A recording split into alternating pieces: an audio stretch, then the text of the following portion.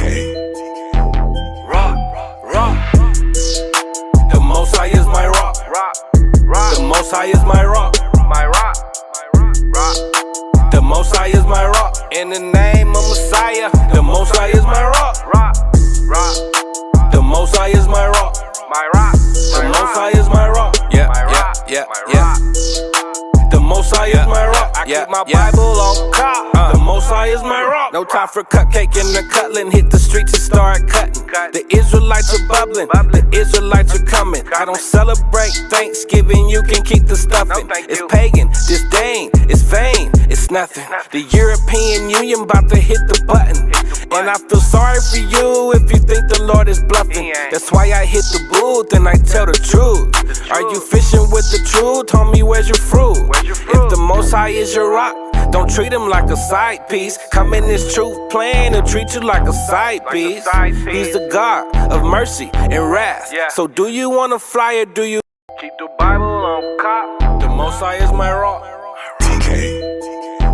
Rock. The Most High is my rock. The Most High is my rock. The Most High is my rock. In the name of Messiah, the Most High is my rock. The Most High is my rock. The Most High is my rock. Yeah. The Most High is my rock. I keep my Bible on cop. The Most High is my rock. No time for cupcake and the cutting. Hit the streets and start cutting. The Israelites are bubbling. The Israelites are coming. I don't celebrate Thanksgiving. You can keep the stuffing. It's pagan, disdain, it's vain, it's nothing. The European Union about to hit the button. And I feel sorry for you if you think the Lord is bluffing. That's why I hit the booth and I tell the truth. Are you fishing with the truth? Homie, where's your fruit? If the Most High is your rock, don't treat him like a side piece. Come in this truth plan and treat you like a side piece. He's the God of mercy and wrath. So do you want to fly or do you keep the Bible on cop? The Most High is my rock. Rock. The Most High is my rock. The Most High is my rock.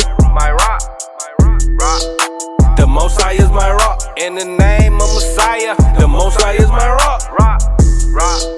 The Most High is my rock. The Most High is my rock. Yeah. The Most High is my rock. I keep my Bible on cop. The Most High is my rock. No time for cupcake and the cutting. Hit the streets and start cutting.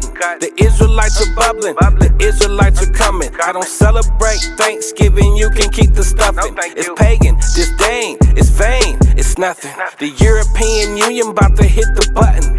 And I feel sorry for you if you think the Lord is bluffing. That's why I hit the booth and I tell the truth. Are you fishing with the truth? Homie, where's your fruit? If the Most High is your rock, don't treat him like a side piece. Come in this truth plan and treat you like a side piece. He's the God of mercy and wrath. So do you want to fly or do you keep the Bible on cop? The Most High is my rock. Rock. The Most High is my rock. The Most High is my rock. The Most High is my rock. In the name of Messiah, the Most High is my rock. The Most High is my rock. The Most High is my rock. Yeah. The Most High is my rock. I keep my Bible on cop. The Most High is my rock. No time for cupcake and the cutting. Hit the streets and start cutting. The Israelites are bubbling. The Israelites are coming. I don't celebrate Thanksgiving. You can keep the stuffing. It's pagan, disdain, it's vain, it's nothing. The European Union about to hit the button. And I feel sorry for you if you think the Lord is bluffing. That's why I hit the booth and I tell the truth. Are you fishing with the truth? Homie, where's your fruit? If the Most High is your rock, don't treat him like a side piece. Come in this truth plan and treat We're live. Shalom, Israel. Shalom.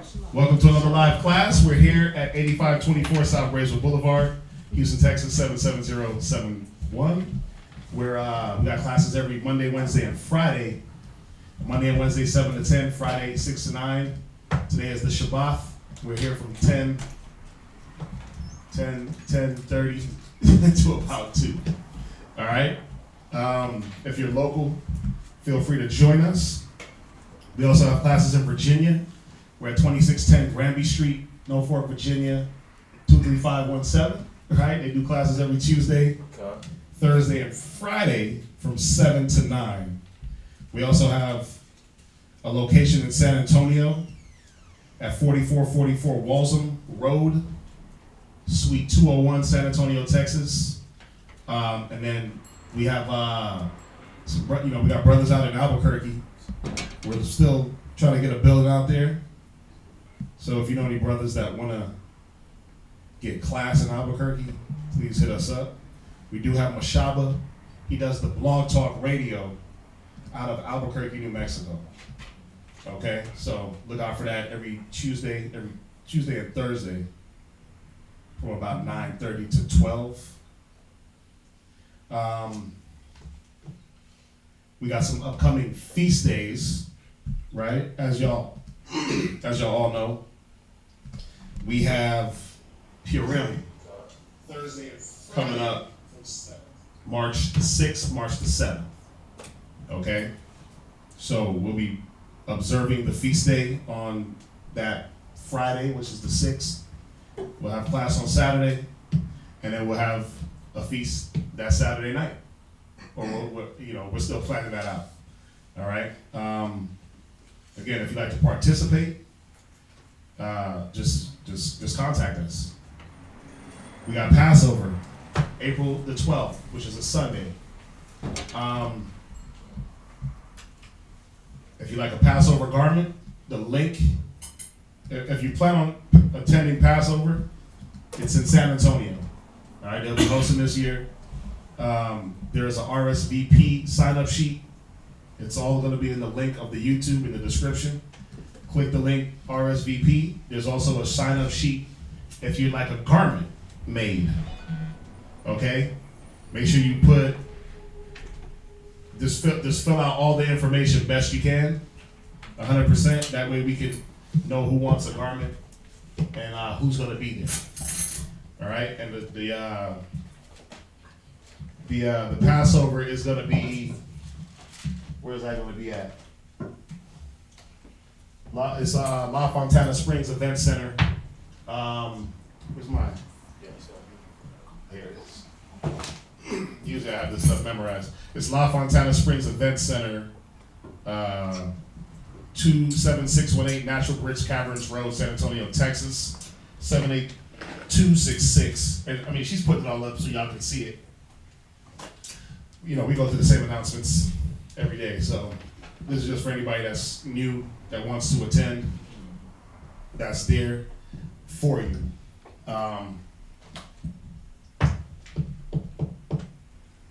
What else we got? The school department has a few fringe shirts in the back if you want to purchase one. That goes to help out the school. If you need to reach a teacher, you can reach me. My number is 303-557-8979. You can reach Priest Kazakia. He's in Virginia. His number is 281-707-2737.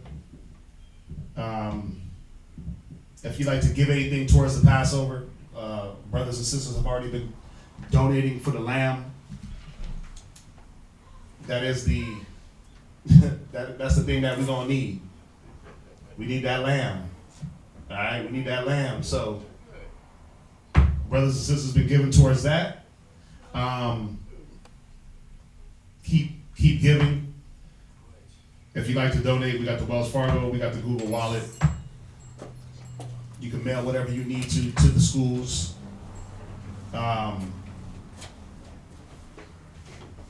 Whatever books, pens, papers, whatever you need to mail, you can mail. Okay, we got a full house today. Okay. What else? What did I miss? That's it. We got a business. Support our business. SweetAmbiance.com. If you'd like to help out that way, you can do so. Beautiful website, beautiful products. You can go on there and check it out. That's Ambiance with an E. Sweet Ambiance. Okay. That's it. That's it. So we're gonna do what we normally do on the Shabbat. We're gonna open up with the prayers, Go through the reading. Somebody's phone is. Yeah, I'm trying to cut it off. Oh, okay. Go through the reading, get your questions, and then do the closing prayers. So let's get this. Let's get the prayers. Imagine Wapanya with dumb.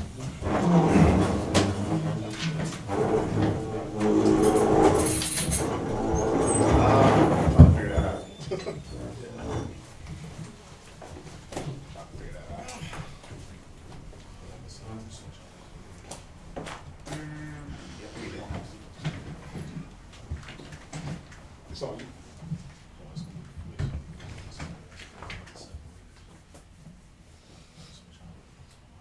Okay. Okay.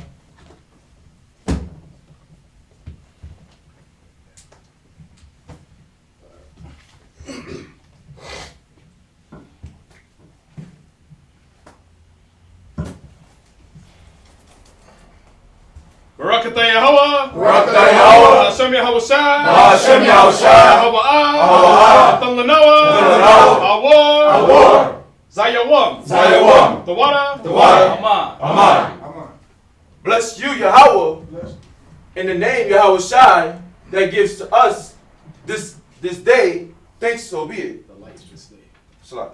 That gives to us light this day, thanks so be it. So he's lighting the candles that represents the light, the wisdom, the knowledge and understanding that the Most High has given us.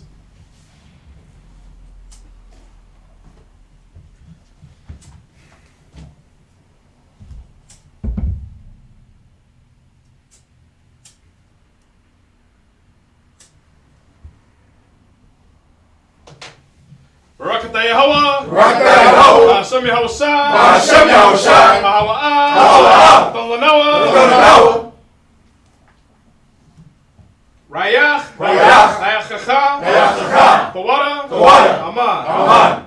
Bless you, Pay Yahweh, attention to that. in the name Yahushai, that gives us sweet savor, thank you so be it. All right, the incense represents our prayers going up to the Most High. Like it says in Psalms, he says, let my prayers go before you as incense.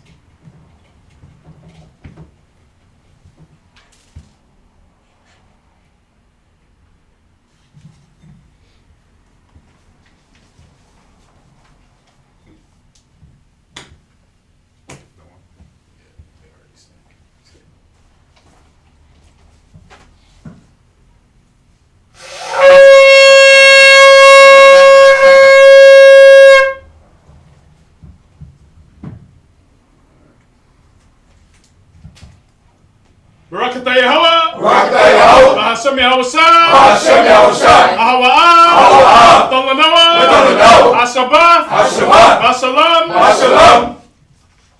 Bless you, Yahweh, in the name Yahushai, that gives to us the Sabbath in peace. Thank you, so be it. This is Psalms 121. Anasha, Ayanyamya, Al Haharyam, Ma'aya, Yabawa'a, Isaiah, Yabawa'a, Ma'yahawa, Sha'aisha, Shemayam, Ma'arataza, La'a, Yanathan, Amawat, Regalia, Yala'a, Nawam, Shashawama, Yasha'Allah, Yahweh, Shemaria, Yahweh, Tazalia, Al, Yamyamya, Hashamash, Yala'a, Hakaya, Bayawam, Wala'a, Alabana, Balayala, Yahweh, Yashamaria, Makal, Rai, Yashamar, Napasya, Yahweh, Yashamar, Hawalakya, Mabawa'aya, Ma'aithan, Wa'ai, Awalam, Aman. This is Psalms chapter 1, verse 21. I will lift up mine eyes unto the hills. From whence cometh my help? My help cometh from the Lord, which made heaven and earth. He will not suffer thy foot to be moved. He that keepeth thee will not slumber. Behold, he that keepeth Israel shall neither slumber nor sleep. The Lord is thy keeper. The Lord is thy shade upon thy right hand. The sun shall not smite thee by day, nor the moon by night. The Lord shall preserve thee from all evil. He shall preserve thy soul. The Lord shall preserve thy going out and thy coming in from this time forth and even forevermore. Tawada. Tawada. Tamya. Tamya. Amam. Aman. Shema Yashallah. Shema Yashallah. Yahweh Allah Hayanawa. Yahweh Achad. Shema Yashallah. Shema Yashallah. Yahweh Allah Hayanawa. Yahweh Achad. Shema Yashallah. Shema Yashallah. Yahweh Allah Hayanawa. Yahweh Achad. Hear, O Israel, Yahweh our power, Yahweh is one. All right, it's the Lord's Prayer. You can find this in Matthew chapter 6, verse 9 through 13. Abanawa, Shabbat Shemayim, Kodash, Haya, Shamka, Yahweh, Malakwatka, Taba'a, Ratazaka, Haya, Aisha, Ba'arataza, Kawa, Haya, Bashamayim, Bethulanawa, Acham, Kal, Yawam, Masalach Nawa, Chawawat Nawa, Kasalach Nawa, Chawawat Yenawa, Wala'a, Kabia Nawa, Bonasaya 1, Abal, Awashayna, Mayan, Rai, Kaya, Laka, Kamalakwa, Maha'ala, Mahathapa Arath, La'ai Walamyum, Iman. This is Matthew chapter 6, verse 9. After this manner, therefore pray ye, Our Father, which art in heaven, hallowed be thy name. Thy kingdom come, thy will be done in earth as it is in heaven. Give us this day our daily bread, and forgive us our debts, as we forgive our debtors. And lead us not into temptation, but deliver us from evil. For thine is the kingdom, and the power, and the glory forever. Amen. Aman. All right, this is the 10 Commandments. La'a, Yahaya, Laka, Alahayim, Achayim, Alpanya. Thou shalt have no other powers before me. La'a, Ta'aisha, Laka, Hasal, Wala'a, Ta'ibadam. Thou shalt not make unto thee any graven image. La'a, Talakwach'af, Sham Yahweh, Bashawa. Thou shalt not take the name of the Lord thy power in vain. Zakar, Hayawam, Hashabat, Hakwadashwa. Remember the Sabbath day to keep it holy. Kabad, Abaka, Wa'amaka. Honor thy father and thy mother. La'a, Taratazach. Thou shalt not murder. La'a, Tana'ap. Thou shalt not commit adultery. La'a, Faganav. Thou shalt not steal. La'a, Ta'aina Shakwar. Thou shalt not bear false witness against thy neighbor. La'a, Tachamad, Kol, Ashara, Lara'aika. Thou shalt not covet thy neighbor's house. Meshavim, which means to be seated.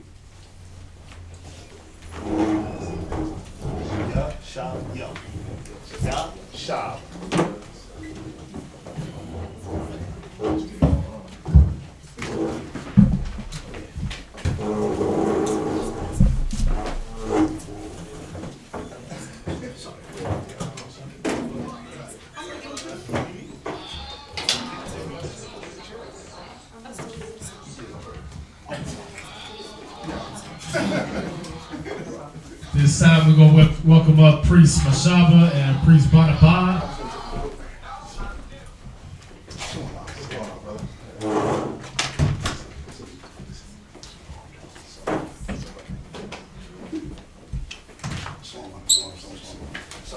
Sir.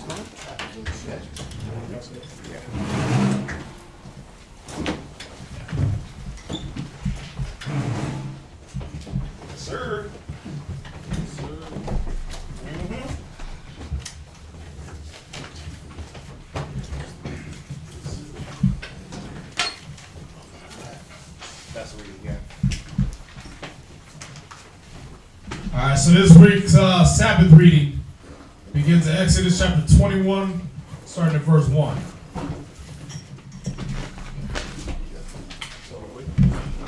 I'd just like to remind everybody here in class or watching this on YouTube, please hit the like button. All right, we need everybody, if you're watching the video, please hit the like button. We need to get the YouTube algorithm up so that they'll start putting our classes more on the public viewing. So even if you're in class and if you can, go ahead and hit the like button. We need to get the likes have to be more, equal to how many views we have going on. So please hit the like button. We gotta get a lot more likes, okay? A lot more likes and share. So if you can, please log on, hit the like button. We need everybody to hit the like buttons because all these great classes. Does everybody agree these are some great classes? Does everybody agree that this is helping wake up Israel?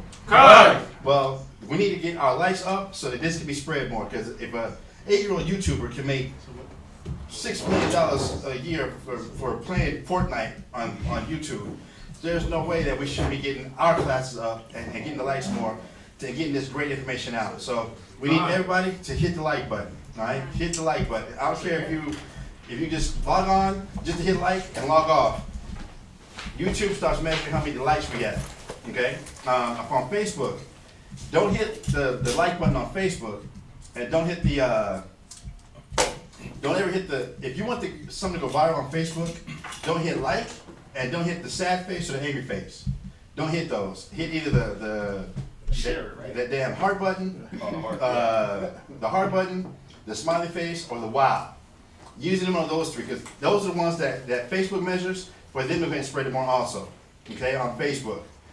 Just hitting like, they ain't doing nothing. Hit the sad face or the angry face, they're saying no, we shouldn't be sharing this one. But if you do that symbolic devilish heart, that one, or the smiley face, or the wow. Hit any of those on Facebook, and that'll help get those shares going and help it spread on Facebook. But on YouTube, we need the likes, all right? So just want to put it out there. For every class that's going on, whether it's here or Norfolk or whatever it is, hit the like button. We got to get more likes, all right? That's all I want to bring it out. Okay. Yeah, that's you gotta be careful with that. All right, so let's salute up the first reader. Whoever's gonna read is just gonna read from right here. Okay. For those online, the brother that comes up, he's gonna state his registry, his name, his tribe, his nation. So this brother that's coming up, he's gonna say Louis Shabbat Tashal, tribe of Judah, right? Yahweh, we got a lot of Jews. Bon Yasha Allah, okay? So the scripture said to translate if you speak in an unknown tongue. All right?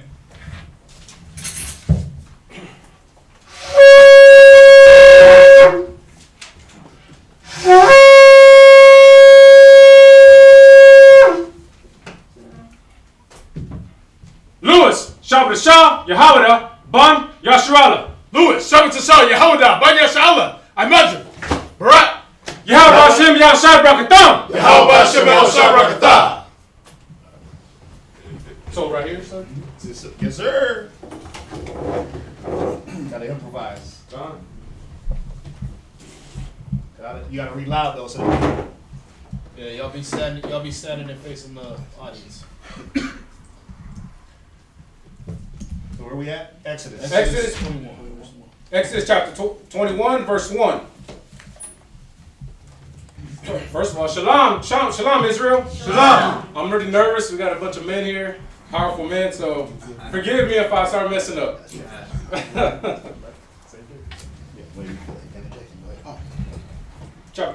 Ready? Go ahead. Chapter 21, verse 1.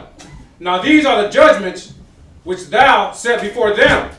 If thou buy an Hebrew servant 6 years he shall serve. And in the seventh, he shall go out free for nothing. Right. Just a quick recap. Who was here last week? The majority. Right.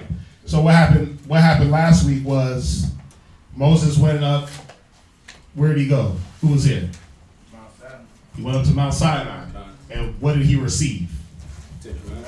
All the commandments. The law. 10. Right. Did he receive just 10 or did he receive all? All of them. Right. When you read in chapter 20, the Most High spoke the 10. But then this is how you know Moses got more than just 10. Because in 21, he's going to go through all these various different laws. Right? So this is how we know that Moses didn't spend 40 days and 40 nights just getting 2 tablets. Right, not the first time. Not the first time. Not the first time. He went up and that's when the Most High, told him, make sure Israel does not. Cause remember, Israel, we was all on our I don't know what word to use, what slang to use right now, but we was on that thing right now, like, well, we want to see the Most High. We want to see the Most High, so show us the Most High. We wanted that smoke. Look, let's right, we wanted to get smoked, exactly. And how do we know the Most High was talking to you? Let us see him. And, all right, cool. Don't come out your wives for 3 days. Don't y'all come up here and don't cross this boundary. and that was at the base of Mount Sinai. And remember, I think I heard y'all going over last week. Remember, the camp of Israel was like 11 miles away from the base of Mount Sinai. 11 miles. So Moses brings Israel back up to the base of Mount Sinai. Moses goes up. He sends Moses back down Mount Sinai. Now, the terrain of Mount Sinai, when you read in Josephus, it tells you that Mount Sinai was one of the most steepest mounts in the whole mountain range. It wasn't no hill. It wasn't no journey. It was grueling to go up and down Mount Sinai. So Moses comes back down, make sure that ain't nobody gonna break through, and then we heard the voice of the Most High. And what we heard was the 10 Commandments. Right. And it tells you that when Israel stood afar off, that we ran back to our tents 11 miles away. 11 miles. Begging not to hear that voice. Begging, don't let the Most High speak to us again. We're good with you. Right. But again, the thing in my mind is, how fearsome was it that people ran 11-mile sprint? 11 miles. And then it tells you that it was so dark and all the tornadoes and the lightning that we was like, this ain't happening. And that wasn't even, the Most High didn't even show up yet. That was just his voice. They tell you the Mount Sinai was on fire like a volcano, and that it was such a fearful sight that we cried to Moses in our tents. Grown ass men who were slaves, Debo, Terry Crews, Mandingos. yeah, man, exactly. Got their ghost on, ran back to their tents and were like, please don't have the Most High speak to us again. And Moses had to calm him down, like, look, Moses ain't gonna kill y'all yet. He ain't gonna kill y'all. He's doing this that his fear might stay in front of your eyes. That you might know that when he gives an order or gives something, you better do what he's saying for that fear to be in our mind. So I just wanted to recap that, because that's something always, I love when we read that we ran a sprint for 11 miles. Now, you know how black people get, or when I say black people, I'm talking all Israelites. We know if one start running, what does everybody else start doing? Running. I mean, I know Cedric made a joke about that. Everybody does, right? How fearful was it? We ran 11. Who can run a mile right now? Oh, you know, let me say it properly. Who can jog a mile right now? Let alone sprint 11 miles back? Don't even gasp for air. Not even gasp for air. You just go, just go. I get Kevin Hart in my head when he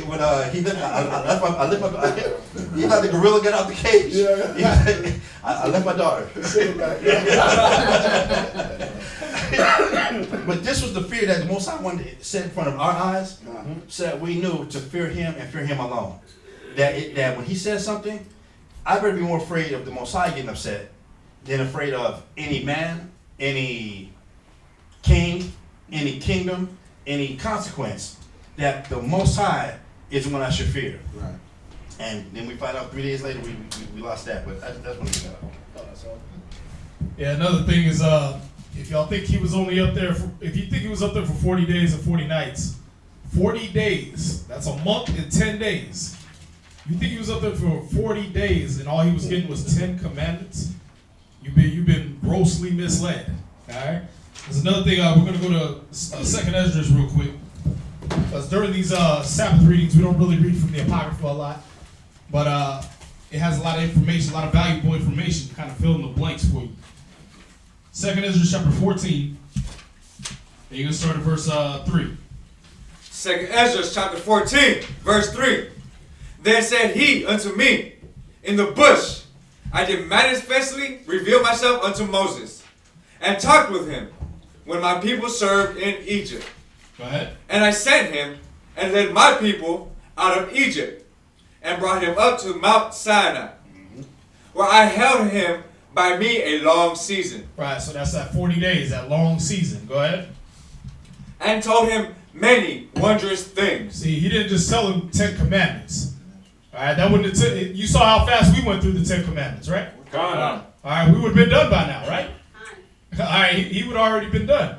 But he said he told him many wondrous things. Go ahead. And showed him the secrets of the times. And he showed him the secrets of the times. So everything that Daniel was shown, everything that Abraham was shown, everything that Ezra was shown, all these things, John the Revelator, all these things were given to Moses. Go ahead. Even having Adam in the beginning. Right. And all the way up to Noah and all that type of stuff. He saw it all. Most High gave it all to him. That's why we know he wrote the Torah. Yeah. Because the Most High revealed everything to him so he could write all this down for us. Yeah, because people say, how's Moses going to write the Torah when he wasn't there at the beginning? It was before he was born. How's he going to write about after his death? He showed him everything, before and after. That's why when he came off the mountain, he had to rock that veil. I know I'm jumping. But he was so illuminated with the wisdom that the Most High showed him, he had to cover his face. What does it say? It says, wisdom causes the face of a man to shine, right? And lift up the head of a man of low degree. So that's what was going on with Moses, those 40 days and those 40 nights. Go ahead, read on. And the end. Right. And commanded him. So he showed him the end. Like I said, the things that were told to John the Revelator, Moses knew those things. The things that were told to Daniel, Moses knew these things. Go ahead. And commanded him, saying, these words shalt thou declare, and these shalt thou hide. Go ahead. And now I say unto thee, that thou lay up in thy heart the signs that I have showed, and the dreams that thou hast seen. Hey, Right, that's it on that one. Let me say this too. It's powerful that what you're reading, because you look at how the Most High was dealing with Moses and the fact that, yeah, I gave you what to give to Israel, but I will give you things to ponder in your heart. I want you to sit and think about this. So you look at it, the process takes longer than 40 days to be able to develop. You look at how many classes you get. You get the class, but you got to come back and meditate on what was just dropped on me, the whole 9. So you look at how powerful the scripture is, because it really gives insight to the fact that we had to have, that had been more time than these books that the stories that we've been told. I didn't say books, the stories that we've been told, Prince of Egypt, all these dumb movies out that are told that don't really go in depth to how the Most High was dealing with him and then how the Most High was dealing with us. So that's why I like what we're reading into, because we're going into even the law, the 10 Commandments, because the Most High really got in depth to how we were supposed to deal and live our lives. You can't get life answers in 10 commandments. No, that's impossible. 10? Now I gotta now pattern my whole life after 10 laws. That's impossible. That's how you know the foolishness that we've been taught. You know what I'm saying? Just on that point, I'm gonna jump into the Josephus real quick. Josephus, an Israelite historian. Again, it's not the Bible, so it's a reference book. I'm gonna be at book Antiquities of the Jews, book 3, chapter 6, page 85 in the blue one. So I'm in section 6. Section 5 shows that the Most High gave us the 10 Commandments. Section 6 says, now when the multitude had heard the Most High himself giving those precepts, speaking of the 10 Commandments, which Moses has discoursed of, they rejoiced at what was said. They agreed. They were happy. And the congregation was dissolved. But on the following days, they came to his tent. So So the elders, they came to Moses' tent and desired him to bring them, besides the 10, other laws from God. Wow. Okay, it says, accordingly he appointed such laws, and afterwards informed them in what manner they should act in all cases. Going right along what you were saying, where 10 laws ain't going to cover the whole spectrum. Right.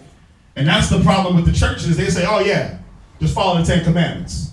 But that doesn't cover every aspect of life. Right. Right? We got all these other laws and all these other situations. We got even Paul giving his wisdom on things of life where the law don't necessarily go into.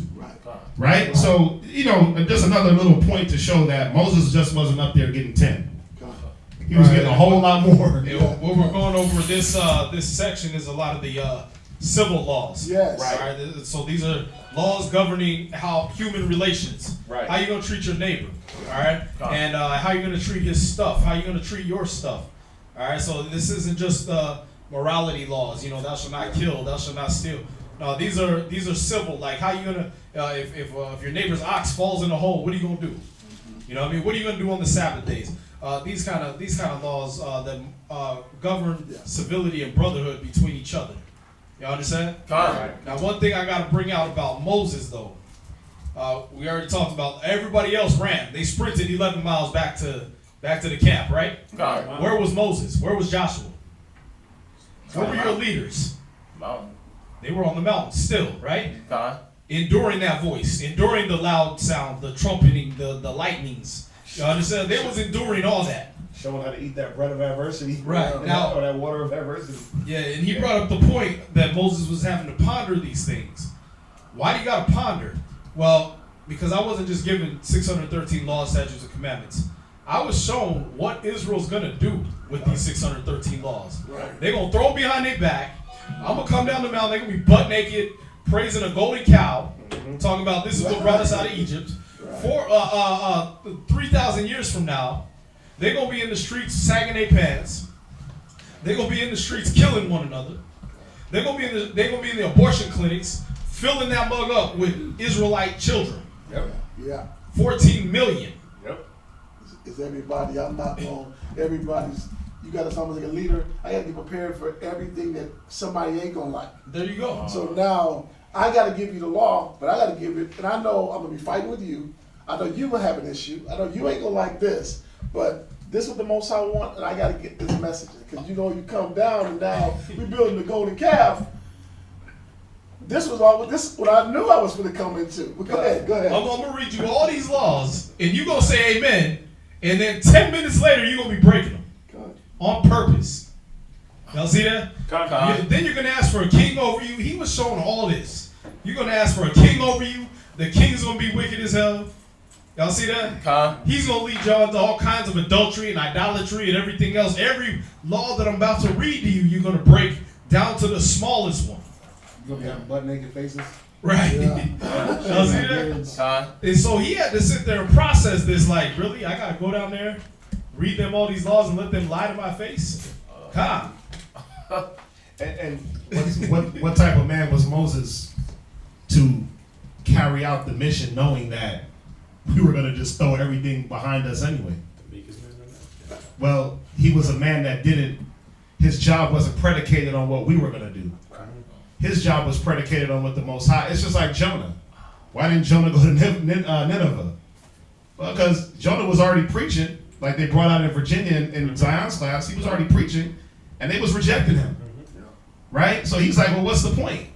He made his mission, he made his goal contingent on the people.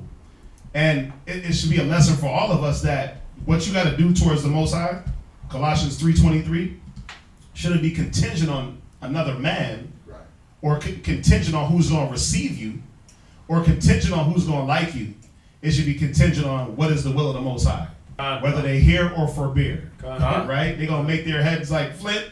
I'm going to make your head harder like adamant. Like, that's the mode we have to be in. Right, to run this race, because if you do look at what's in front of you, there'll always be some level of disappointment. I talk to brothers a lot about having this high expectation for the things around them. And sometimes you don't necessarily have to put the expectation too high. Just do what you got to do. And everything, whatever needs to follow you, like the 12 followed Yahweh Shai. Did he expect the multitude to follow him?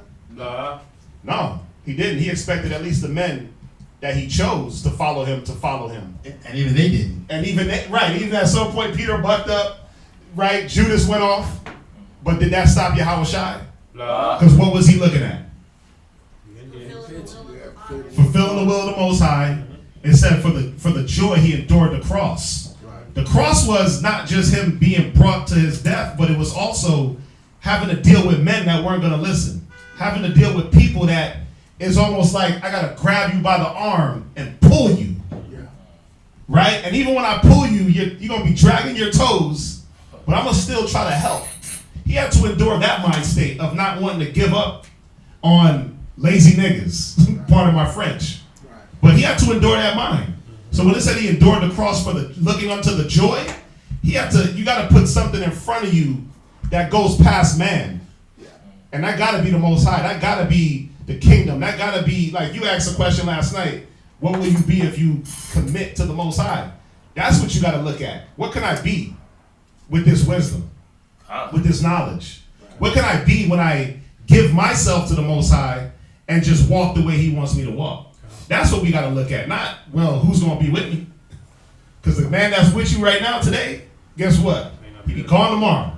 And what you going to do? The Most High, Yahweh Shai ain't coming down talking about, hey, well, such and such left, so you were justified in not doing what I wanted you to do. Y'all see this? Remember, it's contingent on your fire, your flame, your belief, your faith. All right? And but behind that, John 8:29 real quick. I'm going to say this. Y'all going to get a lot tonight. And y'all already should know. Y'all going to get a lot. Okay? So take notes. Y'all are going to get a lot today. John chapter 8, verse 29, please. John chapter 8, verse 29. And he that sent me is with me. The Father had not left me alone. For I do always those things that please him.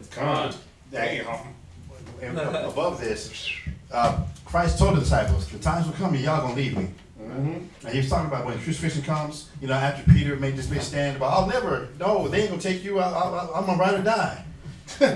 You gonna look, by the time the chicken crows twice, you're gonna already die 3 times. So get that out. Get out the spirit. Stop that. But the times will come, I'm gonna be left alone. But the Father, the one who sent me, he's never gonna leave me, because I'm always doing those things that please him. And these are scriptures that we have to remind ourselves of as we walk this journey. If being a Christian means being a follower of Christ, and we are the true Christians, let me put that on camera. We are the true Christians because we are following Christ. He said, he that believes on me, how? That's what we're doing. We believe on Christ that the scripture says. So if we're following Christ, then what kind of fire did he have to go through? What kind of hardness did he have to go through for us to be able to follow him through the hardness? To follow him through the loneliness. Being rejected by his own family. Being rejected by these were the disciples, the apostles. I picked y'all out of everybody. I thought we was gonna do this to the end. But it wasn't predicated, his service to the Most High wasn't predicated on the people around him. His service to the Most High was predicated on his relationship with the Most High. And that's what we have to be careful of, that temptation. The temptation of, I'm going to stop following the Most High because the people around me let me down. I'm going to stop following the Most High because he that loves father, mother, sister, brother, wife, children, lands, houses, more than me, you're not worthy of me. So we got to understand that each one of those things is going to be used to test you. What do you love more? I lost my wife. So that means you stop following the Most High. My husband's tripping. So you stop following the Most High. I lost my house. I lost this. I lost that. So when you read Job, and Job lost everything, but he kept his integrity, did you stop studying? Christ said, you can do nothing without me. If my words don't abide in you, you can do nothing. So we had to, when these thoughts hit us, because these thoughts definitely hit us. I can't do this no more. I'm at my wit's end. How much are you studying? How much are his words abiding in you? And remember that this was about us pleasing the Most High anyway. So everything we read about from Joseph being thrown into Egypt, in prison in Egypt, being sought out by his own brothers. Why did he commit adultery with Potiphar's wife? Because he knew the Most High was still with him. Yeah, why didn't he just say, man, I'm about to go to jail anyway. Look, Let me just hit it. Yeah, my own brothers don't care. Right. My family don't care. So Right. why should I be sitting there trying to be keeping integrity and keeping good and nobody cares? Everybody see me. And nobody gives a darn about me. So you know what? It's time. I'm gonna step on some toes right now. Right. I'm gonna step on some toes so I feel good. He kept his integrity. Then as he gets thrown in jail. He's in jail for over 17 years. He gets crippled. Something happens where he got crippled while he was in jail. Did that twist him? Nope.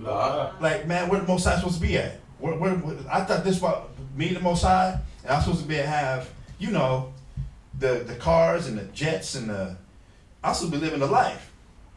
Why am I going through this when I'm serving the Most High? Because you're serving the Most High is why you're going through it. That's why we can read what Solomon said in Ecclesiastes chapter 2. When you come to serve the Most High, do what? That temptation of, who are you doing this for? What did Satan tell the Most High about Job or about any of us as being the servants of the Most High? Touch him or touch all that he has, he'll curse you to your face. Test it. All right, cool. Now touch him. This will take his life. Make him wish he wanted to die. How bad is that? Hurt him so hard that he wishes he was dead, but don't kill him. Make him feel this. Make him go through this. And then his wife too. Make sure she feels it also. I know a lot of times we kind of get to that, well, that's him, you know, that's the man thing. And you know, as long as he's in the truth and doing the work, life is good. I've made some bread and threw a fringe on her pants. Right. No, they had to suffer that together.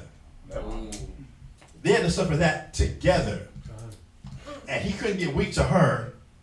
Like, well, you're right. Let's just throw it in. He had to keep saying to the Most High, like, no, we're doing this for the Most High. Well, I mean, you speak as one of the foolish ones. Don't you think the Most High, he gave, he took away. So now is our dedication to the Most High predicated on, as long as all my bills are paid? Well, hold on. I'm asking rhetorically. Meaning, think about it. Don't just be quick to answer. Think about it. Is my service and dedication to the Most High predicated on I stay in perfect health? Didn't Paul have an infirmity where the Most High was afflicting his eyes? They think it was his eyes. And he prayed to the Most High 3 times. Man, take this from me. What did the Most High say? Wait, look, the fact that I woke you up, my grace is sufficient. You get your job done. So you got to have somebody lead you by the hand. You can't be the man.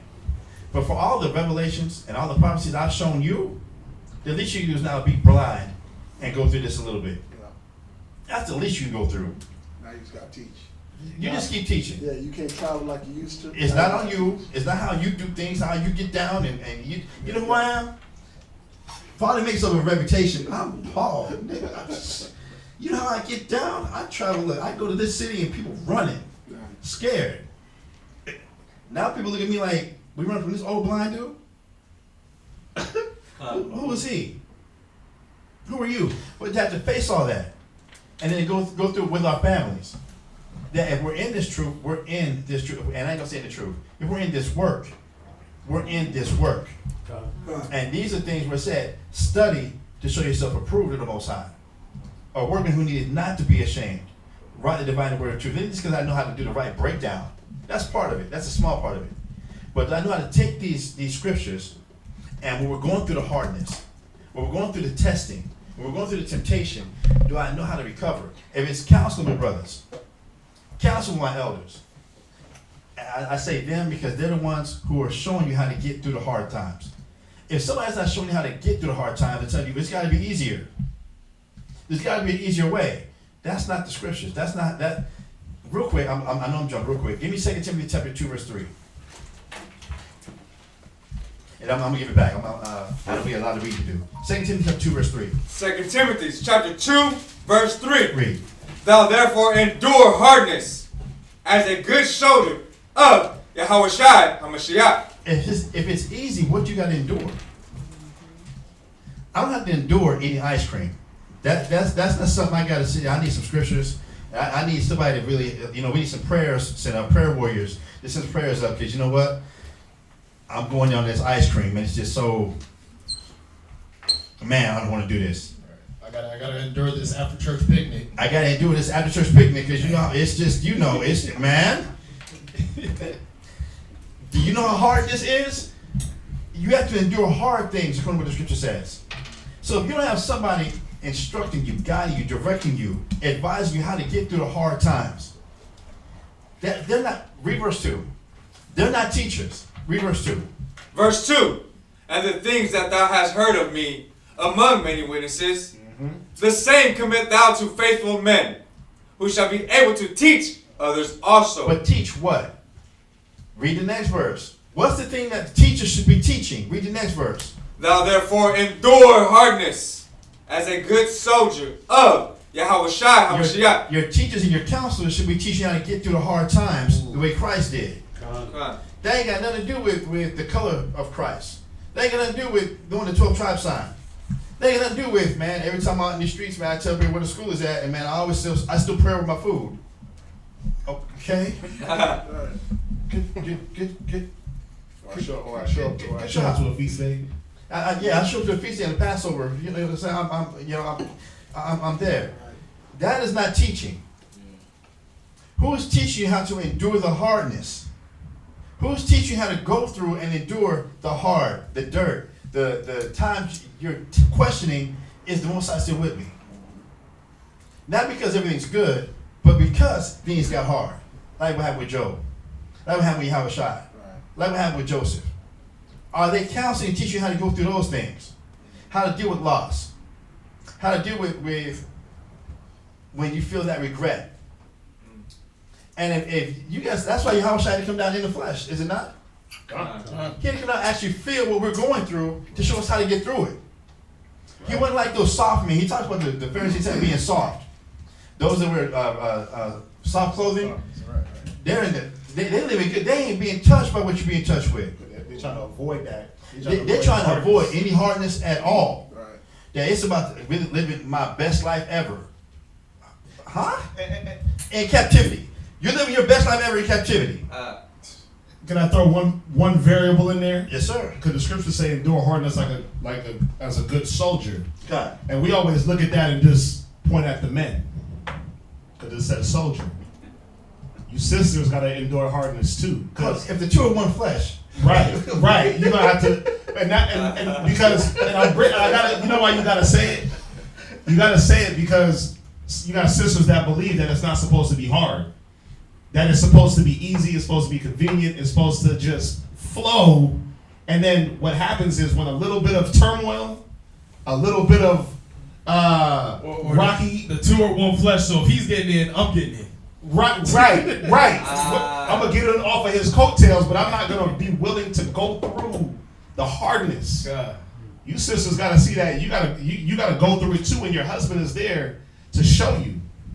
It's not a time to buck up when he's like, okay, well, we're going through this hard time. Let's sit down and let's hash it out through the wisdom. And you're like, well, why do we gotta do that? And you buck up even more. That's the time to say, okay, wait, it's time for me to fulfill my soldiership. Right? We know that y'all are women, so you're not actual soldiers, but it's figuratively speaking. It's time for me to fulfill what I have to fulfill in the Most High in Christ. Going right back to the point I was making earlier. It's not contingent what you go through. What you go through is not contingent on your husband, per se. It's what the Most High is trying to show you. And your obedience. Right? Samakai, I want to hear from a sister. Go ahead, bring it out. I am a former soldier. Right. You're still a soldier. Okay. It was so easy going through 4 years of military. Once I look back from being in the camp for 4 years, okay, I've been in it longer, but this is way, way, way harder than what I went through in the military, is even in boot camp, okay? Because while they taught us how to go through it as a team, and how to take orders. Mm-hmm. When I came in here, I was not going to take orders. and I was not gonna go down without an argument. God. I was gonna give you my opinion, and you should follow it. And I just had all this puffed up military pride. And then I came in here and I was a worm, okay? Like David, you know, I was a worm, you know? Mm-hmm. And so as I'm listening to you, I was glad that you brought up about the women, because it's not just married women gonna try to ride their coattails of their husbands. Single women have to really put forth the effort to learn about the Most High and how He deals, to learn how these brothers and officers sacrifice, and use that as an example, because I wasn't gonna have it. I was not gonna do it. And I couldn't figure out why, when I prayed for the Most High to show me how the Jews live, why would He set me in here? Because He heard your prayer. Yeah. She didn't understand. You know, Right. why would I tell David? I want a God-fearing man. Okay. I couldn't raise a man, so I give my son, you know, and said, Lord, I can't raise him, you know, a man up, okay? So He brings y'all brothers in here, and it's like, I didn't ask for that. I asked you to show me how to raise up a man, you know. So a lot of things that sisters have to learn, and I'll just say, put myself there first of all, you know, like I was base among women, okay? You couldn't tell me nothing. You couldn't show me nothing. And I had read the Bible twice, okay? But I didn't see it. I didn't see the examples. And that's what we really have to look at, the details. Because it's those details that'll kill you. And I don't care how strong you think you are. And I want to tie. Oh, Go ahead. now I was going to tie. I want to tie all this together about the, you know, the suffering we're going to have to endure, but then also again the strength of our leaders. You know, Yahushua, Moses. You know, just bringing it back. But If you go there, let me get this first. It'll tie in with what she just said, then it'll sound a little better. I'm going to read Ezekiel. I'll read this one. I'm in Ezekiel chapter 13 verse 10. I'm in Ezekiel chapter 13 verse 10. And before I read that, Ricardo, finish reading verse 4 from 2 Timothy. Verse 4. No man that warreth entangleth himself with the affairs of this life. I wanted to read this part right here real quick. As we're talking about this is a sister's battle also. If the men are not supposed to be entangled with the affairs of this life, then who's supposed to be entangled with the affairs of this life? His helpmeet, his wife, his rib. The woman who's supposed to be there to help him handle those things, like it says, an elder woman is supposed to teach a young woman how to do what? Stay at home, guide the house, raise the children.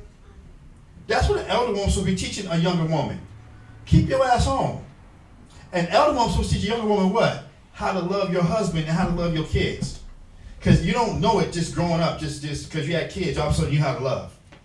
You got married, so all of a sudden you know how to love. No, you need an older woman who knows what it is to go through the hardships of this life to teach a young woman how to love, to find the good things in your husband. Why are you doing it for the Most High? Why are you doing it for this? Why are you doing it for that? You need a camp for that. You need those type of experiences. So now the husband can be freed up for what he's got to do for the Most High.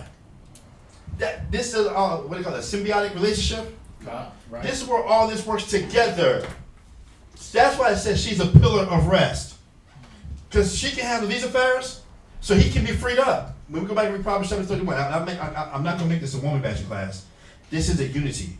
This is about unity. That each of us has a job to play. Each of us has a role to play.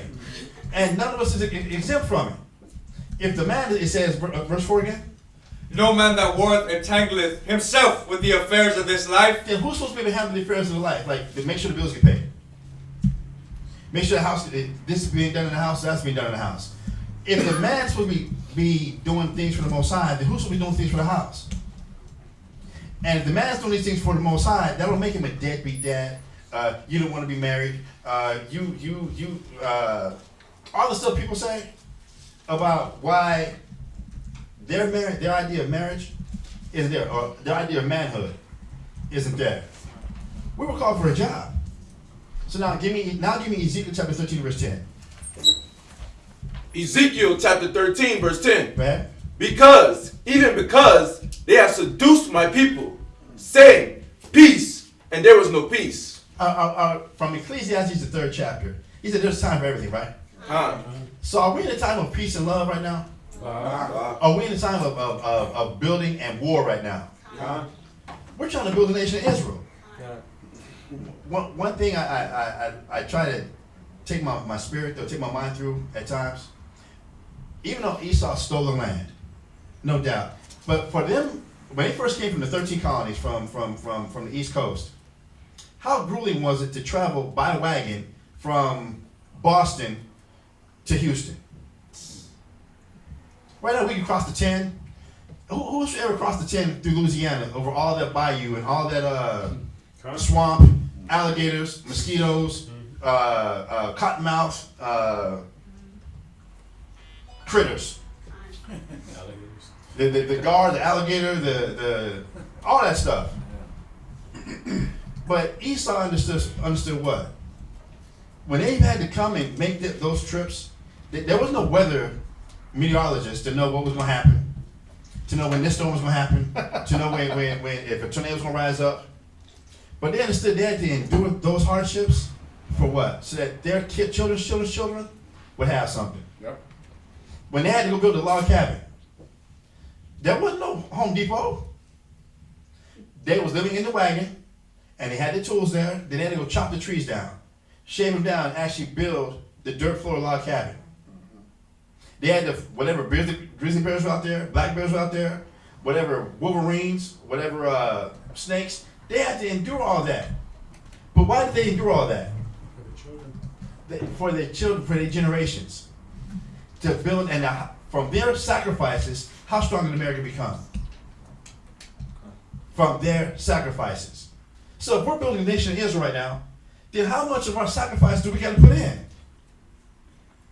How grueling is it going to be for us to have to put this in so that others might be able to come in and enjoy the fruit of our labor? Yeah, not just you, but others, your future generation. We're building a nation. Yeah.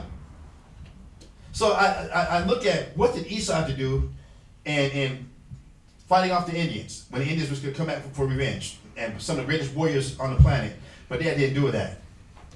They had to endure the diseases. They had to endure the weather. They had to build things. But they understand, I'm building this not for me. I'm building this for future generations. Yeah. Say for you, you know? If you read that, with Ezekiel 13:10, right? Just read that first part again real quick.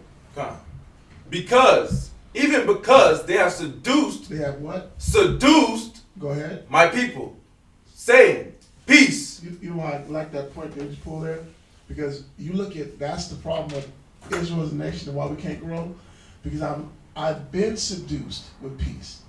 If it's a college plan, hey, you gonna get your college degree. So I'm looking for that reward at the end of the tunnel. You know what I'm saying? The college plan, my 401k. I'm coming to the truth. I'm doing the same thing. I'm looking for the fact that I can sit in the seat now and I'm gonna be okay. I don't gotta work. I'm in captivity, and this is the one thing we keep forgetting.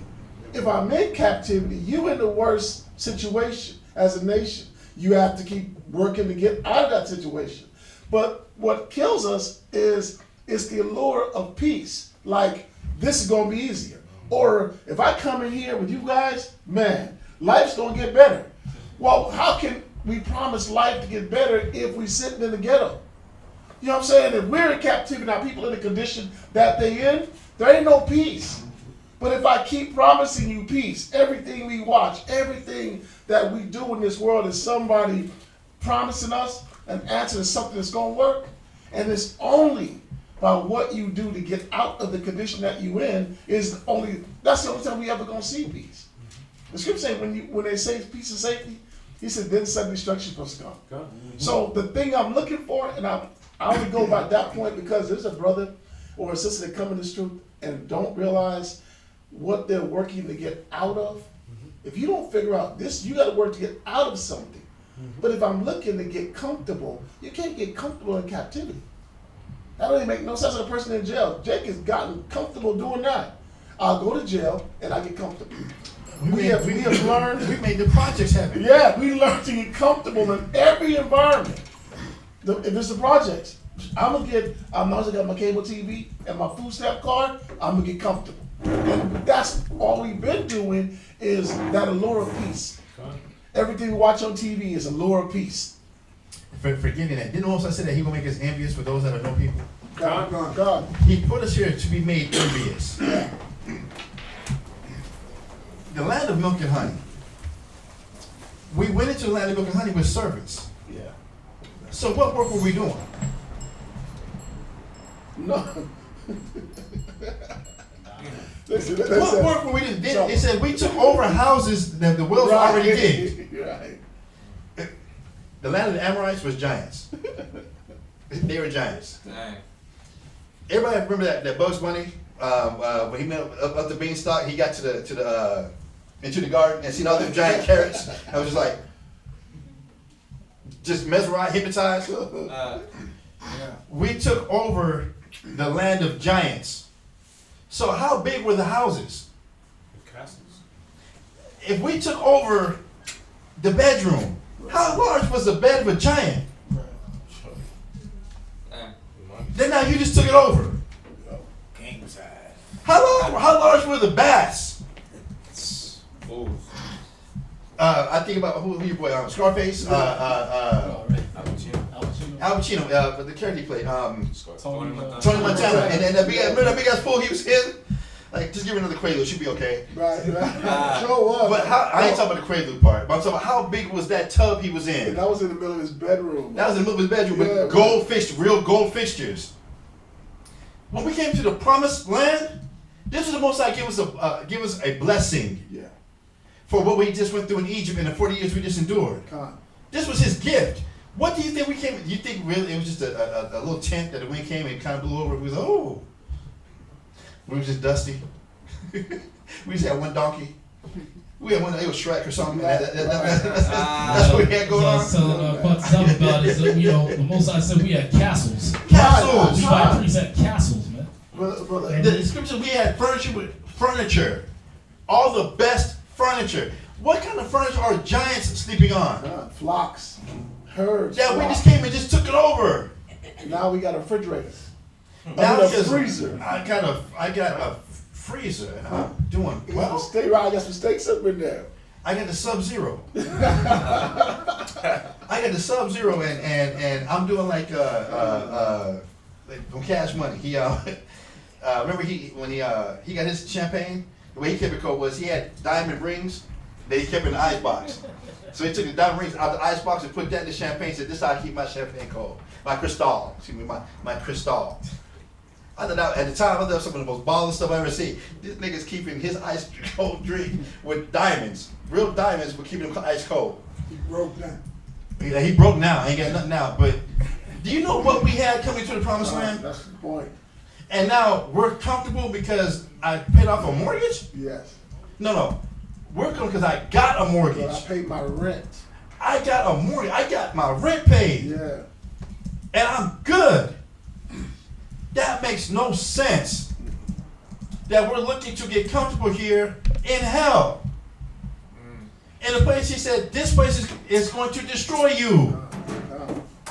I don't want you comfortable here. Not when I gave you the promised land. Right. That's the land that flows with milk and honey. If it's milk and honey, and I've been over this, I ain't gonna go too far into this. If it's milk, how many people today are lactose intolerant? So the Most High gave us a blessing, now it's a curse. Yeah. The land of the wheat. How many people here have a gluten sensitivity now? You can't even eat bread now. But you good here? Well, we can literally live off of bread and water in the promised land. That's how nutrient packed our land was. We didn't get sick. There was no need to have to get a good job so I have some sick days built up. First off, our job was having servants. That was your job. We didn't have to actually go and kill any of your food. We had to plant not one seed.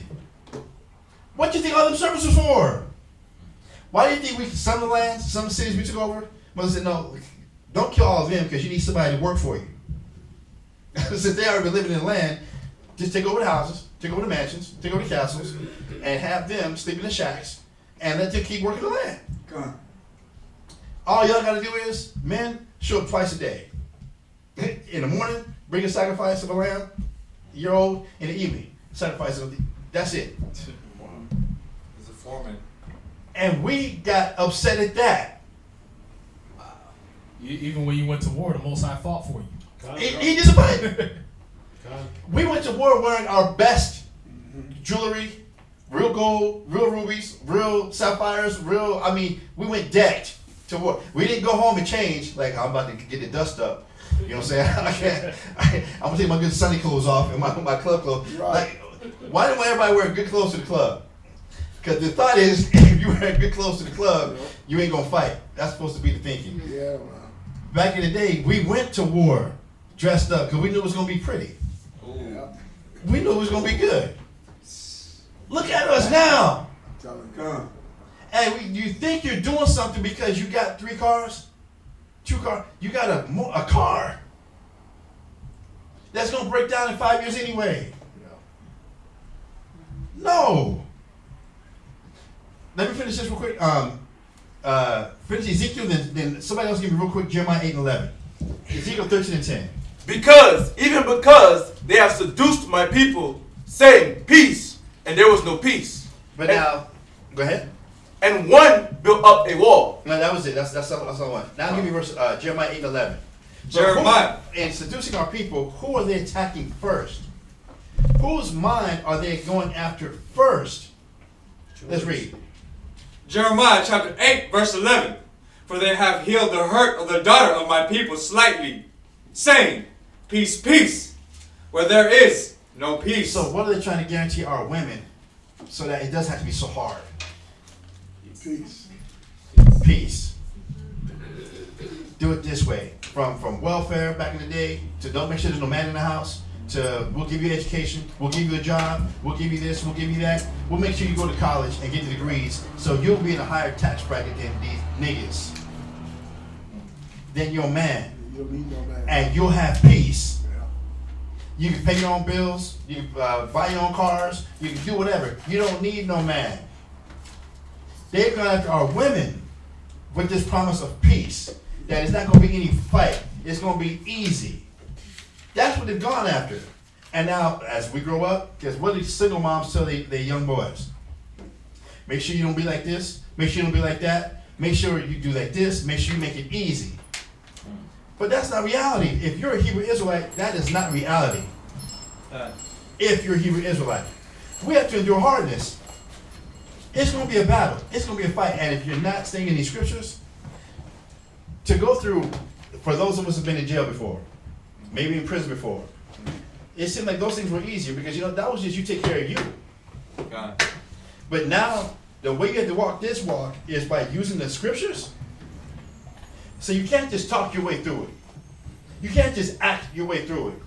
You can't just jump on somebody's coattails and go through it. No, now you got to put the work in to study. God. You got to put the work in to know, why am I going through all this? Because scripture says this. Is this right? Are you sure is it supposed to be this hard? Yeah. What do you think hardness is? That we got to endure hardness.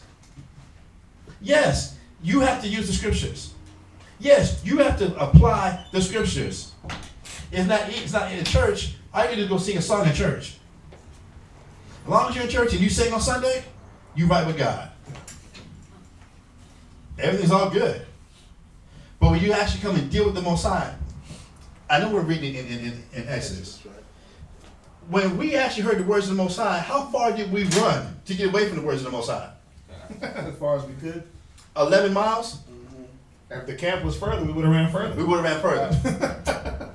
So how many times do we run from the words of the Most High still today, and it's just being read out of a book? Yeah. Wow. Con, That's a good point. Wow. like I said, you hide in your gated homes. Yeah. In my shield houses. In Haggai. Right, exactly. Right. Exactly. Right. Now, I'm running back to my house, my comfort, Your sealed houses, right? because I don't want to hear the scriptures. I don't want this brother or this sister telling me what I got to do to please the Most High. I want to hear that what I'm doing is okay. I ain't keep smoking my weed. I ain't keep watching my porn. I ain't keep doing whatever it is I'm doing. And the Most High is gonna think I'm okay. Because at least I made it to the Passover. At least I pray over my food. At least I Watch the YouTube video. watch YouTube video. Or when somebody sneezes, I say, God bless you. Barakatah. I'm Hebrew. I'm a Hebrew linguist, yo. I be getting down that Hebrew, yo. You should mess with me. Stop. If we had ran 11 miles from hearing the words of the physical words of the Most High, how many times we run from the Most High when it's time to study? Yeah. How many times we run from the Most High when it's time to apply the scriptures? For me, again, everybody knows my demon. Well, they know some of my demons. Netflix, Hulu. Oh, you got the binge watch demon. Bruh. When you can watch all the Breaking Bad in like 2 days. I used to do that. Eyes wide open. Ain't had to use the bathroom at one time.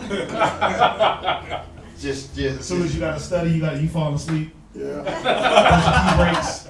I tell you, if you have insomnia and can't sleep, open your book up and start reading. Watch. Yeah. If you have insomnia, you just cannot get to sleep.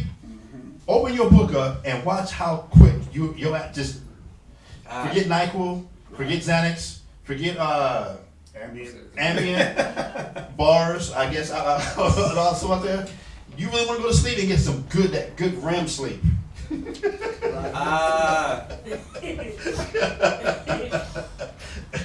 Open your book and start reading. Open that Bible and start reading. Wow. But don't just read the easy stuff. Look for the stuff that cuts you.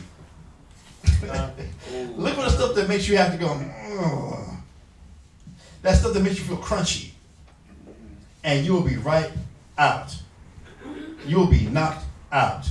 Okay. Or call a brother and ask him, what is it you think I need to work on? Ooh.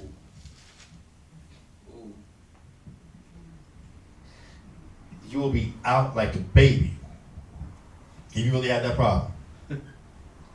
But again, if we ran 11 miles to get away from the Most High, are we still running from the Most High today? Are we still running from the Most High's words today? Yeah, I was gonna say this too, man. You know, there's one thing that proves it, and y'all brothers have been here for long enough to know. The building hasn't gotten no bigger, but it's always new faces. Every time I come, it's like, man, okay, you gotta read. I remember a brother was sitting next to this brother. I remember this brother, and all of a sudden, no, it's a whole new group of brothers. You gotta, brothers and sisters, you gotta now relearn.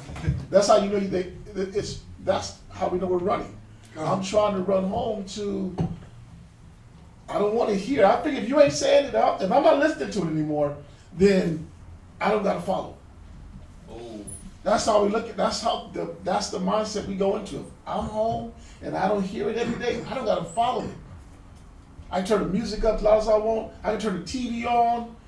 I can get drunk. I can get high. I can do everything to run from not having to hear. And then there'll be somebody at your job. For that though. And that's why everybody gets on YouTube. It's so easy to get on YouTube.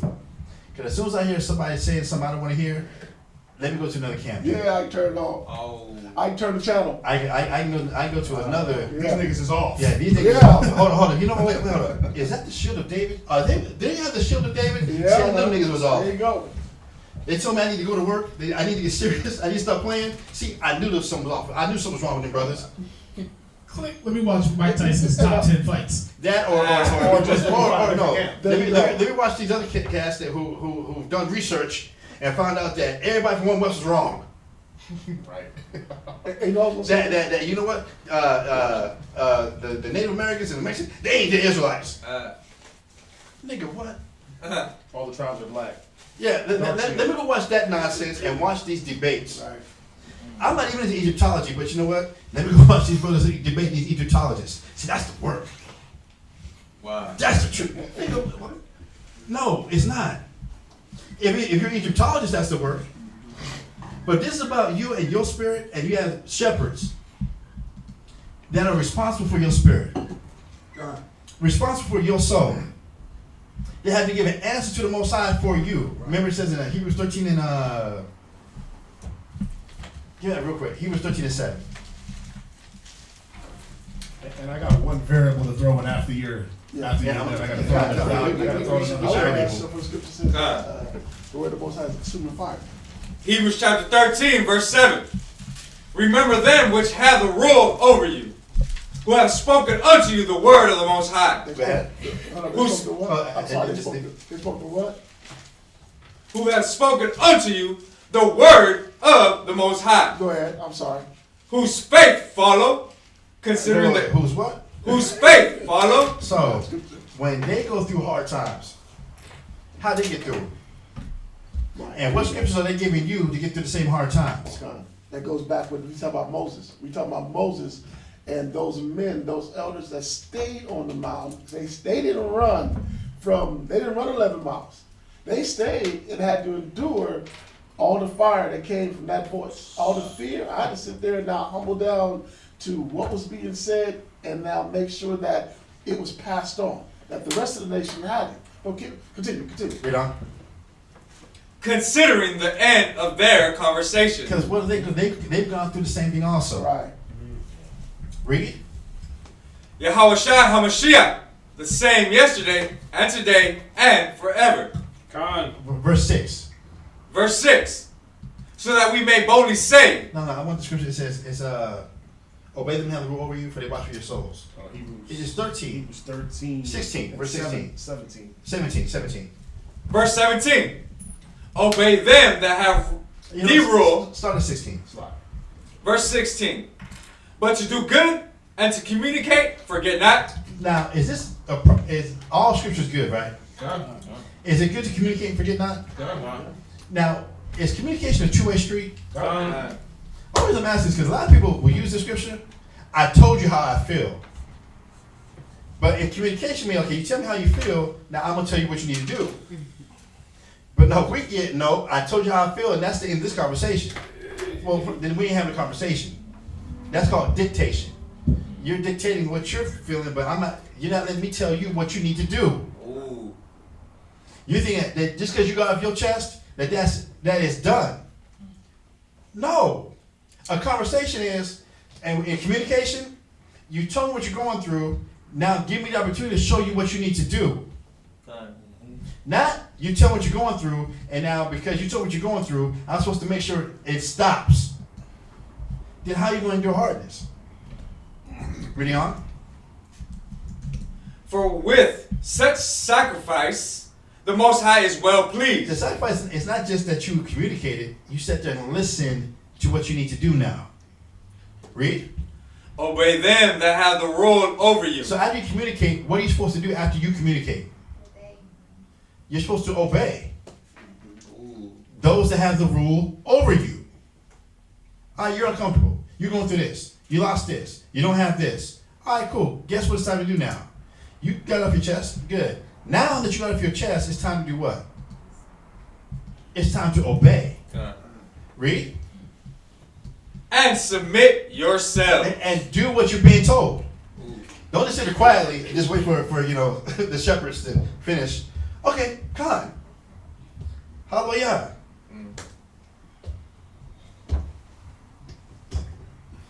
Just so as soon as you get the door, you're going to do your own thing anyway. Read. For they that watch for your souls. Because they do what? For they watch for your souls. Because the shepherds are watching for your what? For your souls. No, your bank account. For your souls. Make sure you have the biggest house. For your souls. Make sure your car's paid off. For your souls. Make sure you got a brand new garment every week. For they watch for your souls. The shepherds are supposed to be watching for what? For your souls. For your soul. Does anyone remember that this is about getting to heaven? Remember? You came back through that door because you found these were the keys to get to heaven. So at what point did you stop wanting to go to heaven? When it got hard. When it got hard. When you have to obey. Yep. Then now you got to submit. Yep. Read. As they that must give accounts. Because the shepherds have to do what? Give accounts. Guess what we got to do? Ooh. So even for the brothers, you get a rib, but you don't want to go ahead and teach how to be a daughter of Zion. Ooh. Guess what you got to do, man? Because you're a man. I'm a man. Yeah, you are. But guess what? If she's not coming up and becoming a daughter of Zion, you got to give an account for that. You are responsible for that. If our children are not coming up as the children of Israel, guess what you got to do? You got to give an account for that. This ain't no husbands, men just get free ride to do what the hell they want to do. Ain't for us even as elders and shepherds, because remember Peter told us what? That as the chief shepherd is about to come, that we got to give an account for our shepherdship. That if we ain't doing right, we got somebody to answer to. There ain't no way getting away from this. No one. We all have a duty to do, and a part of the body that we're supposed to be playing in, that we're supposed to uphold. Finish it? Can I get just on that point? I'm visiting y'all right now. Just on that point, because we gotta say it, that this is not about. Go to Corinthians real quick. Go to 1 Corinthians. It's not about everybody, and we realize. Remember, this all started. This part of what we're going through is and showing y'all is about Moses enduring what he had to endure and fulfilling his duty. Now, what we do have to understand is that not everybody's going to do the same duties. Not at all. Not everybody's going to do the same thing. Right? You said it just now. Fulfilling your part. So if your part is, watch. Go to 1 Corinthians 12 and verse 28. 1 Corinthians chapter 12, verse 28. Go ahead. And God had set some in the church. Right. First apostles. First what? First apostles. Go ahead. Secondarily, prophets. Right, so it's telling you right here, there's a distinction between what some men were going to be doing. First apostles, some teachers. Go ahead. Thirdly, teachers. Read. After that, miracles. Right. Then gifts of healings. Right. Helps. They were what? Help. They were what? Helps. So not everybody is going to be the healer. Right. Not everybody's going to have the gift of prophecies. You're going to have something that just helps. But what does that mean? That I help on my own accord? I help when it's convenient for me? I help when it feels good for my spirit? No, if that was your duty to be a help, then fulfill that duty. You see how you can never run from what you got to do? But I want to make that point. No, I'm going to come right back to it. Just like Moses. And Go ahead. I'm going to read this. I got to read this because a lot of people will hear that scripture and they think they have their own God-given gift. Right. And they think that well, my God-given gift is to go sing. So y'all want me to help at the camp, but I think my God-given gift, right. I need to go out there and sing and praise God that way, because that's my God-given gift. In 1 Timothy chapter 4, verse 14, it says, neglect not the gift that is in thee, which was given thee by prophecy with the laying on of hands of the presbytery. Right. The presbytery means elders. The laying on of hands ain't talking about you're healed. They're working with you, showing you the work you got to do. That came out last week in the Torah reading. One thing that the Most High told Moses, you're going to show them the work they must do. You ain't going to do the same work. You're going to show them what they have to do. That's how this is set up. There's a chain of command. So your gift is given you by the land. How is the presbytery? Your elders. What is it that they're building? That you're coming in and going to be a part of helping what they're building. If it's a marriage, you're coming in and helping what he's building. That's where your gift is revealed. Not from how you worked with your mama. Not how you worked in your church. Not how you worked in school. You brought into the truth. You brought into this work for what reason? What work is going on? If it's street teaching, then are you called to help pass out literature then? Then at that time, if that's what the elders have going on, guess what your gift is going to be? They're going to work with you in that. If it's the work in the mall, because we need to get the finances up, then guess what the gift that's going to be laid upon you is going to be? They're going to help show you how to make the mall work, because that's what's needed for the work we're doing. To give it, if I give this example, so I'm not tripping. What did being a shepherd have to do with David being king? Not a damn thing. That him being a shepherd, taking sheep out of lions' mouths and out of bears' mouths, had nothing to do with him having to learn how to become a shepherd, how to become a king. The two had there is no correlation. There is nothing that you can say that David went through this so he'd be prepared for. No. How David grew up and what David became had nothing to do with anything. The way that the disciples, Christ did say, "I'll make you fishers of men," but what does fishing got to do with you throwing a net catching real fish? Got to do with actual bringing people to the truth. Luke was a physician. Matthew was a publican. What did those things they learned in the world have to do with them coming into the work that the Most High called them for? Nothing. For the 3 years that those apostles were Christ, what did they do? They had to learn to do things the same way Christ did things. So however they grew up, whatever they thought they was level they were on, guess what they had to do with that? When you all be teachers, you need someone to teach you again. They had to lay it down, and now let Christ teach them how to be the man he wanted them to be. God. The elders are going to teach you how to be what's needed for what this camp has going on. We can see some of the other camps, they got some fantastic numbers, but what do we see going on? Those men that are coming in, those women that are coming in are allowing their elders to teach them what help is needed. Okay, we need the video department. So guess what people coming in and learning and doing? The video department. We need help with the street teaching. So guess what they're letting people come in? People letting them do what? Teach them how to come in and be part of the street teaching. Or be part of, if it's the child care, if it's the whatever offices are a part of that school. Right. If they have a feed the homeless program, and that's what their elders are putting together, then guess what people are allowing themselves to become? Taught and molded how we do things.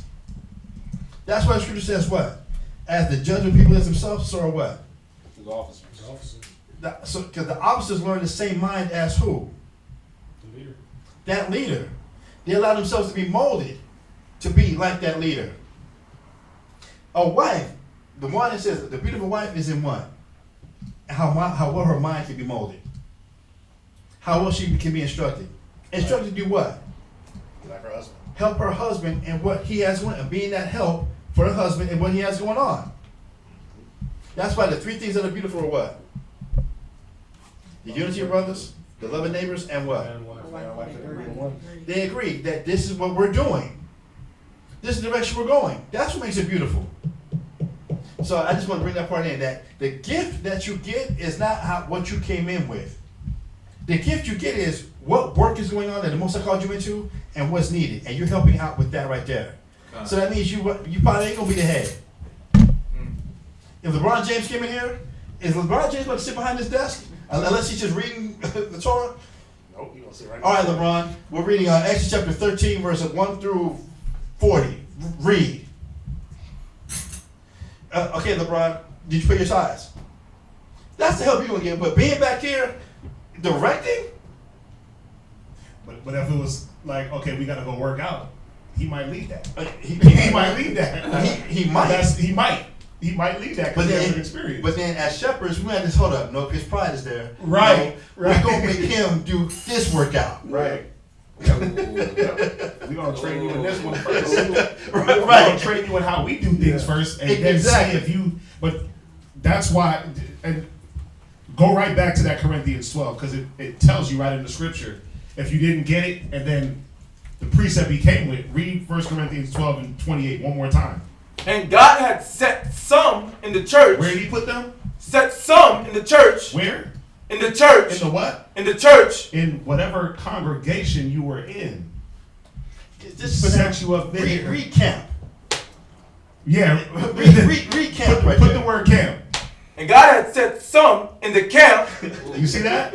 Oh, God. You could interchange that word church with camp, with body, with congregation. You can interchange that word, but it's showing that where were you put? Amongst the body. You put the word body. Go ahead. And God had set some in the body. You see that? To do what? First, apostles. Right.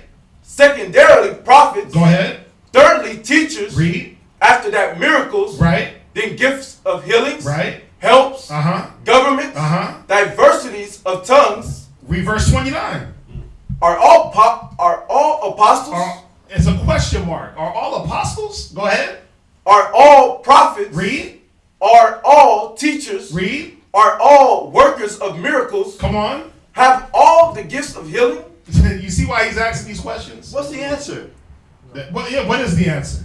No. No. Everybody's not going to be the same. What he was showing is that you were supposed to excel in what you were appointed to do. God. So if you were a help, be a good help. If you were a healer, use that healing. If you were a worker of miracles, work the miracles. If you're supposed to be a teacher, keep your ass teaching. Keep teaching. Keep learning to teach. Sorry for the cussing. If you were supposed to be a teacher, when it got hard, just bringing it back to the point. When it got hard, it was time for you to be obedient. Don't say, well, it's hard, I can't do it no more. Or I don't want to do this or fulfill my duty. Y'all see that? So I want to make that point clear that we're not saying that everybody's going to do the same exact things. But what you are appointed to do, that you got to fulfill that. So there's no escape from the Most High appointing each man a duty according to his will. Right? You were going to bring it back around to the reading so we could jump back on that? Right. Flowing from that same point that he's talking about is, why did your leaders do it? Why did your leaders endure the hardness they had to endure?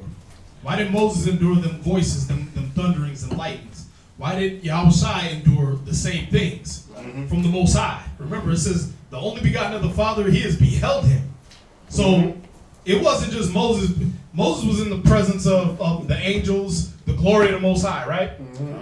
Christ was in the presence of the Most High. He learned and was chastised and corrected and everything like that by the one who saw folly in angels. Y'all understand that? Yeah. So when Christ came, his correction was perfected. You understand that? Yeah. But why did he endure coming down here? Why did all the prophets, why did all our leaders endure what they endured? Go to 1 Peter chapter 1, starting verse 7. Why are you going to have to endure? Why are you going to endure hardness? Why are you? Is it just for you? Because see, how did they allure us with peace? They didn't allure us with national peace. No, because they destroyed us as a nation. They endured. They allured us. They enticed us. And what was the word they used? Seduced us. How did they seduce us with peace? They seduce us with inner peace, personal peace. Y'all see that? They do it today, right? Oh, y'all sisters can have your inner peace. Get this yoni rock and shove it in your inwards and have inner peace, right? While it massages you? Right. You don't need no man. If he's not going to be your peace, if he's going to be your headache, get rid of him, right? So they seduce you with inner peace, this personal peace. Not a national peace. Not a peace for you and your family and your children, but your own peace. All right? Every time they show the woman being peaceful, right? She draw a bubble bath, rose petals all around, candlelight, right? And she gets in the tub by herself. God? Right. Man ain't nowhere. Kids has disappeared somewhere, right? And she's just by herself in this dim lit room, and that's peace. With a glass of wine.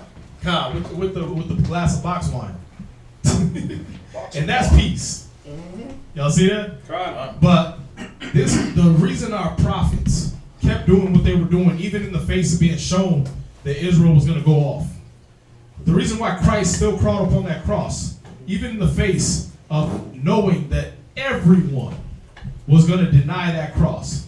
Everyone was going to deny him. There was going to be brothers saying he didn't even exist. The reason he did it was the same reason Moses did, the same reason all these men did it. It wasn't for themselves. It wasn't about them. Watch, read that. Go ahead. 1 Peter chapter 1, verse 7. The trial of your faith, the trial of your faith being much more precious than gold, that perisheth. That what? That perisheth, forgive me. Though it be tried with fire. See, this trial of your faith is much more precious than gold that perishes. Gold will go away. Gold will decrease in value, right? But your trial of your faith, your faith is going to increase in value. You understand that? So this trial that makes your faith more precious than gold is going to be better than anything else, but it's going to be harder than everything else. Con. Go ahead. Okay, go ahead. Might be found unto praise and honor and Right. glory at the appearing of Yahushua Mashiach, Read. whom having not seen, ye love. See, you haven't seen Yahushua, but you love him, right?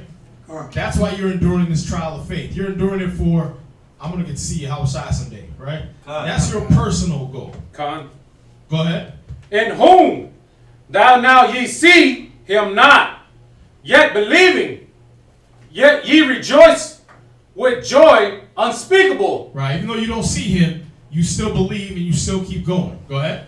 and full of glory, receiving the end of your faith, even the salvation of your souls, Go ahead. of which salvation the prophets had inquired, the searched diligently. Right. The prophets inquired and searched diligently. They were looking for the salvation that's being offered to you.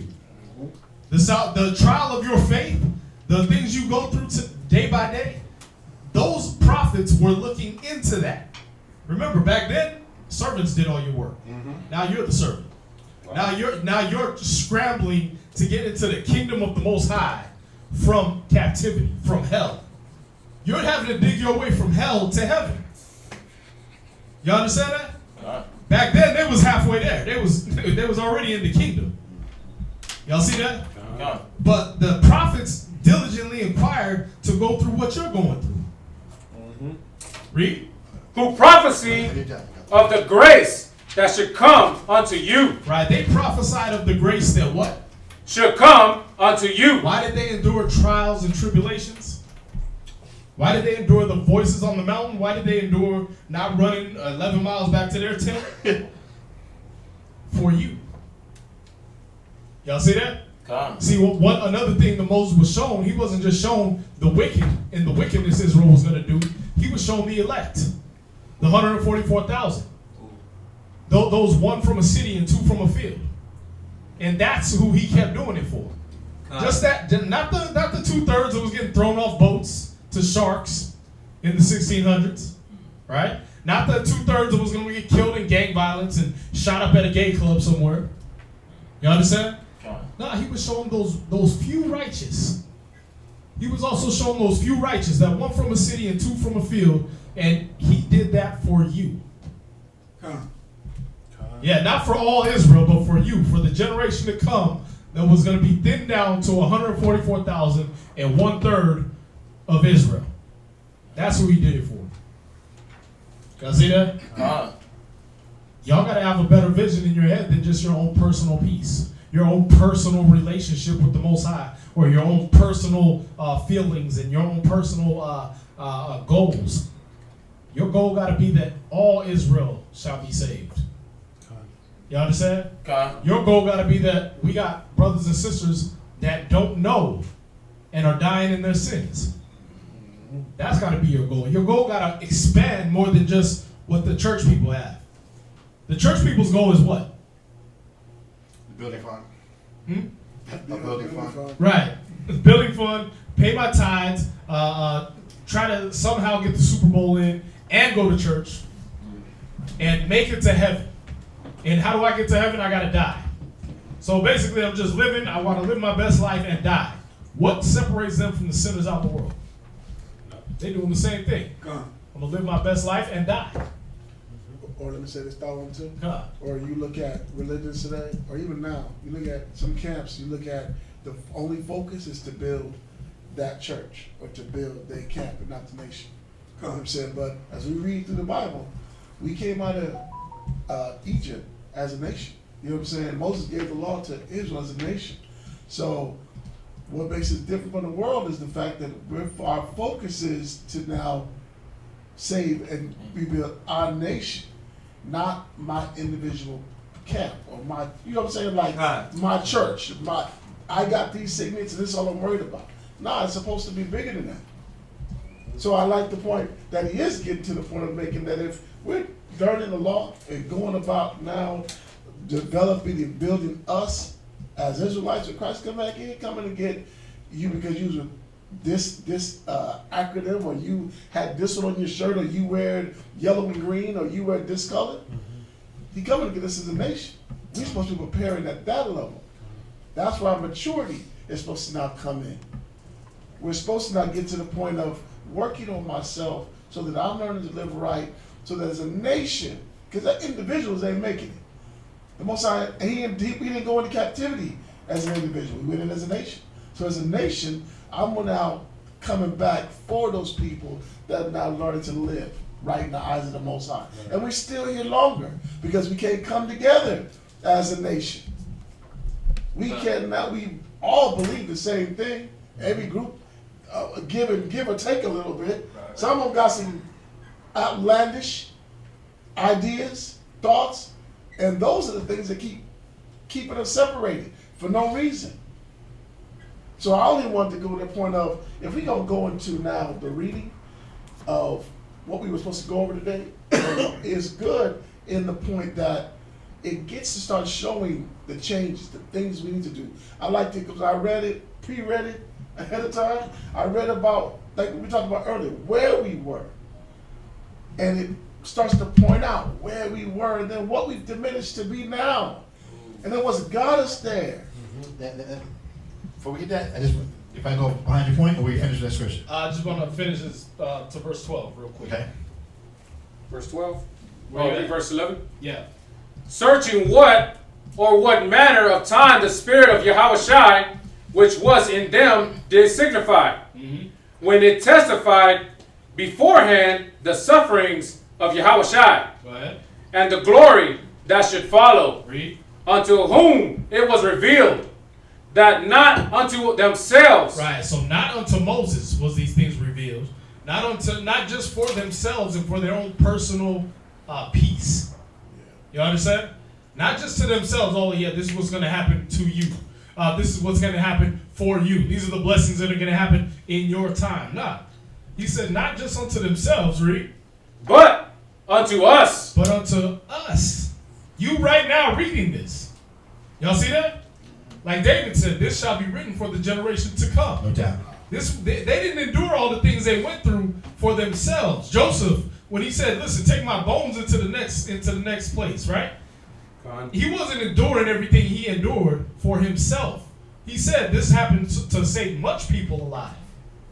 You understand? When you look at yourselves, why are you going through what you're going through? Not for yourselves, but for your children.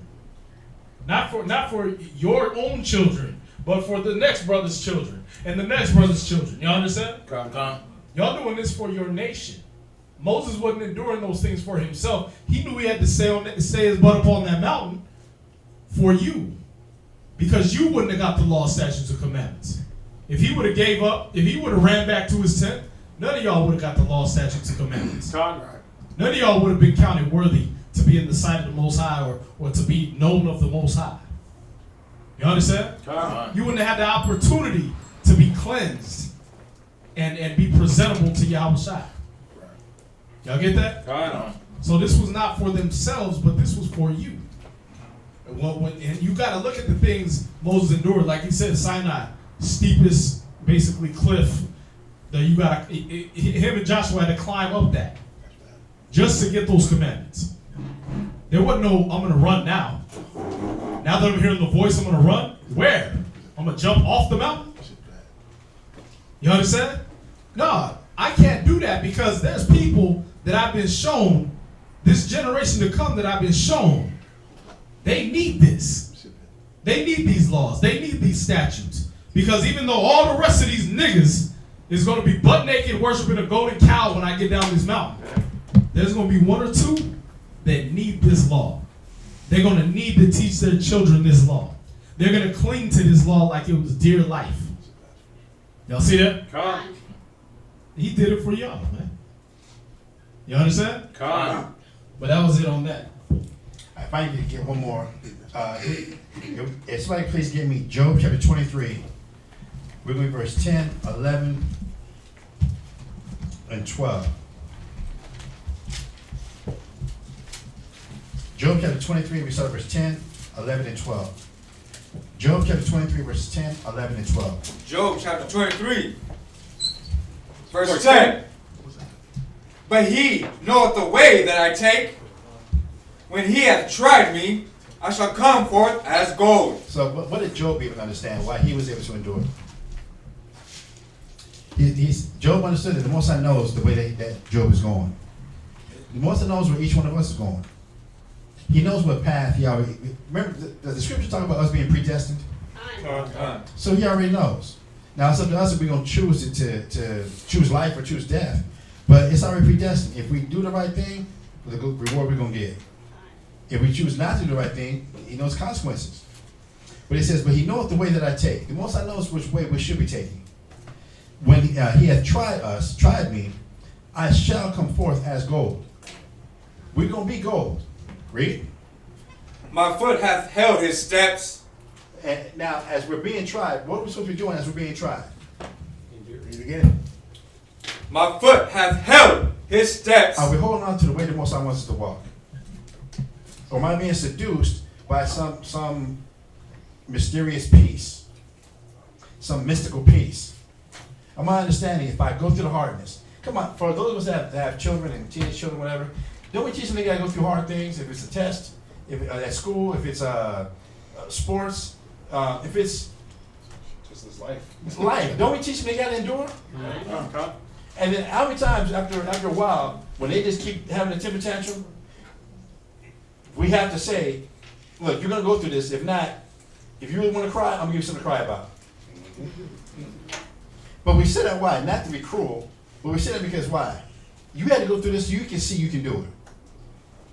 I gotta be more adamant right now because you're letting the fear keep you from going through what you need to accomplish. Once you accomplish this, you're gonna be so mentally strong, you're gonna be so confident that you know you can do this. That's what I want for you. But right now, that fear has got you trapped.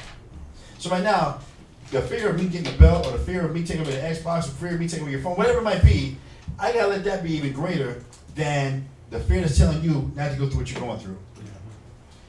The Most High is taking us through the exact same process. Read on. His way have I kept, and not declined. I'm not going to decline. Job said this. I'm not going to decline. This is the steps the Most High is going through. I'm not going to decline. Right. I'm not going to get weak. I ain't going to get soft. I'm going to keep going. But how did Job get strong in the first place? Was he going to class? Yes. Was he getting scriptures? Yeah. Was he, and not just class. Was he opening his life to the shepherds? Was he becoming transparent so that the shepherd could show, look, sis, this is what your real problem is. You don't need to be hearing about the color of Christ right now. That ain't got nothing to do with your problem. You didn't need to be hearing about the high holy days is this, and the new moon is the full moon, or the black moon, or whatever. That ain't got nothing to do with your pride right now. Right? That ain't got nothing to do. Make sure you're wearing a dress right now. If you are like a former WNBA player and it's all about you acting like a man, that night you put a dress on, cool. But for most women, putting a dress on ain't no thing. That ain't got nothing to do with your spirit. This is what you got to work on in your spirit, sis. Your spirit, brother. And that ain't got nothing to do with if you're wearing a shield or wearing a menorah. Reading on. Neither have I gone back from the commandment of his lips. And I'm not going back from what the commandment of his lips. What the Most High telling you to do? Through the elders and the shepherds, or the husbands, the parents, that he put in front of you. Read. I have esteemed the words of his mouth more than my necessary food. How did Job endure what he went through? He needed the words of the Most High more he needed to eat.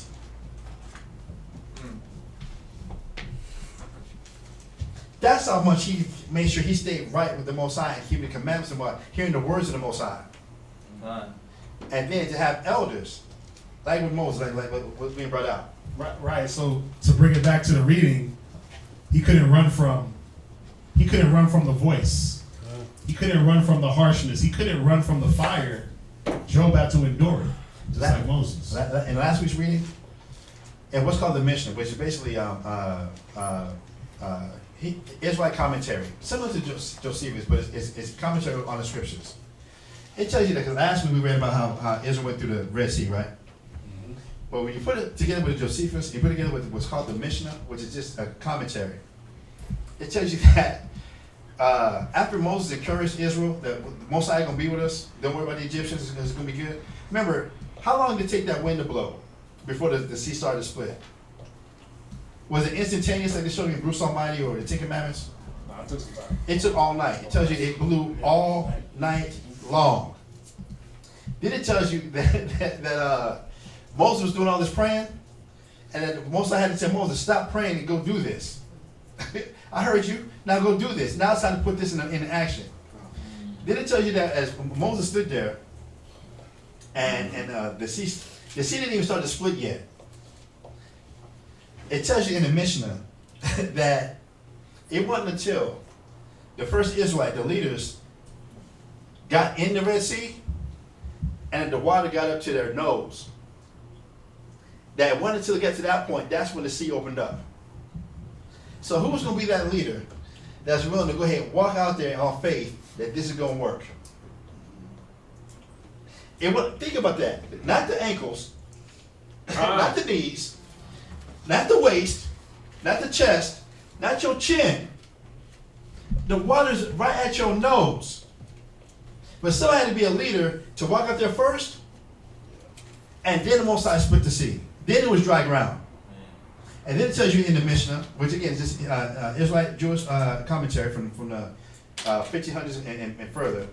It tells you that Moses, he was the last one to go through the Red Sea because he wanted to make sure all Israel went through first. God. He wasn't about saving himself. That it's got to be about me making sure I'm good. If it was like that, then why did Moses leave Jethro to come back and save Israel? He was comfortable where he was at. His wife, his kids, his land, his sheep, cattle, goats, whatever he had going on, call it a day. But why did he forsake all that? For the Most High, for the love of the nation. And not just once, but twice. Not just once, but twice. And it says that was the type of leader Moses was. That he always stepped up first. That if anything's going to go down, let it hit me first. Let it hit me first. It wasn't about just making sure he was good and straight. The scripture tells the Hebrews, he forsook the riches of Egypt for Israel, for the Most High, to be that leader. So are we following the examples that the Most High has given us? Or, I'm going to keep up on this, or are we running from the words of the Most High from who he has set up? I don't want to hear them. I don't want to hear that. Cause the Holy One of Israel to cease from before me. Is that where we at? Or are we really understanding what this is about? Because guess what? The harvest is plenty, but the labors are few. We need more brothers and sisters to be able to step up to help lead the rest of the nation. Exactly. We need more examples. Because too many people say, I've never seen it done before. How do I be, especially growing up in America today, how many black women are supposed to learn where are they learning how to submit to a man? It ain't happening. Where are men growing up today learning how to submit to another man and tell them the right thing to do with the Most High? Then I see these examples. So guess what Israel needs? Do not the Jews require a sign? So who's willing to step up now and become these leaders and become these shepherds to give Israel that sign? This is the way you got to go when you're going through hardship. Follow, like we just read. Whose faith follow? Follow my faith. I believe in these scriptures. Because these are scriptures I use to get me through what I'm going through. You use the same ones. Sis, you need to talk to this elder sister, not to leave. It's supposed to be easier. You shouldn't be following that. No. These are scriptures that I used to help get through this hard stuff right here. This is what I had to use to help get me through this right here. This is what you need to use to help you get through this right here. This is what's needed. This is what's needed. So that's all I want to bring out. We want to get back to the reading. Let's jump back to the reading. God, the reading started? Exodus chapter 21, verse 1. Wow. Are you serious? We're at verse 2. Oh, Actually, so yeah, let's get it. Come on. okay. Exodus chapter 21, verse 1. Now these are the judgments which thou set before them. If thou bind Hebrew servant 6 years, he shall serve. And in the seventh he shall go out free for nothing. If he come in by himself, he shall go out by himself. If he were married, then his wife shall go out with him. If his master have given him a wife, and she have borne him sons or daughters, his wife and her children shall be her master's, and he shall go out by himself. And if the servant shall plainly say, if I love my master, my wife, and my children, I will not go out free. So then, again, he's giving these laws concerning your servants, because this is what we're trying to get back to. Remember, we started out where that was our job. We just had to rule over our servants.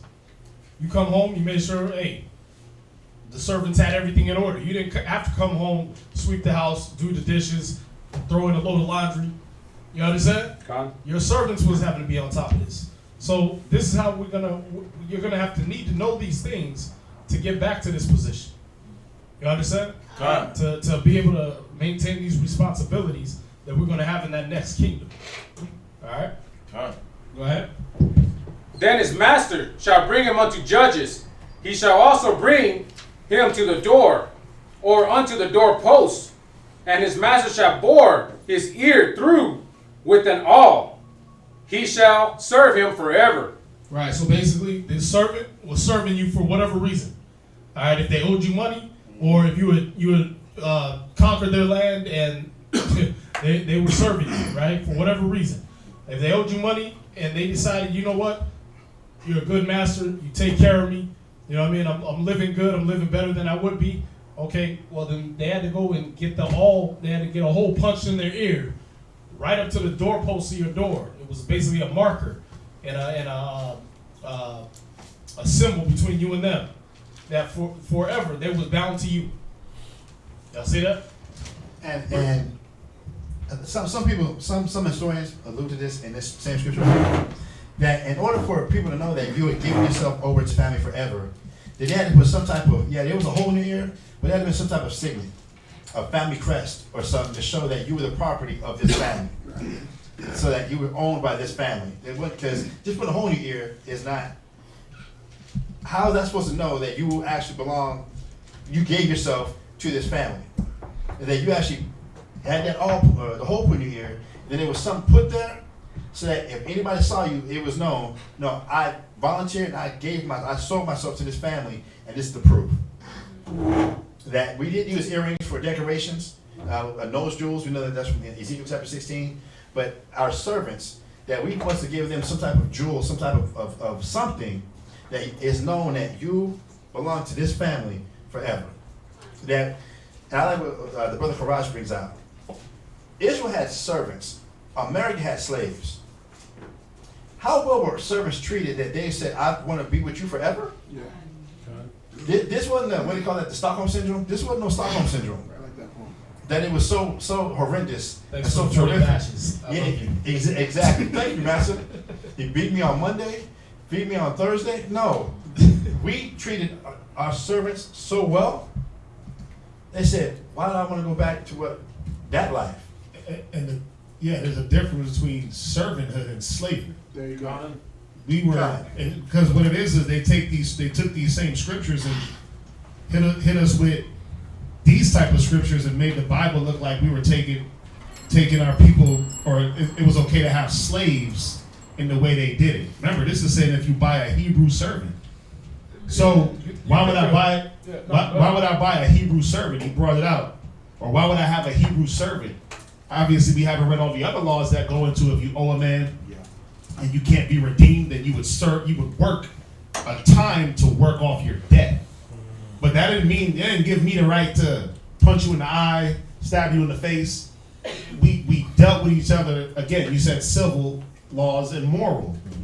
That's what these were about. Well, how did you deal with another Hebrew man that owed you, couldn't pay, but had to work for you? How do you deal with him in a civil matter?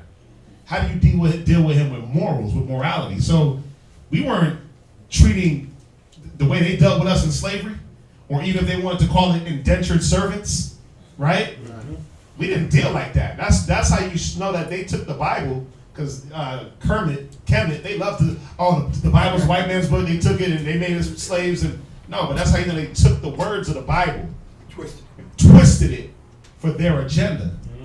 Y'all see that? Because this is talking about if you have a Hebrew servant. We didn't make slaves of our own people. And again, if the Israelites were rich and we had abundance, then who are these Hebrews? Moabites? Ammonites? Right. Edomites? That there was no need for us to these are moral laws. So was there a need to go buck breaking? Anybody know heard that term? I'm going to go into the scriptures of it. So was there a need to have to buck break, or whatever how the term is, a man to you basically will rape him. Yeah, was there a need to rape a man to take away his masculinity so he just be a slave to you? Yeah, they raped the man in front of his family and took away his masculinity, took away his power. God. Mm-hmm. There was no need to. We didn't deal that way. That's why we can read the scripture. It talks about a Moabite who's around can't come into 10 generations or whatever. Mm-hmm. But because what are they? Are not the Moabites Hebrews? But are they Hebrew Israelites? There was no need for us to do. We have to get how Esau did things and understand we're going to do things 180 degrees different. They made sure they raped and demoralized our women. We ain't gonna be doing no stuff like that. They made sure that we had sex with animals, just for their pleasure, just for their visual enjoyment. Yep. Do we really think we're gonna see Yahweh Shai sitting on the throne watching a lion, an elephant rape a man, and he's gonna be just giggling? Wow. That's disgusting. God. That's immoral. That's not how it's gonna be. Just to make them do righteousness is gonna be enough. Just to make them do right is gonna be double punishment for them. We're not gonna do them to the moralist, civilist, lawless ways they did us. That's not how we doing this. Like Yahweh Shai said, the nation that won't serve me, bring them hither, and let me slay them. He didn't say let me rape the men, right? Let me buck break them. We're gonna, no matter what, if the law is gonna go forth from Zion, everything is gonna go forth the same way we're reading it in the law. Right. That's how we're gonna deal with the nations. William. They always had nations scattered among us, and from what y'all saying, they was in servitude. Were they allowed to inherit land, or that was just strictly for Israel? That was in the land of Israel. That was the land of Israel. Because there's another scripture that says, the one that we had schools, don't remove the ancient landmark. Meaning that the land stayed with, if you was a Judite, your land stayed in Judah and it stayed with your family. If you was a family in Judah, and say a Judite had all daughters, and it tells you that the land would then go to the next male it'd be brother, relative. Right. It'd be brother, uncle, cousin. That land, it would never be to where other people would come and just foreclosing your land, take your land. That was the land given by the Most High to the children of Israel. So the other nations, no, they could not inherit any of our land. They could be passed on as servants on our land, but they never owned any of our land. There was no need to. There was no need to. That, and again, this is part of the curse of us coming. In Deuteronomy, it says we would be the head. If we obey the Most High, we'd be the head, and they would be the tail. And we would never. We would always only lend to them. We never have to borrow from them. Right. That was part of our blessing. Right. We see our curse now is what? Now we have to go lend from them. Right. Yeah. Try and get credit from them, or owing to them. This is all totally backwards. For what the Most High blesses with. So no, they wouldn't own no land. Or they could live on your land, but as tenants. They live on it, right? like a visual be. How were sharecroppers? So it was always like a tributary type thing. Right, exactly. That they lived on the land, and they worked the land, but they didn't own none of it. Right. And I like the point you're making too, man. That when we go into looking at it, if it's about a moral law, the word moral means to be. This is something that's acceptable. So we're reading about the acceptable ways that things should have been done. So now we come over in captivity. We know that we are in captivity. Nothing that he did here was supposed to be acceptable in the eyes of the Most High. But when we're reading about we're reading about, hey, how we would have conducted ourselves had I had a Hebrew slave. A Hebrew A servant. Hebrew servant, I'm sorry. Right. Way to put that. What would I have done with the Hebrew servant? This is how I would have treated that servant. You know what I'm saying? We're trying to get ourselves back in the right with the Most High to get back to doing the things that are acceptable in His eyes. That's what we in the truth. Learn the Bible for the first place, to learn what's acceptable in His eyes. So everything that we go over, we're finding out this is acceptable, right? So keep reading. It's just like, I just want to say this point. It's just like Solomon, when Queen of Sheba came and seen Solomon, and she seen his servants. She thought that they were the king. Right. She was like, wait a minute, your servants love you. What the hell? Like, I heard about your wisdom, and I didn't even believe that. But when I see how your servants love to serve, what was Solomon doing? Right. And think about it. It talks about Solomon, he put hard bondage on the people, right? But he knew how to balance things out. A man of wisdom is going to balance things out. How did he treat people? He made them work, but he still took care of them. Yeah. Look at his servants. So they were arrayed and decked out to the point where you didn't know who was the king and who was the court jester. Wait. God. I get a picture of that. Anybody remember the movie 300? Right. How did that ambassador look? That dude was decked. Yeah. The one that got kicked in the kicked in the hole. hole, yeah. He was dead. He was Yeah. decked. Yep. But he was just a message boy. Yep. He was the mailman. And got kicked in the hole. You know what I'm saying? But how glorious was he at Yeah, 'cause times? he had jewels on him. He had the nose rings. The nose ring. That nice dude was garment. laid out. Yep. You look at Coming to America. When, Same thing. Yeah, brother, with not City City Hall. Yeah. Yeah. He said, I want to send you back to the royal quarters. You were being on punishment. He was like, thank you. Yeah. Because the punishment you finna send me to is way better than what I'm in right now. And they was living in America. They had that. He was like, wait a minute, the Waldorf Astoria. He was like, That's punishment. Right, and have them bathe you thoroughly. And that's what the servants went through. Right. God. So They were bathed one thing it's hard thoroughly. for us to comprehend, when the scripture says that when we fell, the world got rich, then how rich were we? God. How much wealth did we have? God. The world got it. That Oprah got $6 billion? Right.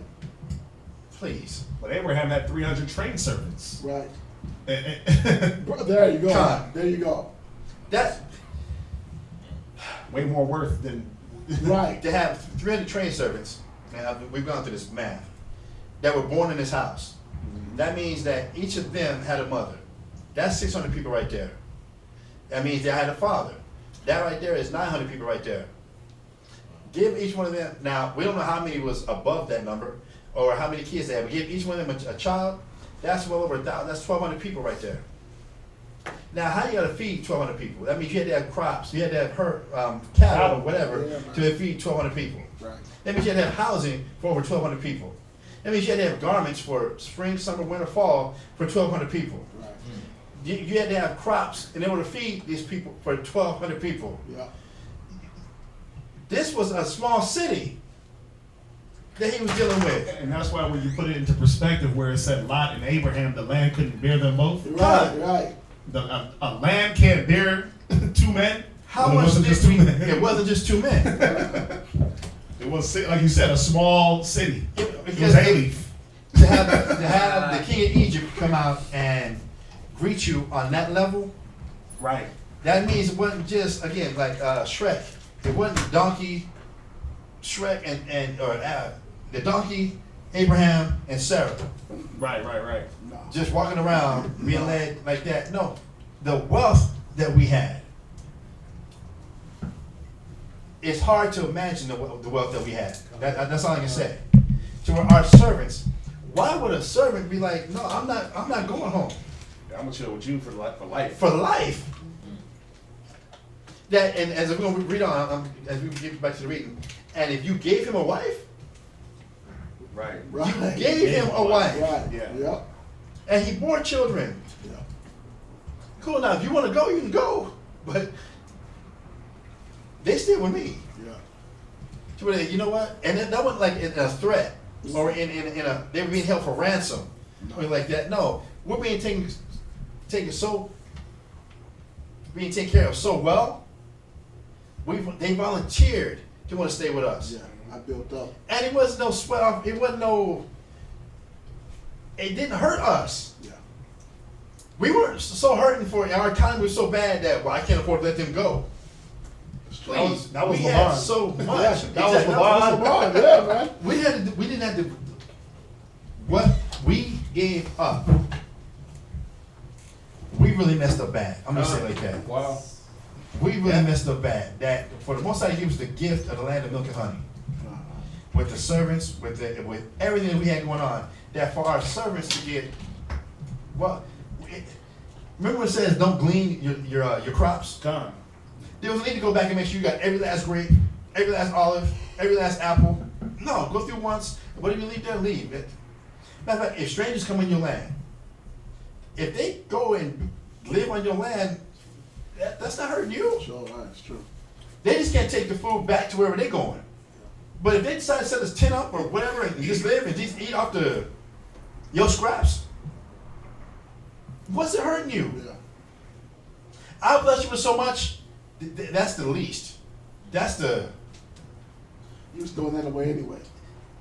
Like I say, interest right now in the bank or whatever. Right. We could afford to feed stray families with our scraps. Right. And it not hurt us at all. We still have enough. And it not hurt us at all. It wasn't like we were missing it.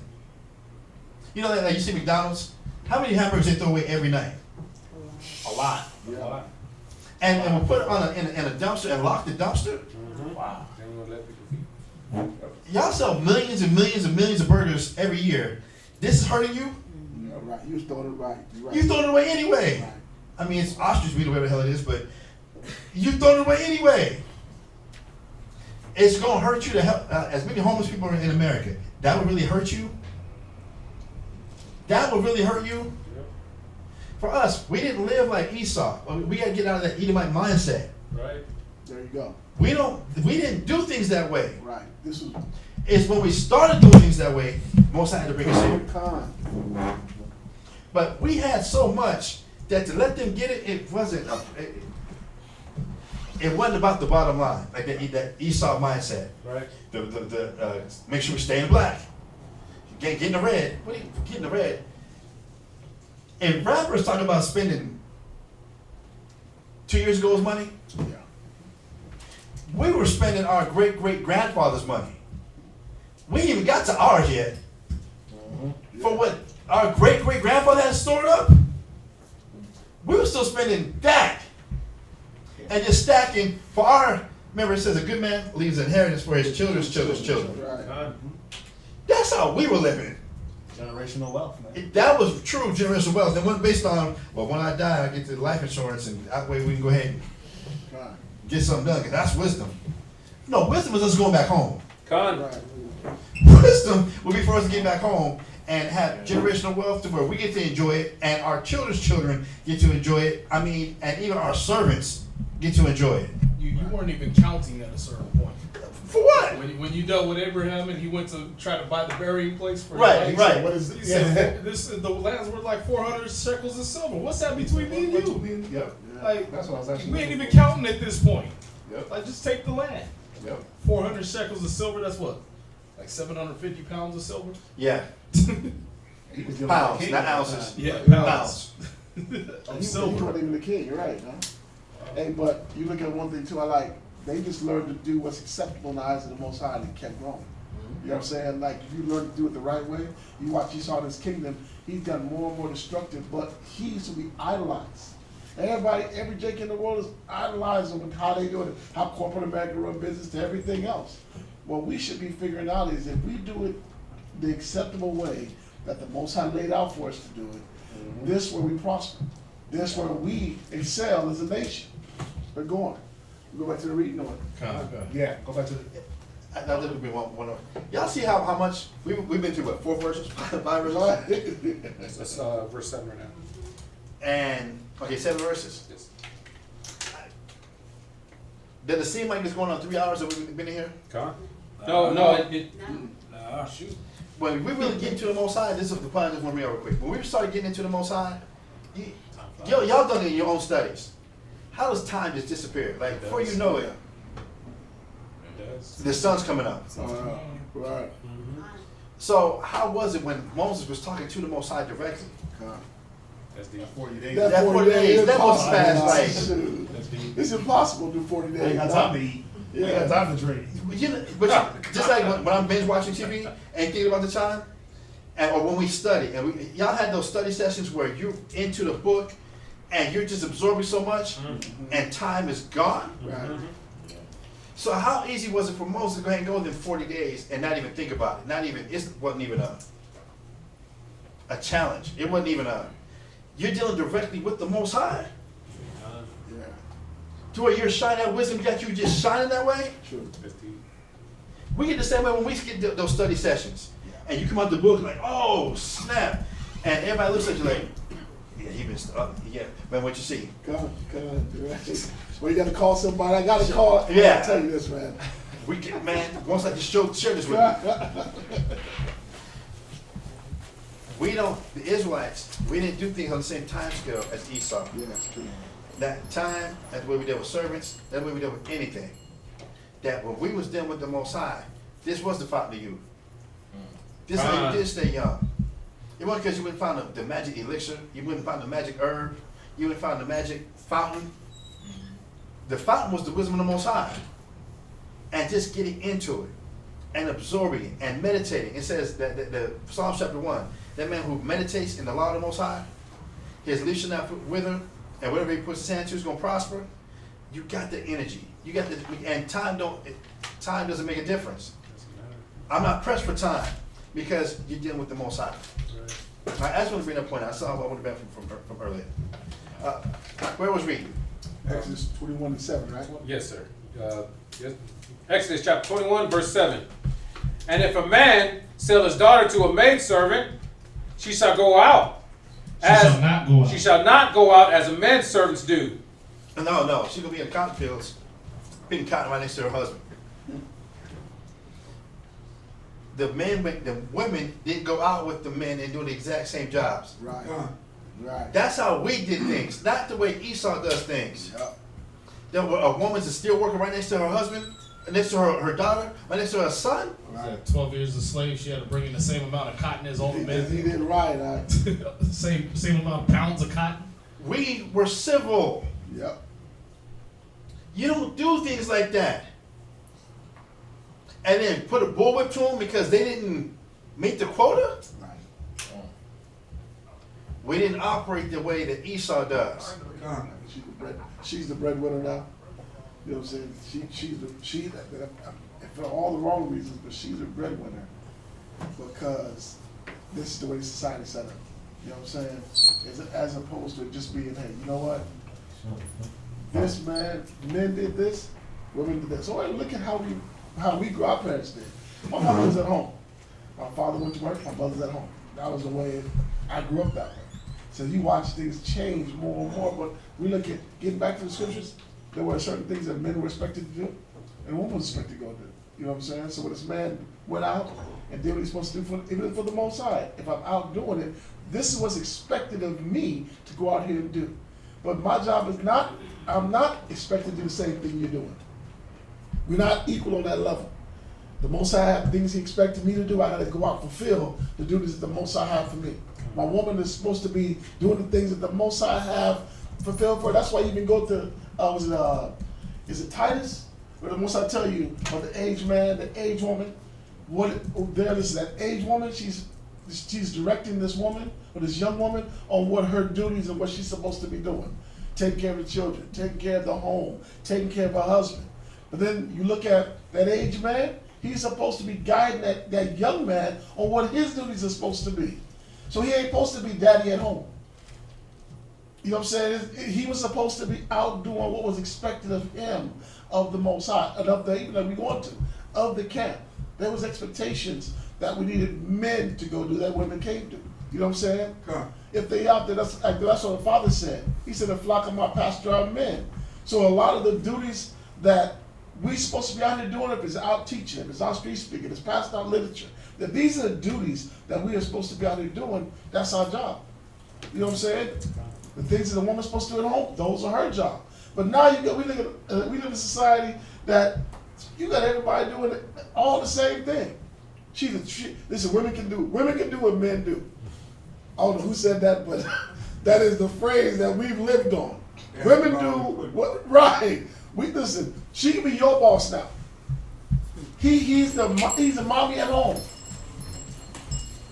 We live in a society where it's twisted, where we read in the scriptures and the Most High showing us the way it was set up from the beginning, and this way it should have been done. We'd have been growing. And it's not even based in reality the way they do it, because think about it. Yeah, okay, men and women can do the same jobs. Cool. You're in a burning building, right? How much you weigh, bro? 200. 200. All right. Now that's 200 live weight, where you're contributing, helping, maybe limping around, right? Dead weight, right? You're unconscious in a burning building. Firefighter comes. She is coming to get you. Ain't gonna happen.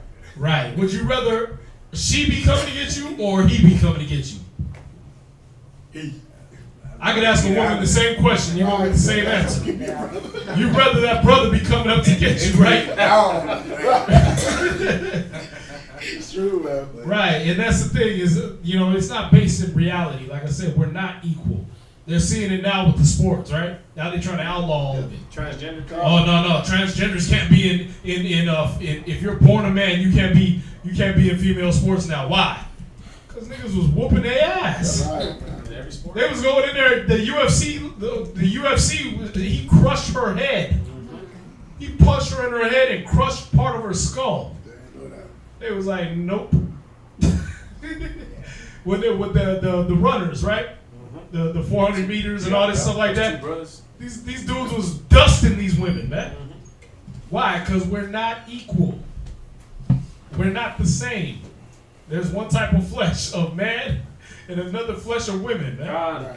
Right. You understand? And like I said, what they're doing now is not based in reality. When you get these laws, he even put it to where the servants, they're not equal. If that's a maid servant, don't have her do men things. Right. Y'all see that? So if you thought like that about servants, you were never going to think that way about regular society. You were never going to have your woman on the front line, hey babe, I'm going to stay home and watch the kids, you go take over the new land of Judah for me. Put these BDUs on. Yeah, go, you go fight the Amorites today, I'm going to chill at home. I'm going to teach the kids the alphabets. Right. That wasn't going to be your position right there. Y'all see that? Why? Because you already knew the difference down to your maid servants. That's true. Y'all get that? And I gotta just say this too, because as the Kemet Society or whoever, Black Consciousness, they want to use every point they can to disprove the Bible, why they can't follow the Bible. Are we not reading here about if a Hebrew sells their daughter? And again, are not the Hebrews are there not 4 other Hebrew nations? What man in here or woman in here is going to sell your daughter? What Hebrew Israelite man is going to sell his daughter? Because he needs the money. If we were already rich, we weren't selling our daughters. I mean, the scripture tells you about how we're supposed to deal with our children. Right. It tells you, hey, we're not supposed to prostitute our daughter. Prostituting is talking about for sex. We didn't sell our daughters as Hebrew Israelites. But if a Hebrew Moabite wanted to sell off his daughter, pay a debt, could a Hebrew Moabite sell off his daughter to pay a debt? He sure could. Could a Hebrew Ammonite sell off his daughter to pay a debt? Could a Hebrew Edomite sell off his daughter to pay a debt? Could a Hebrew Ishmaelite sell off his daughter to pay a debt? But did we? Yeah. Again, what man in here is going to let anybody buy his daughter? So again, this whole thing, we don't look at the reality of the scriptures. Even for what's being said right here, how rich were we when we at this point right here? And the point that Moses is giving this to us, how rich were we still? We weren't even in the promised land yet. How rich were we? Very rich. Did we not already leave out of Egypt with riches? Right. So which of us would need to sell our daughter to make up for something? Right. We wouldn't. We didn't. But did we start to go through the land of the Hebrew Moabites? Yeah. Did we start to go through the land of the Hebrew Edomites? Did we start to deal with the Hebrew Ishmaelites and Jethro? Wasn't Jethro a Hebrew? From Midian? Yes. But was he a Hebrew Israelite? No. So if Jethro needed to borrowed something from us, and now it's time to pay back. Could Jethro sell his daughter as a servant? Yeah, he could, but do you really think, does it really make sense that Hebrew Israelites would do this? No. What man today would actually sell his daughter? I'm being strict 100. Man without the wisdom. Not us. Nah. Now, I wish a nigga would. Come on, how many of us are ready to slap somebody for looking at your daughter? Right. this whole nonsense that my daughter right now, my only daughter I got, she's 10. Do you think I'm gonna let some hurry up? Shabba don't go there. In 2 years, Shabba don't go there. somebody's gonna take my 12-year-old daughter to wife. I know I'll be long dead. Right. And these men up on this stage will be long dead that my daughter's getting sold at 12. Hell no. Now, if we're supposed to be a father to the fatherless, Right. if I wish somebody would think they're gonna get my daughter at 12 years old. That's not Hebrew Israelite. That's not a Hebrew Israelite mentality, custom, or moral. Right. That's ridiculous. So again, there is this concept that the Bible says we're gonna sell our daughters. It does say in Deuteronomy 28, one of the curses is that we would do that because we were cursed. Because we had been stopped following the words of the Most High. That we would do evil and cruel things to our children. But as we're coming back to our right sense and our right mind, do you really think somebody's gonna do this to their own children? And that the Most High is gonna allow that for us, hit the children of Israel? We're supposed to be the epitome of wisdom, knowledge, and understanding to the rest of the world. How is that wisdom, knowledge, and understanding that if you're broke, go sell your daughter? If we're broke, then hold up. What do we do to the Most High that we gotta do something like that? Sell your daughter? Now, people ain't reading this in context. Right. They see one scripture, and if a man sells his daughter, see? Well, if we read up, it was talking about the Hebrews. And it wasn't talking about the Hebrew Israelites. Right.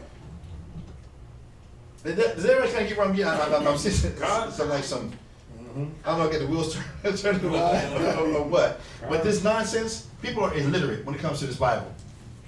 You don't read it with no common sense at all. We were not selling our children. We got to the point where we did because we got evil and wicked and it became about our own gain, our own personal greed.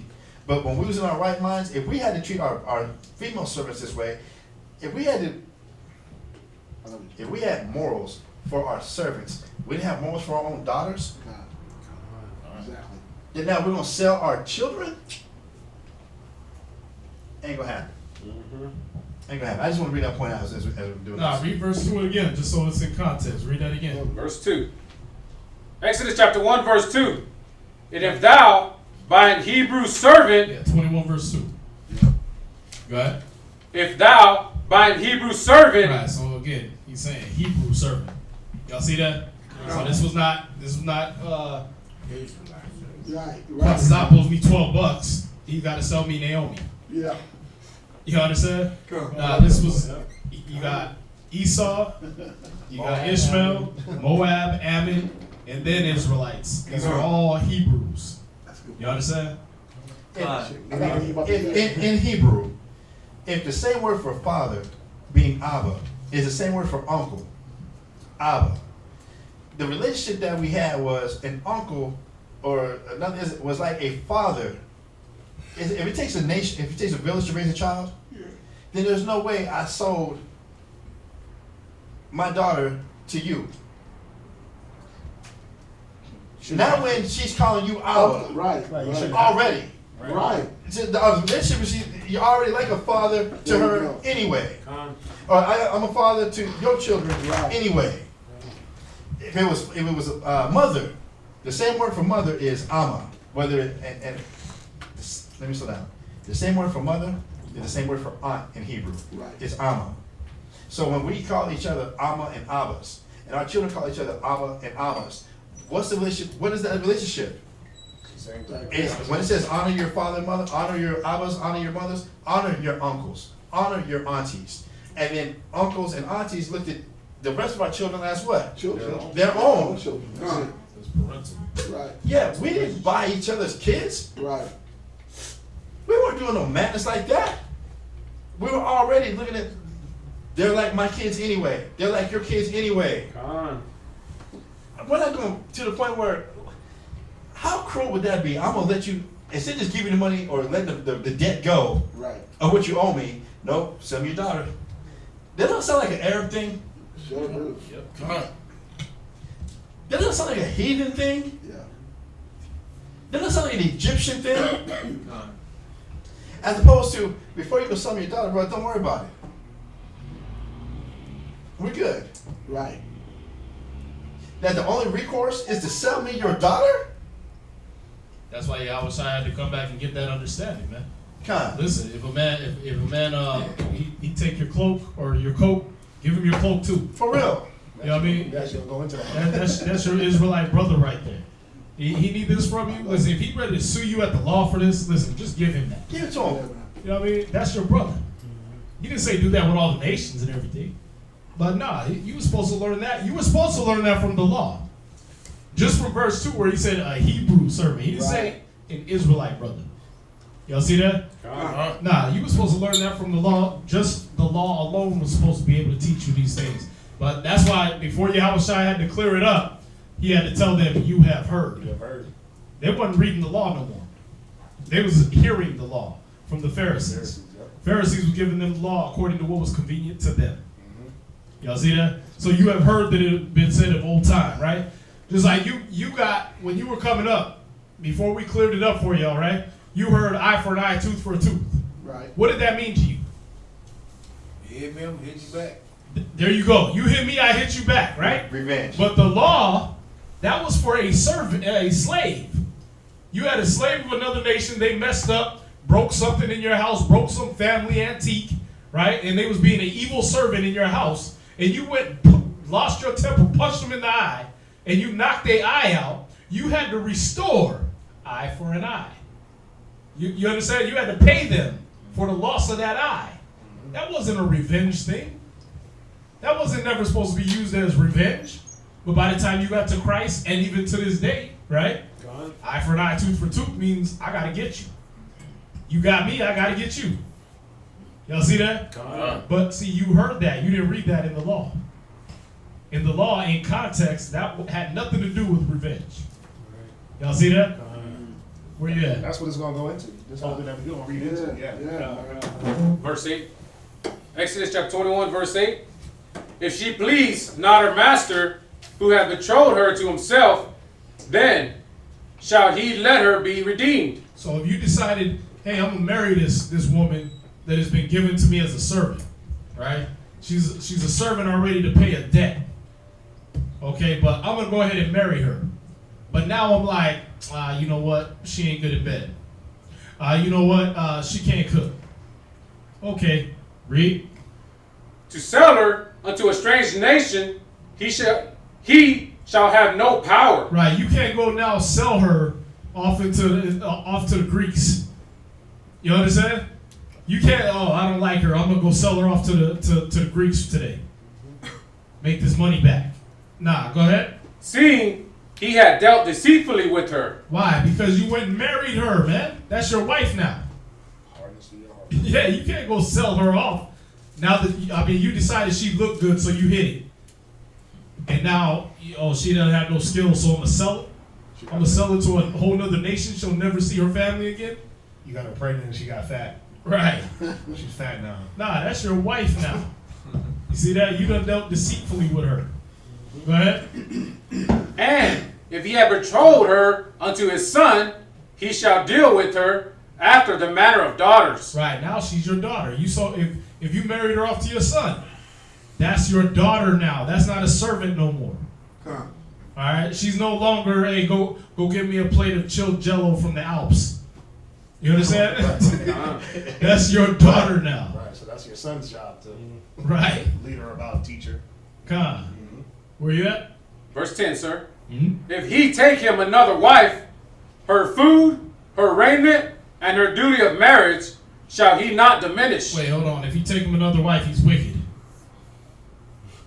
Read it again. Read it again. Who's the he Her in food? this verse? That's my question. In verse, a lot of people like to point out just one scripture, but who's the he? And keep it in context in this scripture. The son. The son or that man. That man. He's up to It's the son of that man. We're gonna keep it in context. You know the part that This I is the love. Hebrew Israelite man, though. Right. This is that Hebrew Israelite man. If he, No. In verse 9 is the I son. like that. Yeah, it's the son. So when did it jump from the son to anybody else? If that son decided to take him another woman, right? the father gave me one, I decided to take another one. He said, you know what, I just gotta make sure that the food didn't diminish, the remnant didn't diminish, and I did my duties as a husband. Yep. This is her duty of marriage. Right. Her duty of marriage. Right. Her duty. There you go. So what does that mean? I gotta go. What is her duty? Yeah, I gotta go visit her. I gotta make sure I go to the house, let her cook, let her please me. Proverbs 31. That's her duty it. is to be the pillar of rest. That's a There you go. woman's God, duty. God. See, they pulled this scripture, like, see her duty, her raiment. Like you put, like the man is supposed to make sure that he provides all that. Right. What was a woman's duty? Proverbs 31 says what? She was like a merchant ship. Right? She went out and looked well to the ways of her house. Right. Right? It said she looked well to the ways of her husband. Her husband's heart doeth trust in her, so he have no need of spoil. You see that? Yeah. So her duty was to her husband and her family. She wasn't supposed to get in her feelings, get upset, and if you get you another wife, nigga, I'm leaving. No, you were supposed to keep doing your duty, wife. Y'all see this, right? This wasn't on the man. Like, they pulled this scripture like, see, you niggas, all you niggas want to do is get women. And they try to throw this out there like, see, but you're supposed to do all this. What about her duty? Yeah, I look at it, yeah. What about her duty as a woman? A duty as a wife was to be the pillar of rest, the tower against death. Look well to the ways of her house. Her duty wasn't supposed to stop because another woman came on the scene. Like, oh, let I was about to go off. Oh, let her do it since, you know what I mean? You want to kick it with her. Let her do it then. Let her cook then. Her chili is better. Come on, man. Y'all know how to go. You know how women get when there's opposition. It's like, well, let them do it then. Right? And you get a little bit antsy and you start moving a certain way. Her duty wasn't supposed to diminish. Right. You see that? Yeah, and then you got to look at the situation as you're reading it. It's showing you, okay, all right, already you got a nation or, another Hebrew nation that owed you money and they had to sell you their daughter. Is she coming from a rich condition now? Nope. Is she coming from a condition where you get another wife and you just leave her on her own, she's going to make it? Nope. Nah, man, she depended on you. That's why she was in a servitude to you. So while she was in servitude to you, you was having to provide her clothes, her food, things like that, so she could keep serving. Yeah, her quality of life got really better because we with that man, right. So you can't just, I got me a younger, beautiful wife. Have fun. You know what I mean? Try to make it. Good luck. And that's what the Muslims do. And then with the wisdom and understanding Most High gives also, if you can't handle, your dad already set up this woman for you, right? A wife for you, right? But you go get somebody else. Then if you can't handle taking care of both of them, then guess what? You need to be married to just one woman. There you go. Yep. That's it. Husband and one wife. There's nowhere to say that a Hebrew man has to have more than one woman either. Right. Let's get some understanding. Yep. If you can't handle one, then hell no, you shouldn't handle 2, 3, or whatever. The Most High is about wisdom and intellect and intelligence. This wasn't a male chauvinist, just hate women and making them do what the hell they want to do. No, this is giving, there's a lot of understanding in this scripture right here also. If you ain't prepared to make sure that these, on the woman's side and the husband's side, if you're prepared for this, then no, stay one. And it didn't just mean financially. If you ain't mature enough. If you ain't mature enough to handle, then no. Yeah, first thing you talk about threesomes, that ain't you. Yeah, so, and this is why there was counseling done before marriage was done. Guess what the elder man would interview and find out.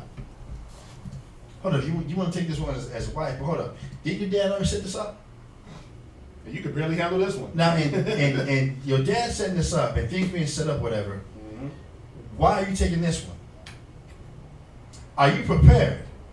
Now, there is a dowry, a contract. So are you prepared to meet this and this and this and be able to deal with this? If not, then no. You don't need to marry this one. Yep. There was counsel and wisdom that we dealt with. It wasn't just you saw a woman just had sex when that was it because you was the Mac. No. Because I lay hold on her. Can I lay hold on her? That is not how we did things. Hold on her, so she's mine. So now she now has children. Now she's bitter, angry, and now the kids got to grow up in a bitter, angry household. Yep. That's wisdom? No. So now, all right, so that we're gonna start with the Most High will give us a law to keep the family dysfunctional. No. Of course not. Of course not. Especially when the curse was that the house was going to be dysfunctional. Exactly. Right? And it said the scripture says counsel everything before you do it. You're considering taking this woman. Hold up. And if we did have prearranged marriages, yes, because we understood how somebody was raised. Right. We understood, are y'all going to be compatible? We understood what was going on. So there was a lot of counsel that was going on. So hold up. We know that this woman's been set up, and this is a good match. Your parents was right with this union right here. Why are you going after this strange woman over here? What's that about? Nah, you're not ready for that. You ain't ready for that. Yes, for Hebrew Israelites. Yes. No doubt, you're a warrior. Look. But your warrior ass ain't ready for that. Because we're not going to have dysfunctional families, dysfunctional children. That's why I tell you in the law, later on, if we're going to get to it, I'm not sure if in today's reading, that if a man took a woman and didn't want to take care of her and said she was not a virgin when I got her, but until she was, what did the men of that city do? They stoned him. But they stoned him. We took his money and beat this. Oh, yeah. We took his money and then we beat the hell out of Beat him. him, yeah. And we dare you, let her cough wrong. let one complaint come out of her mouth that you ain't doing her right. You'll get another ass whooping. And it says, all the men of the city will lay hands on him. Don't be from a big city. You're not going to do that to our women. Then the scripture say that our women were tender and precious. God. What you think that means then? Don't you take care of something that's tender and precious? God. Don't you protect something that's tender and precious? God. So you think we'll just say anybody come and do whatever to a daughter or to one of ours? La. What did Levi and Simeon do? Kill the whole nation. Kill the whole nation for their sister. For their sister. Ooh. It was ill-advised, but It was ill-advised. They wiped out a city yeah. for their sister. That's how we made sure that wasn't going to happen to one of ours. Absalom. Absalom took his own brother out. Took his own bro out. Yep. This is not how we operate. So this mentality that Israelites are just on this male chauvinist, women ain't nothing, women are cattle type mentality. What are you talking about? That is not proper. That is not how we get down. La. I just want to bring the point. Because even when you look at this situation, okay, you got a Hebrew Moabite, right? God. Given to you because that was your father's servant, and he's like, here, take her as a wife, right? God. She's a good woman. I seen some qualities in her. She's gonna take care of your household real nice. Take her as a wife. Okay, I got me a Hebrew Moabite. My dad set it up, right? But I've been looking at the sister over here from the tribe of Ephraim. You know what I mean? And me and her been talking. So now, if I get me another wife, right? I get me a nice Israelite wife. I can't diminish what I was supporting this one with. You understand? I can't leave her just in the dirt now, because I was her only means of living. So I gotta still make sure she's got her little place. I gotta still make sure she's got her clothing.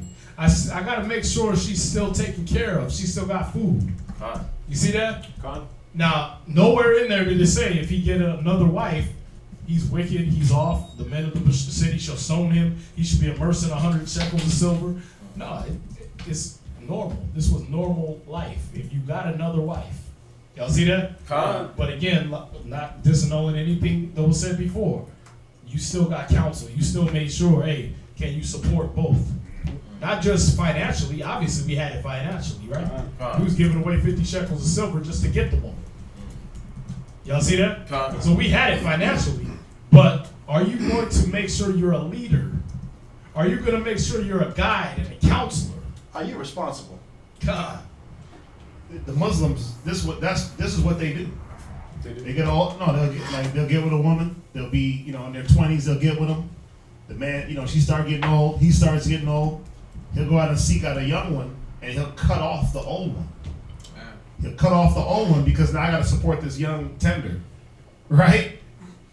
And they continue that cycle. Yep. But even in their little law, Quran, right? They get a minimum or a maximum of 3 women, 3 wives, but or 4.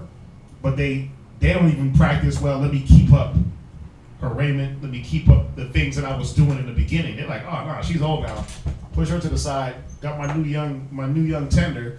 They actually cut. Listen, I know one chick. Her dad cut the whole family off. The whole old family and started up a whole new family. She was like, yeah, my dad cut me off. I'm like, why? She's like, well, he's having a new kid. I was like, whoa. Wow. Yeah. I was like, what? That's not biblical. But they ain't following the Bible. And so to show you to these nations, you're a commodity. Mm-hmm. Again, it's like when they sold us. It wasn't personal. It was just business. Right. Y'all see that? Like when Tyre and Sidon was selling us, all the personal relationship was gone.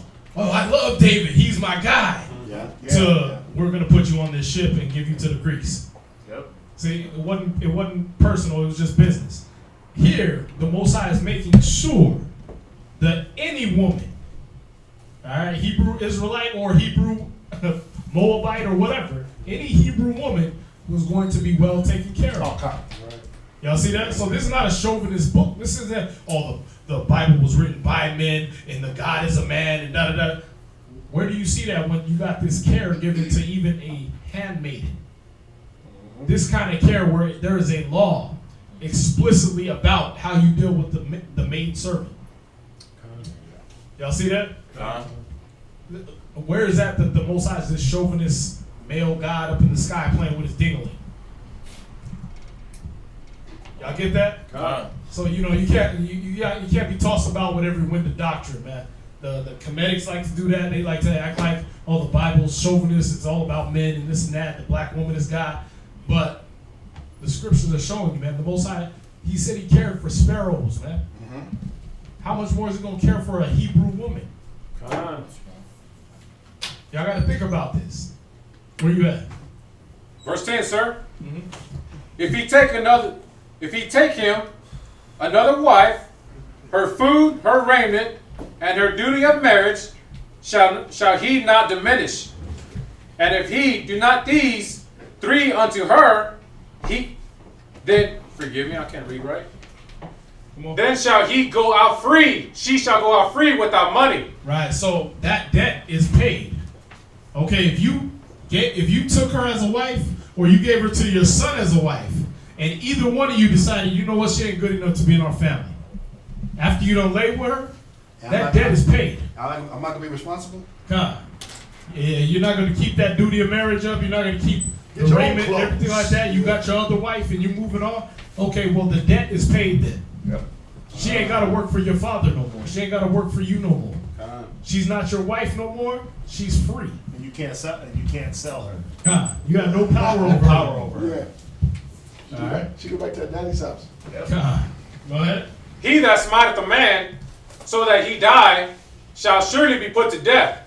And if a man lie not in wait, but God deliver him into his hand, then I will appoint thee a place whither he shall flee. Verse 14.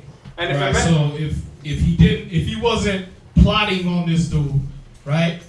We got in a fight. I accidentally I socked you in your face. I didn't think it was gonna kill you. You died. I'm off to this city. You see that? If he didn't lie in wait, if it wasn't a plot, if it wasn't, we saw. It was an accident. First degree murder. If I didn't, they categorize it in America as first degree murder. Right. I plotted it out. I planned it. I got your movements. I lied in wait for you. Then you got manslaughter, Yeah. where you might be swinging an axe. It goes deeper as we go into the chapters, but it tells you if a man swings an axe and the head of the axe comes off and hits a man and kills him, right? It would set him to a city to await what? What would he await? The anger of the man's family that he killed. That and what else? It would subside the man's anger, but he would await trial. We didn't just say, oh, snap, he died, stone him. We didn't work like barbarians. Or lock him in a 10 by 10 cell with like 8 other dudes. Right. You know what I mean? That are guilty Right. or not guilty. Right? And so, okay, send him to this city. I forgot what they call the city. City of refuge. City of refuge. And we had that. And it tells you if he didn't go to that city and he got killed, that's on him. But he got sent to that city to subside that anger of that person of the family that was upset, and also to await trial to see, wait a minute, what happened? So it just shows you that we dealt, man, morally. We dealt civilly. We didn't just, oh, the axe came off and killed somebody. Well, maybe you did it on purpose. Yeah. I synced it. But didn't it say at the mouth of 2 or 3 witnesses? Right? That's when you brought, it didn't say at the mouth of 2 or 3 witnesses you killed a man. That's when you brought the accusation. You still have to have judges judge the matter. Right? So we dealt with things on a civil, moral level where we weren't just brute beasts. Oh, you unloosened the axe on purpose so when you swung it would kill him. Who could time that? How many Israelites were put to death behind a lynch mob? Oh, thousands. Right. Thousands. That the men of the city just got a hair up they. She whistled at me. Right. So you got the whole city together and y'all went and pulled this man out of jail and lynched him and killed him to find out that it was really a white boy that whistled. It wasn't Israelite. Right. Yep. Then the Most High, again, the city of refuge or whatever, was like, give everybody a chance to calm down. Yeah.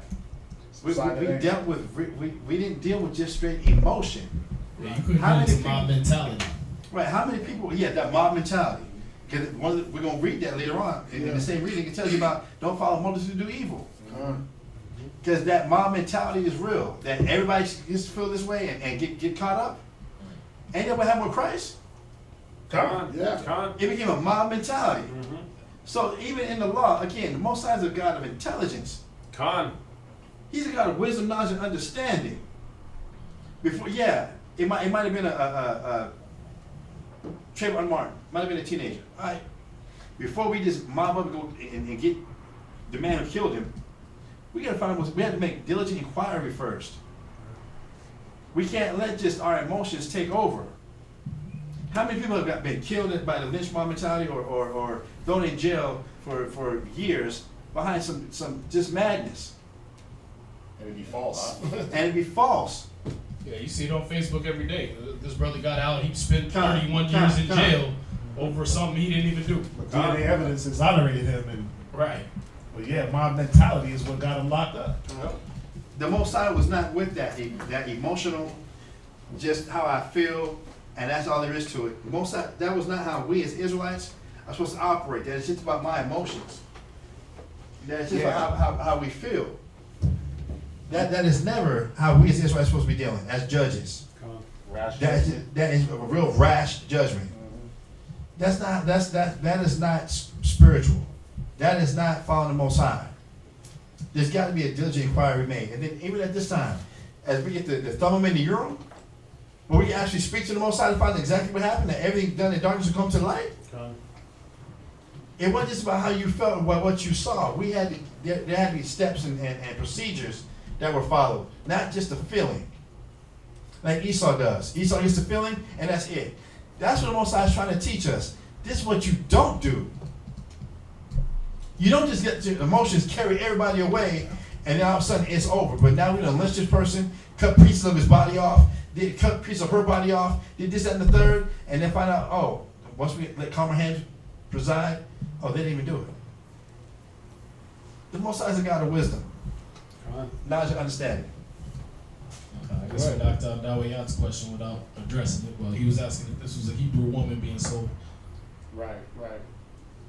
Go ahead, read on. 13. 13, 14. 14, I'm sorry, 14. 14, yeah. But if a man come presumptuously upon his neighbor, meaning that he came on purpose.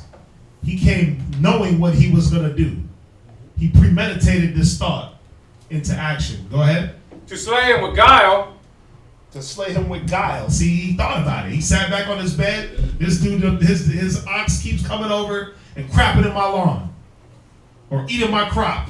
Right? Eating my corn. Now I'm going to get this dude. Let his ox come over one more time. I wish a nigga would. Right? That guile. Go ahead. thou shalt take him from mine altar, that he may die. Right. Because the Most High didn't need no serial killers in Israel. That's a serial killer mentality. You gonna plot and take a man by guile, by trickery. That's Cain and Abel type of stuff.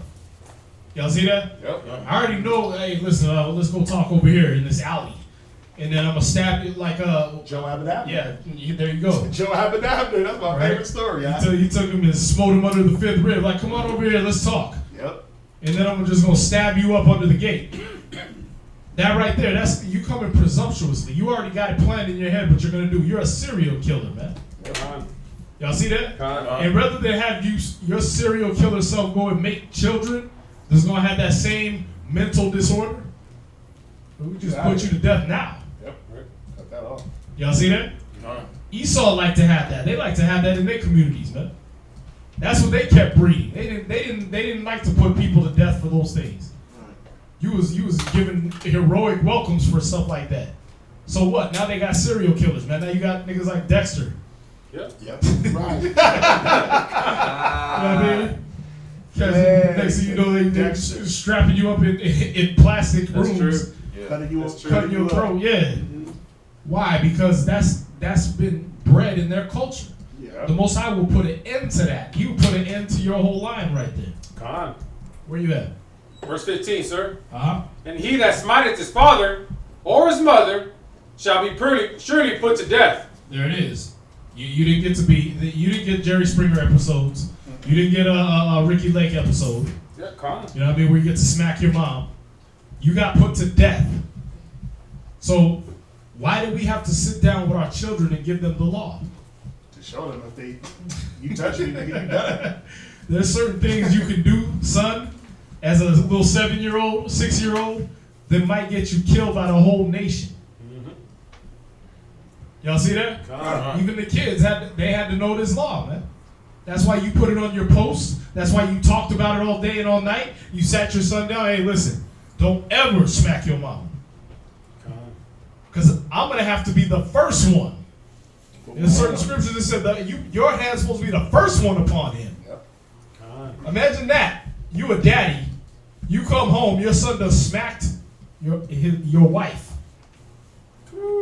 Your hand got to be the first one on your own son to put him to death. Y'all see that? That wasn't the game, man. These laws were heavy. They had a lot of weight to them, man. You can't just read them through like a novel.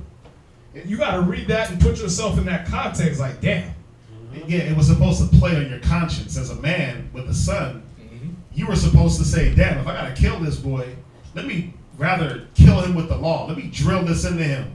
Right? That way you don't have to go through now I got to kill him. That was supposed to play on your conscience. Now as a child, the conscience was supposed to be, well, let me learn it so I don't have to be killed. Yeah, even in this day and age, I'd rather my son run away and his complaint be, yeah, my dad keeps showing me the law and he just go over scripture all day, all night. Then he got to run from my house because he done punched his mom. And he's running away from me. He's running away from my wrath. Y'all see that?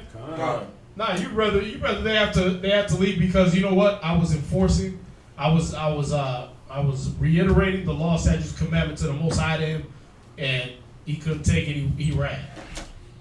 It was too much for him. He ran. Then these kind of situations.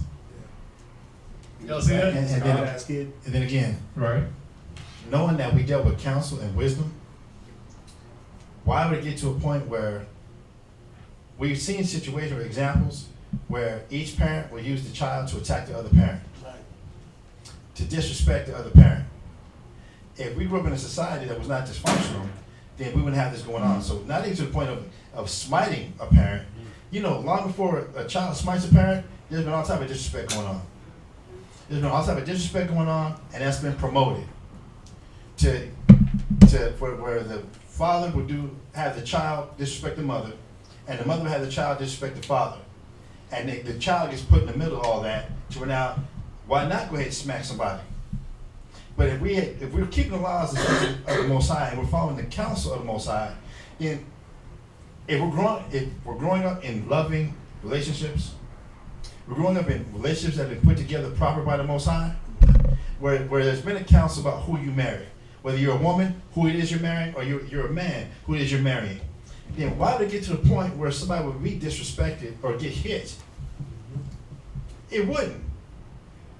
But if we're going to get to this point, we got to make sure, again, what the preventive medicine instead of reactive, wouldn't the preventive cure to this be make sure that we're in loving relationships?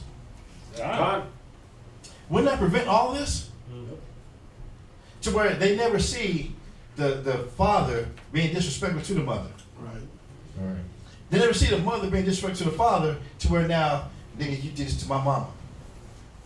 Now it's on that son. You did this to my dad. Right. There'd be no need for that. For again, this law, the extremity of this law, you have to get there.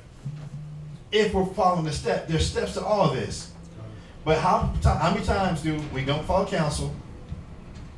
How many times do you know, and growing up, does a young man not bring a woman to his mom because she knows she's gonna say? That ain't a good woman. Yep, a lot, all the time. How many times does that woman not bring that dude around?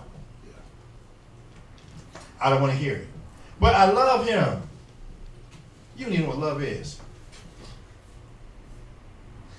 And we have relationships to where the children are growing up seeing this love, seeing the communication that a husband and I ain't gonna say father and a mother, that a husband and a wife have, where there is communication, there is agreement, there is harmony.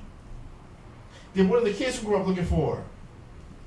Same thing. And expecting. They're seeing it work together. Then I see it again, the father disrespect the mother, and they're seeing the mother disrespect the father. Then is the child going to be put in a situation where I feel like now I can disrespect either one of my parents? No, that ain't going to happen. To the point where I done smack my mom or smack my dad? Yeah, now it's on that child. Now it's on that child if he's just, Right. like the scripture say, he's stubborn and rebellious. If he gets to that point, then it tells you that again, men of the city, Yeah. get this nigga. He's a drunkard, he's a glutton, He's stubborn. he's rebellious, kill him. We got to get him. Yeah. He's spoiled. Yep. You done conquered it. You conquered it. You turn him into a brat, or turn her into a brat. Yep. This works. Right.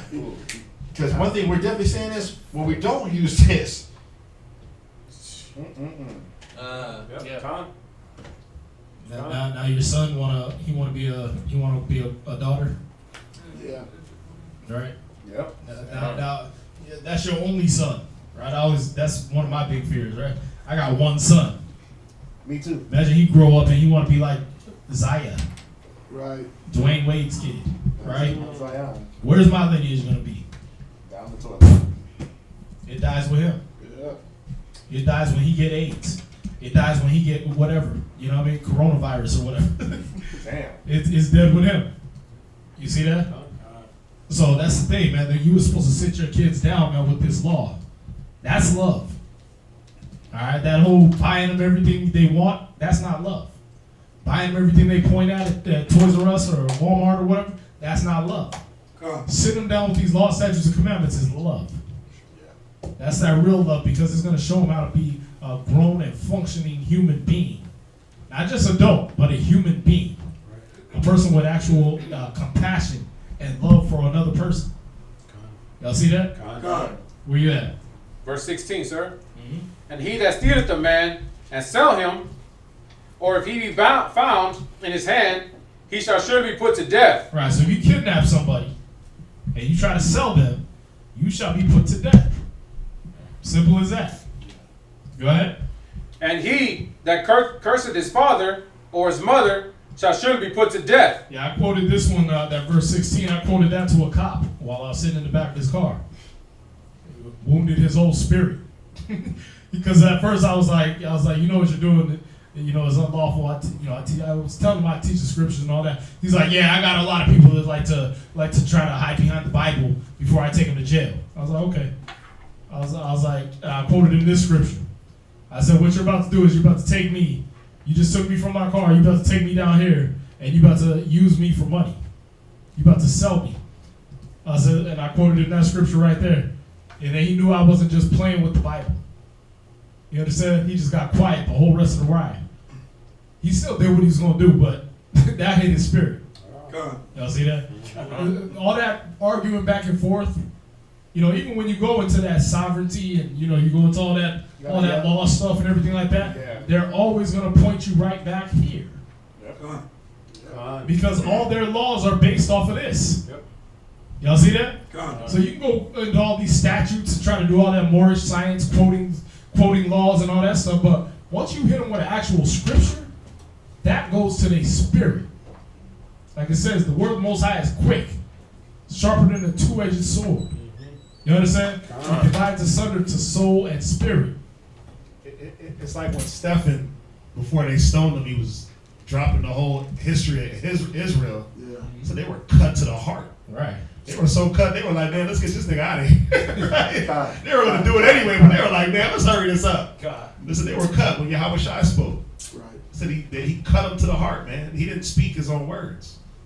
Y'all see that? Go ahead, read on.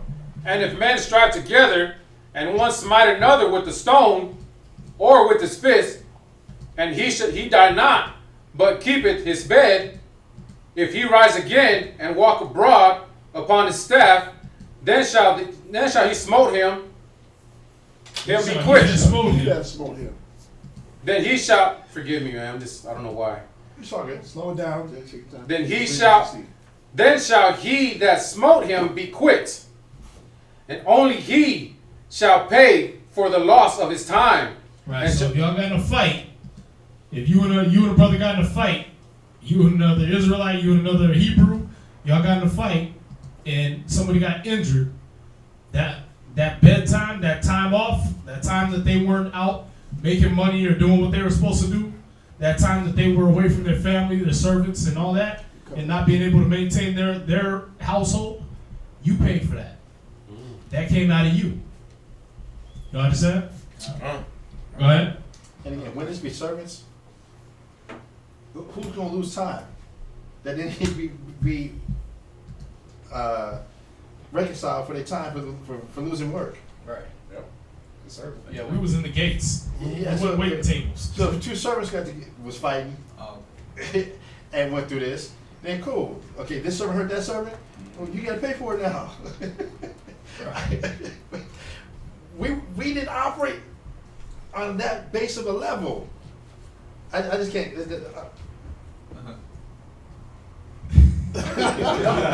Go ahead, read on. And shall cause him to be thoroughly healed. You go to verse 22. Go ahead. And if a man smite his servant or his maid with the rod, and he die under his hand, he shall be surely punished. Notwithstanding, if he continue a day or two, he shall not be punished, for he is his money. If men strive. So if you did, somebody owed you a debt, right? And they're in servitude to you. For whatever reason, something happens and y'all end up fighting. You end up striking this servant. And they end up dying. If they didn't die, if they died right then on the spot, that was another matter. But if they continued a couple days and then they just dropped dead from whatever their wound was, that came out of you.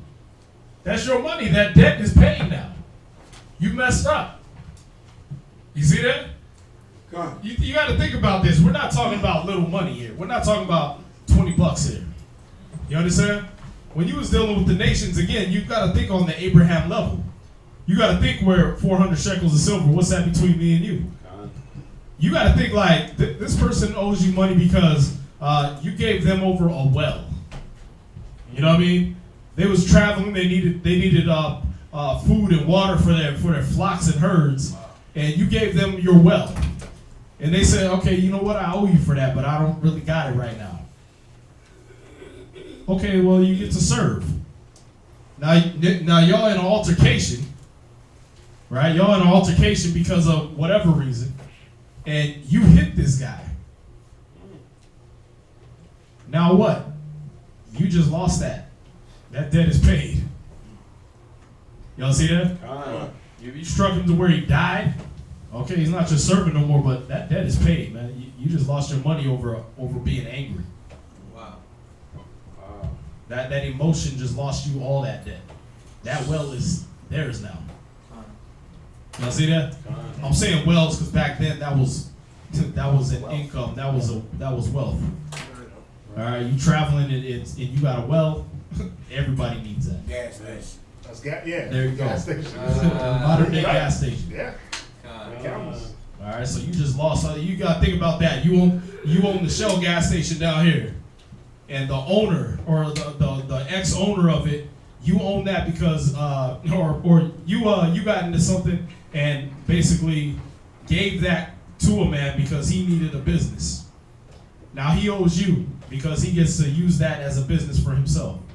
And that Shell is expensive for some reason. They charge like $360 for premium. Yeah. Now you go down there to collect. Yeah, you go down there to collect, and he says some off stuff, and you decide you're gonna bust his head open. You just lost $360. You just lost that whole gas station. $360. That's a lot of dough. Over what? Over emotion. Over being angry. Y'all see that? So you gotta understand that the Most High is trying to show us through the law that your emotion and this business have nothing to do with each other. Right. Your feelings and this law have nothing to do with each other. Y'all see that? Go ahead. Verse 22. If men strive and hurt a woman with child, so that her fruit depart from her, and yet no mischief follow, he shall be surely punished, according as the woman's husband will lay upon him. Right. So you in a fight with somebody. Now we gotta remember the context of where these laws are coming from. These laws are not being dropped on Abraham or Abrahamic men. These laws are not being dropped on Isaac or Isaac men. You understand? These are being dropped on niggas coming out of Egypt for 400 years. We done learned all that the Egyptians thought was civil. Right. We done learned all that the Ethiopians who were up under the Egyptians at the time, who was traveling into Egypt, we done learned everything they thought was civil. All the Hittites, the Amorites, the Perizzites, all these nations, these what we call African nations now, was dwelling in Egypt. That was the hub. You understand? Right. And when I say a hub, that's where everybody plugged into. Right. You came there to get your grain, your corn. All the nations that were going through famine had to come to Egypt. So we were learning, again, just like being in America, right? You're going to learn what the Chinese think is moral, right? You're going to learn that eating dogs and cats is okay, right? Then in living here in America, you're going to learn that what Islam thinks is halal or holy, that they'll call anything halal, right? You thought it was, they're just going to be eating beef and all the biblical things. No, it's how they kill it. So they kill a shrimp as long as they cut his little throat and prayed over him. Right. He's holy. Y'all see that? So you sit here in this big mesh pot, right? This big melting pot of America. And when you come out, you're going to have a certain mentality of what is right and what is good and what is okay to do. Y'all see that? So, I know what you were saying about these aren't, why would these men even be fighting? Because we came out of Egypt. We have an Egyptian mentality coming out of here. True. Y'all see that? We was Hebrew Israelites, but we had an Egyptian mentality where Shoot, there was fighting before we got out of Egypt. We was fighting in slavery. One slave fighting another one. And Moses had to come in and break that up. Why y'all doing this to each other? Y'all brothers. Y'all see that? So the Most High, us coming out of Egypt, coming from that two niggas fighting in the street mentality, right? Crabs in a bucket mentality. He said, listen, if y'all do this now, it ain't gonna be no Moses comes down and separates y'all and be like, why do y'all do this to each other? Yeah, no, there's gonna be rules. If y'all fight and you hit a woman on accident, right? You rear back and pow, your elbow takes her whole face out, and she was with child, you're done. You see that? You fight and you knock this dude senseless, however long he was in his bed, you paying for that. That's gonna hit your pockets. You see that? Right. So these are the kind of mentality that the Most High was having to kill, was the old Egyptian mentality. So we can't look at these brothers and sisters as they coming out of Egypt as if they were just these righteous Hebrews that went into Egypt. Right. You know what I mean? And the Most High had to put these laws on righteous men. Nah, he had to put this on people that were willing to worship a golden cow. He had to put these laws on people that he had to actually tell, do not approach to a beast to lay with it. This is how perverted our people were coming out of Egypt. Wow. It's not wow. Come out of America, we're going to be doing the same thing. That's right. You're going to have brothers and sisters that got to come through these doors, and you're going to have to counsel them why they got to pick their pants up. You have to actually counsel them because they won't see the sense in it. They won't understand, why do I got to pick my pants up above my knees? Why can't I walk with my entire ass cheeks hanging out in the street? Because you can't actually walk like that. You know what I mean? You're going to have to actually go through. We got to counsel brothers on why they got to stop smoking weed, man. Like, you don't get it? Like, you don't understand why you shouldn't smoke weed? You don't understand why, like, 90% of jobs out there won't hire you if you got weed in your system? Why is that? Because you can't operate machinery on weed. You know what I mean? Your mind is not clear. Don't no boss want to come in trying to tell you how to do your job. Hey, Carl, I need you to go ahead and move the 50-pound bags of sugar into aisle 7 today. And you sitting there talking like, damn, man, have you ever noticed how sugar's white? He don't want to get in that damn conversation with you. We don't have you going, yes, sir. Let me go grab the 50-pound bags of sugar and put them in aisle 3, like you said. We got you sitting there philosophically discussing why the sugar is a certain color. He don't want that out of you.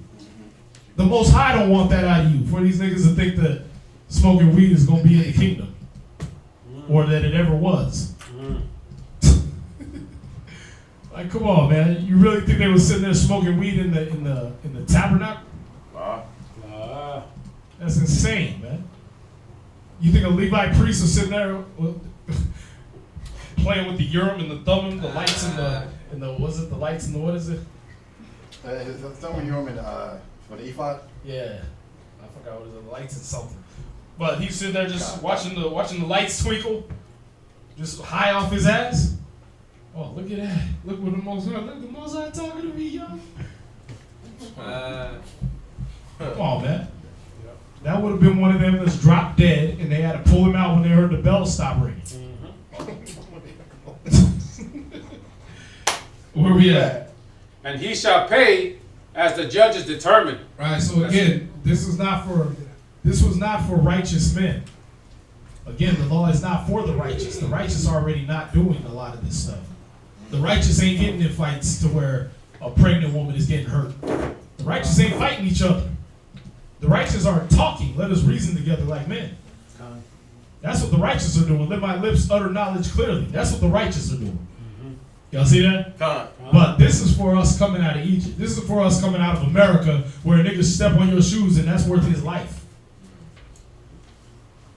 You ready to up the heat in the middle of the club with 50 to 100 witnesses and shoot him in the face. because he stepped on your brand new Jordans. Come. Somehow you hit a chick in the belly because you're aiming. Right. Your aim is off. Niggas' aim is There like you go. so garbage. Right. You aiming sideways like you seen in the movie. Right, right.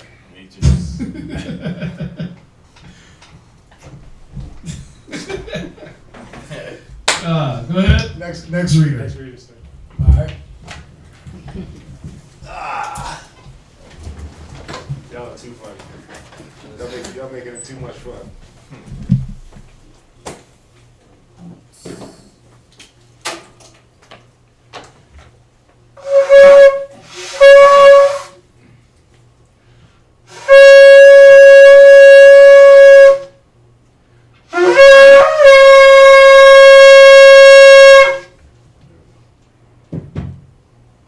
Ricardo, Shabbat Shah, Yeshakar, Ban, Yashala. Ricardo, Shabbat Shah, Yashakar, Bad Yashala, Imagine.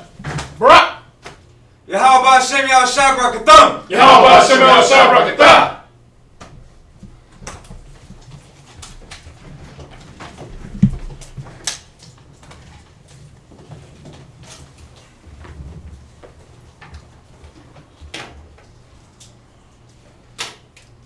Exodus chapter 21, verse 23. And if any mischief follow, then thou shalt give life for life, eye for eye, tooth for tooth, hand for hand, foot for foot. Right. Where you at? 21 and verse. 25 now. Now, again, we're going through all these various laws, right? What was the Most High trying to show us? Was he trying to show us not to get to this point? That there was no chick that was supposed to be in the middle of y'all niggas fighting. There was no woman that was supposed to be there pregnant while y'all were fighting. Truthfully, you weren't even supposed to be beating on your servants. He started out the chapter saying that if your servant was pleased to dwell with you, let him stay, right? Who's going to be pleased to dwell with a man that's beating on him? So the whole point was to not get to these levels of, I got to beat on another man, right? I got to be fighting and knock the baby out of some chick by accident. I'm doing things carelessly and I slay a man. I mean, a lot of us go through life without committing manslaughter, right? Yeah, but it's about being careful. And how angry and emotional do you gotta be to see a woman there while you know what I mean? If she- Oh, and no. just keep going. She- Brothers do that. That's how to show my manhood. And she's obviously protecting her husband. Right. But a woman was If supposed to be she's seeing there. her husband get beat down, obviously she's trying to help him. Right. But you, in your rage, you beat her, you beat him and her. But niggas do it. All you gotta do is go on a World Star and you'll watch the fight and the woman is like, no, just stop. You already whooped his ass. And then she catches one. Boop! And you like, damn, he knocked her out too?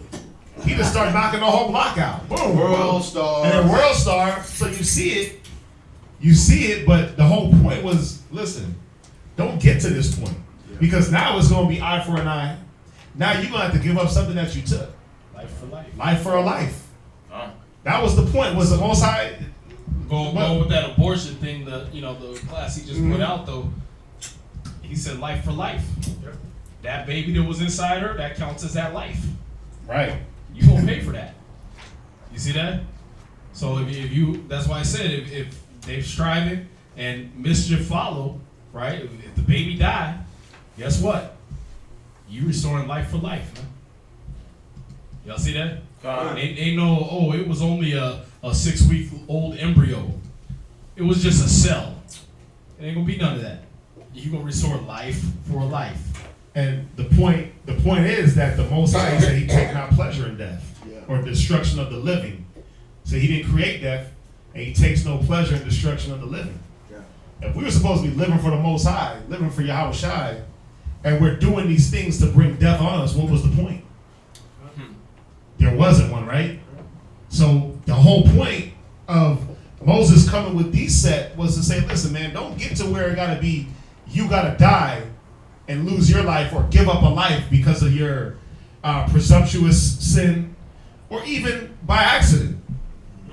Y'all see that? Go ahead. And as we always bring out, these laws are not about the carnality of the situation. Right. These Right, laws right, they were to affect your spirit, Yeah, your conscience. how you think. Yep.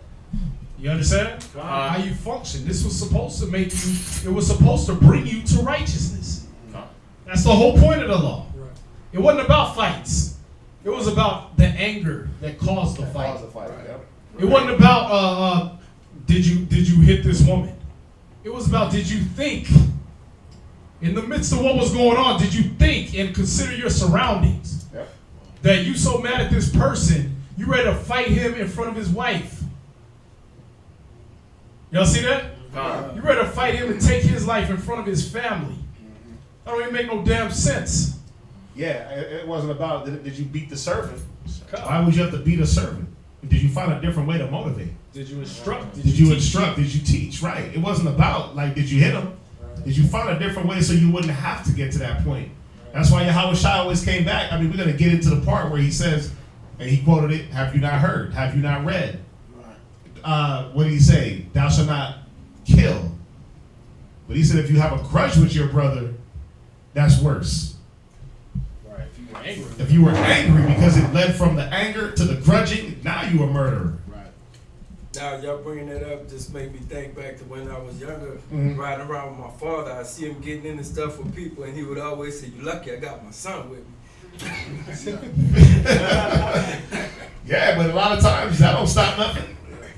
That won't stop a man that's not thinking. He's like, shit, you got your son with you.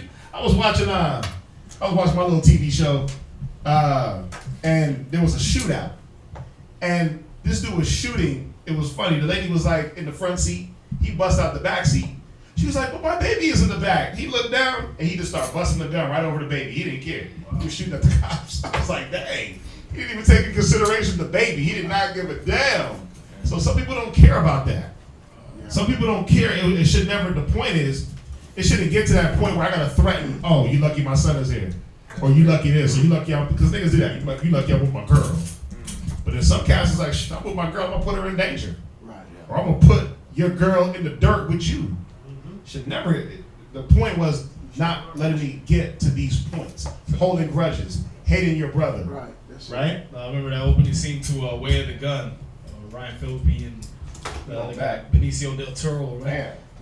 Right. He was about to get in the fight with that dude, and he came up to the guy was like, "So you ready to do the man dance? First dance is yours." He pushed the dude out the way, punched his girl in the face because she was the one talking all the smack. Punched her in the face first, started stomping on her. It was pulling him off of her. It's terrible. You know what I mean? But this is the thing is the situations the Most High has set up here. He's showing you these things wouldn't even happen in Israel. That if you're reading this law, okay, you know what? First thing I'm gonna do, I'm gonna make sure my woman ain't around if I get in an altercation like this, because this could happen. This could happen. She could be pregnant. I might end up fighting the dude and we get in our emotions, and then boom, I lose my baby. You know what I mean? You're gonna think. It's gonna inspire. The law was supposed to inspire you to think. That's why when you get to Nehemiah and Ezra's time, it said they had to go make the sense, which is what we're doing for you right now. We're not just showing you, if men strive together and you hit a woman. No, we got to show you all the possible scenarios and all the thought process that goes into that, and the step by step that leads up to that. Why? So that you'll think. So that when you'll come out of the American mentality and just be, oh, when a nigga step on my shoes, he's losing his life.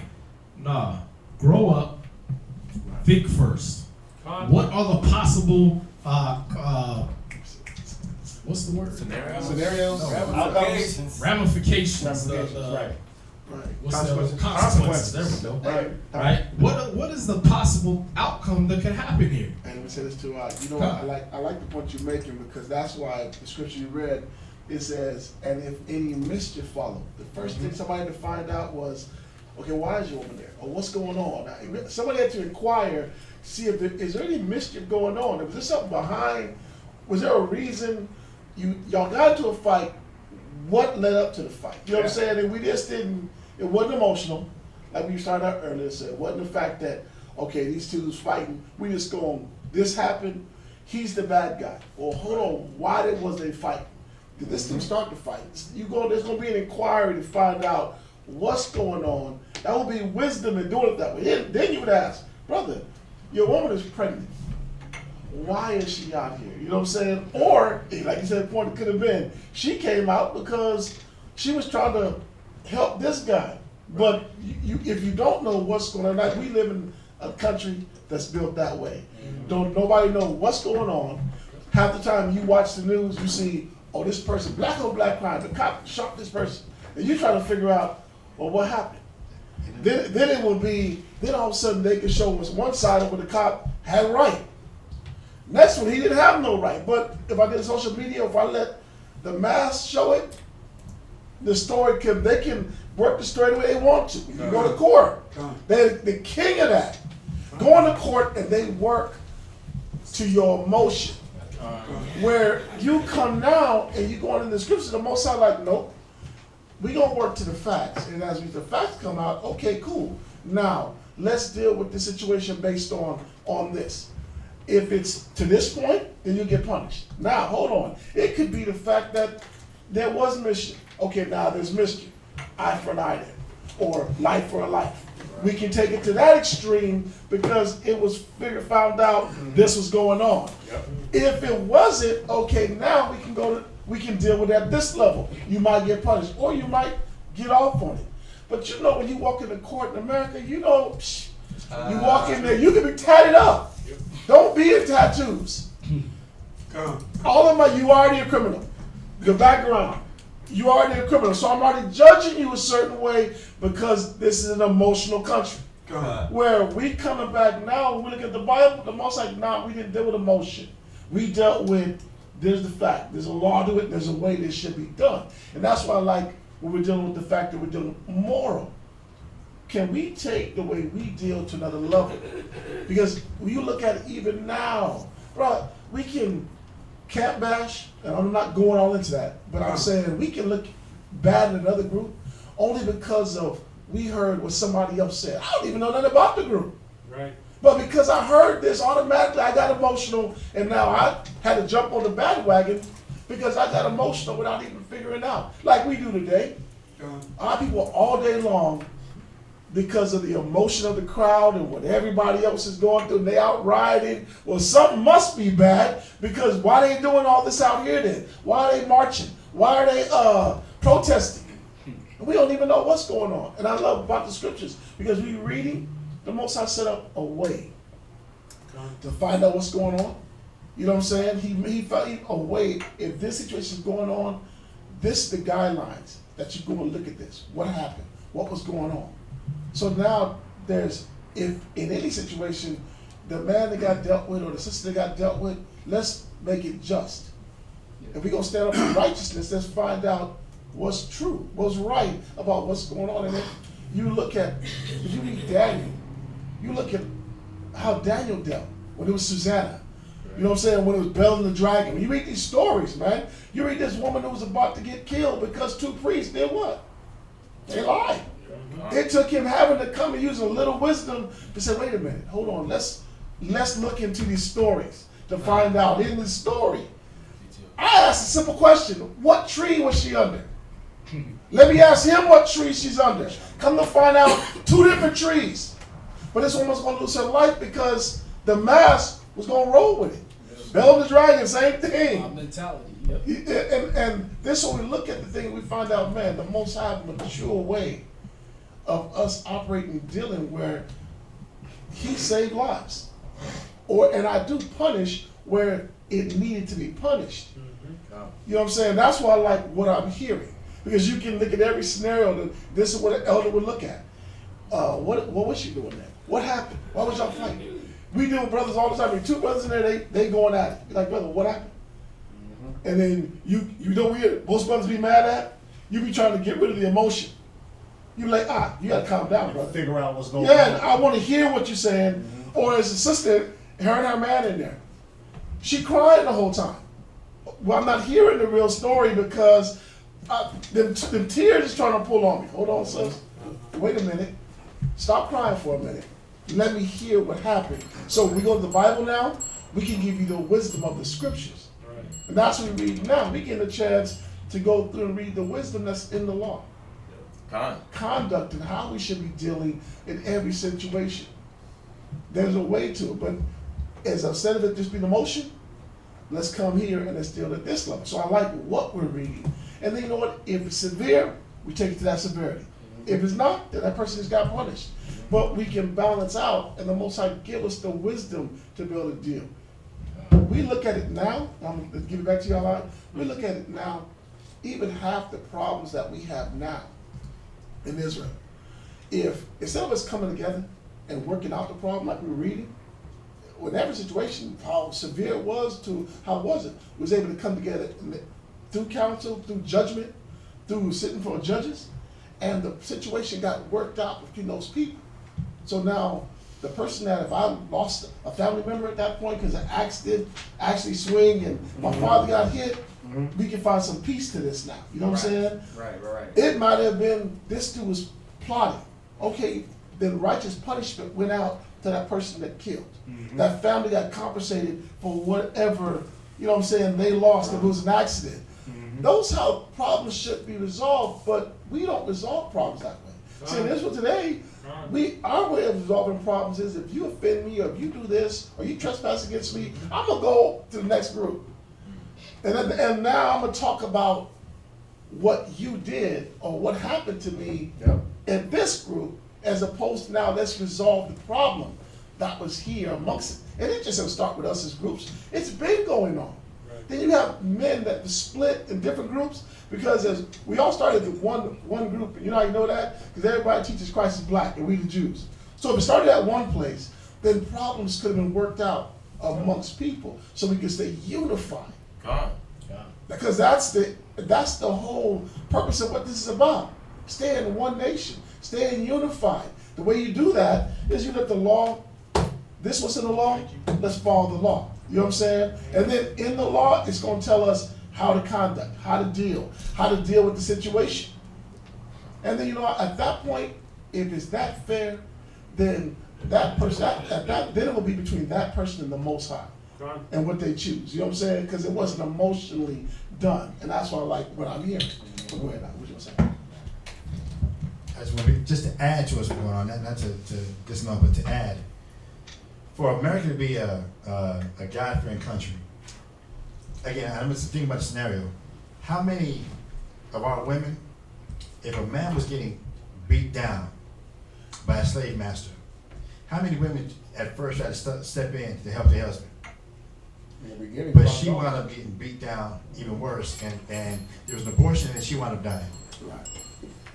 But once I said, before you let emotion take over, if you're beating this servant, because remember in context, it's talking about dealing with your servants, right?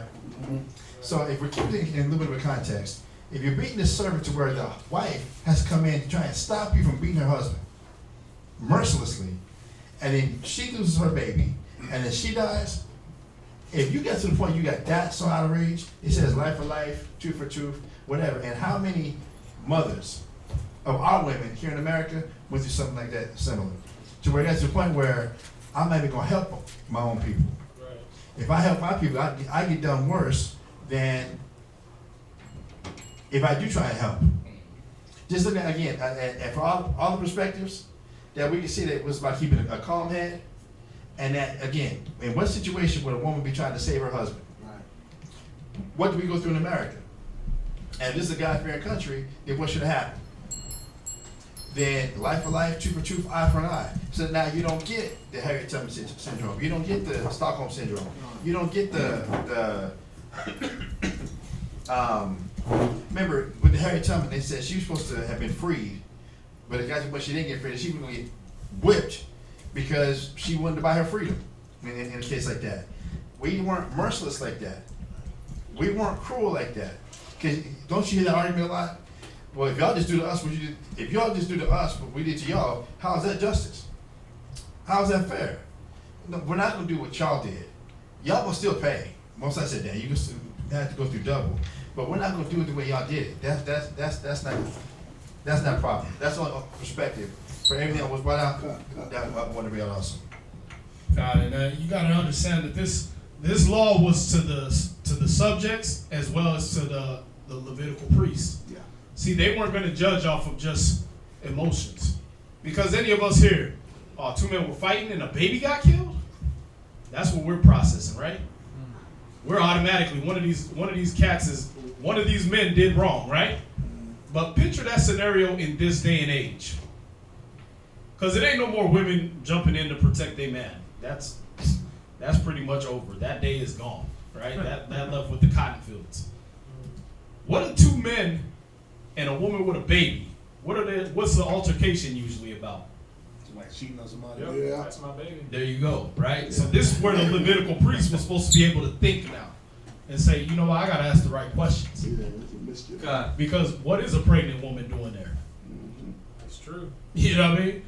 What is she doing trying to protect one of these men? That husband is probably trying to kill the nigga that slept with her and got her the baby. Yep.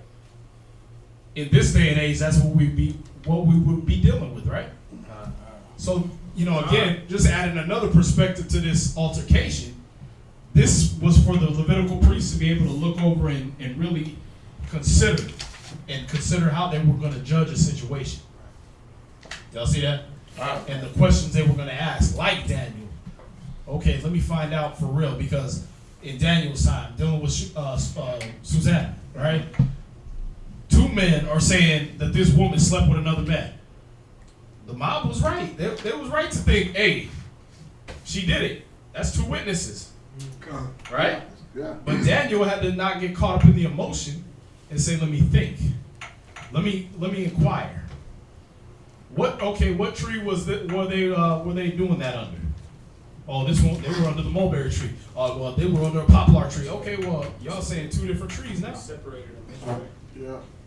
Y'all didn't see nothing. Y'all see that? Now we got to find out why y'all lying. Now the inquiry doesn't go. It's not on her anymore. It's now on y'all. What is y'all beef with her? Y'all see that? But see, was the mob wrong to think that with two witnesses, they saw what they saw? Nah, they weren't entirely wrong, but they were wrong to not further question. See, and that's what the Levitical priest job was to do. As they were reading this law, they were supposed to be having the sense like we're giving to y'all. Having the multiple perspectives. Thinking beyond just what you see in black and white. You see that?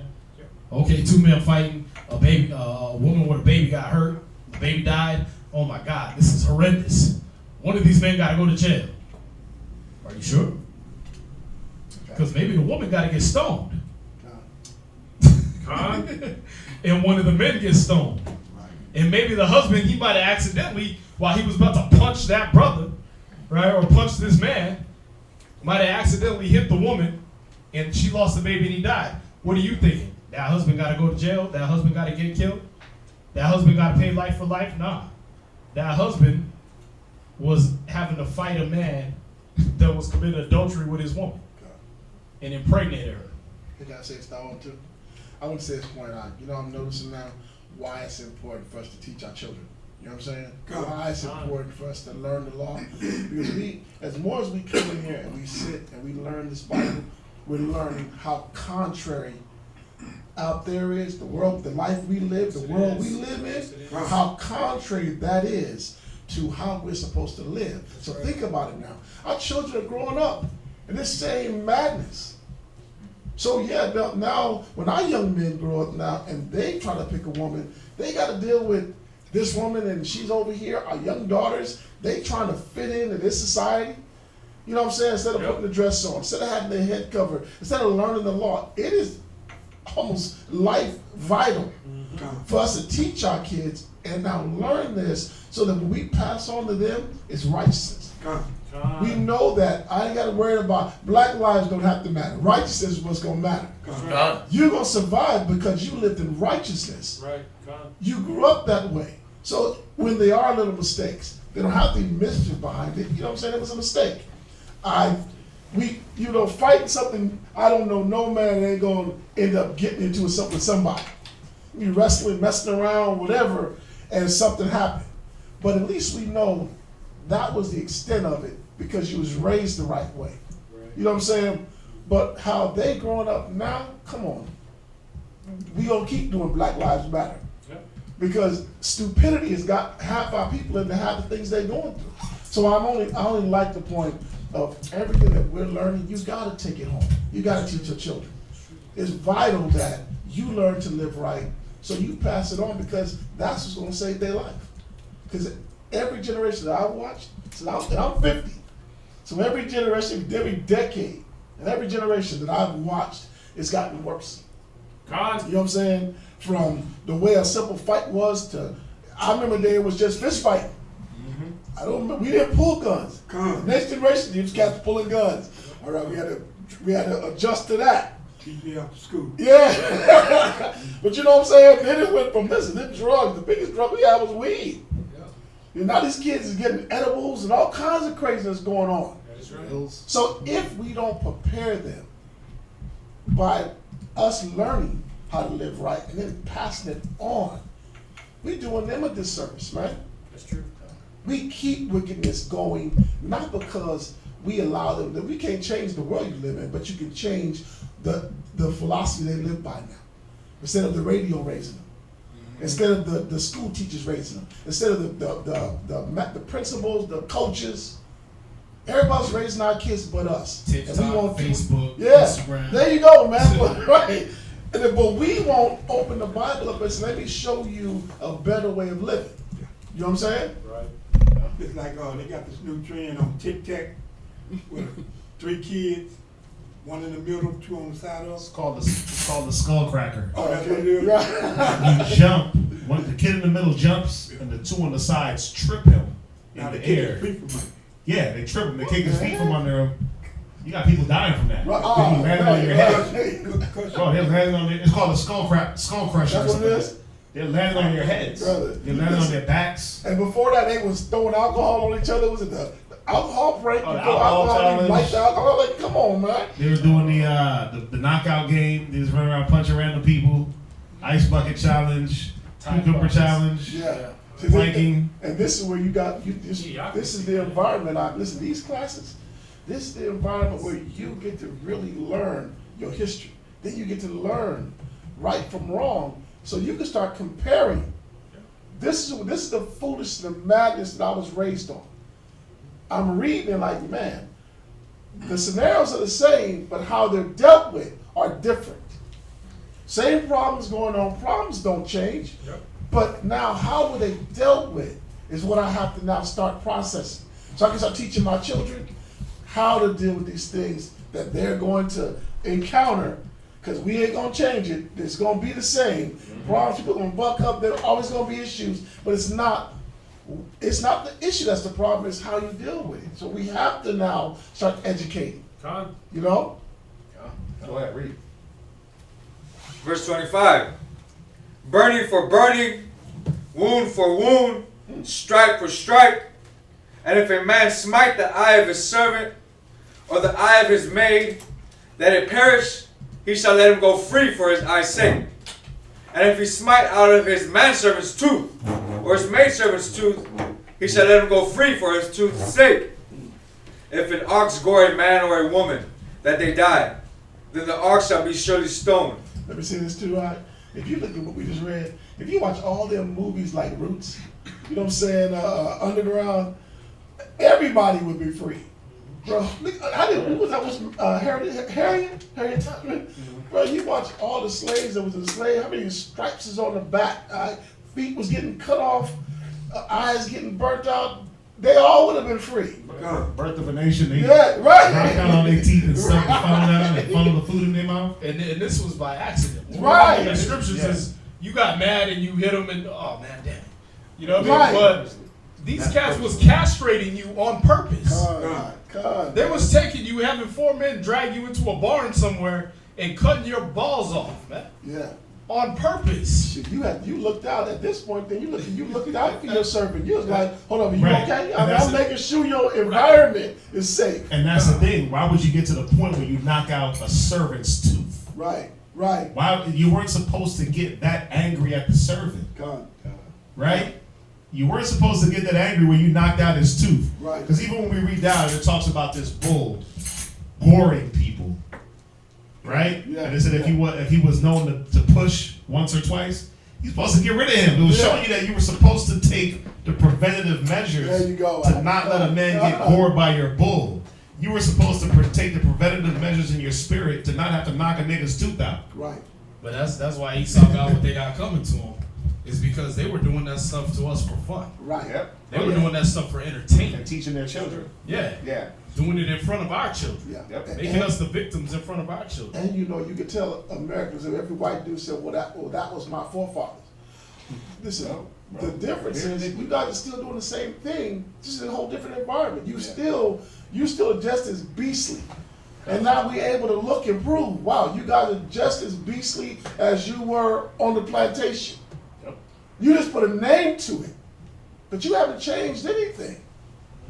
You got a cat from going to jail to everything else. You have people that got their teeth knocked out, people that got skulls in their head, everything on the job. Where you would think, we was talking about in the military. How many people that came back from the military, lame, the whole nine, problems, health issues, everything else. It's a lot of them in there. You never let them out. You don't want to give them no benefits. You don't want to help. But this is the type of society that we're built on. We're reading about a society that's built on looking out, helping, consideration. That and it's in the Bible, and the Father's calling that wisdom, knowledge, understanding. That's what we're supposed to be striving and following. But go ahead. That's what you got to understand about this law is that it was built to build a perfect world. Right. It was made to build a perfect world. Right. And what you've been living in right now is far from it. So that's why we always telling y'all got to dump the American mentality, man. Dump the Western mentality when you're reading the scriptures. Dump that politically correct American. This ain't right. This is right. What you know is right and wrong should only be going according to scripture. Because what you've been raised in is backwards.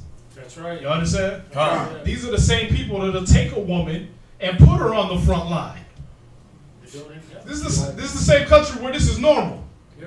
Right? I got a friend. Her daughter just went through Marine Corps training. Marine Corps, man. This chick ain't even 100 pounds, soaking wet. They'll put her on the front line. But the scripture showed us the tender and delicate woman among us wouldn't even set her foot on the ground. Much less put on combat boots and hit the ground somewhere else. Yeah. You understand? But this nation you're in, this is normal. We're in a nation where a woman can marry her dog. This is normal. Y'all see that? So when you get to the Bible, yeah, things are going to be strange. Yeah, things are going to be like, I don't know if that's right. Yeah, because you still in the American mentality. Y'all see that? If a man have 2 wives, that's strange. Yeah, because you raised as an American. You're raised in a nation where 2 men can have sex with each other. And that's okay. And you have to teach your kids to tolerate that. So yeah, when you look at the Bible, it's going to be a little bit strange if you come with a Western mentality. Y'all see that? Go ahead. Verse 28.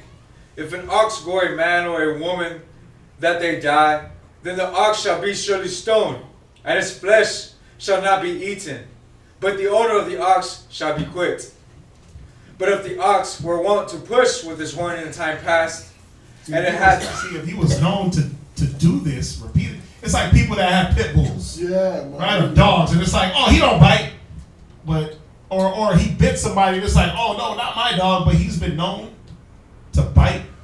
They'll put that animal, they should have put that animal down, and that's where you get people go to jail behind that, because you were supposed to put him down on the first bite. Right. And I understand it now why Esau, like a mountain lion, attacked some people in California last week. And so they're like, listen, we're looking for the mountain lion, because they're going to put him down. I get it now, though. It sounds cruel, but I get it.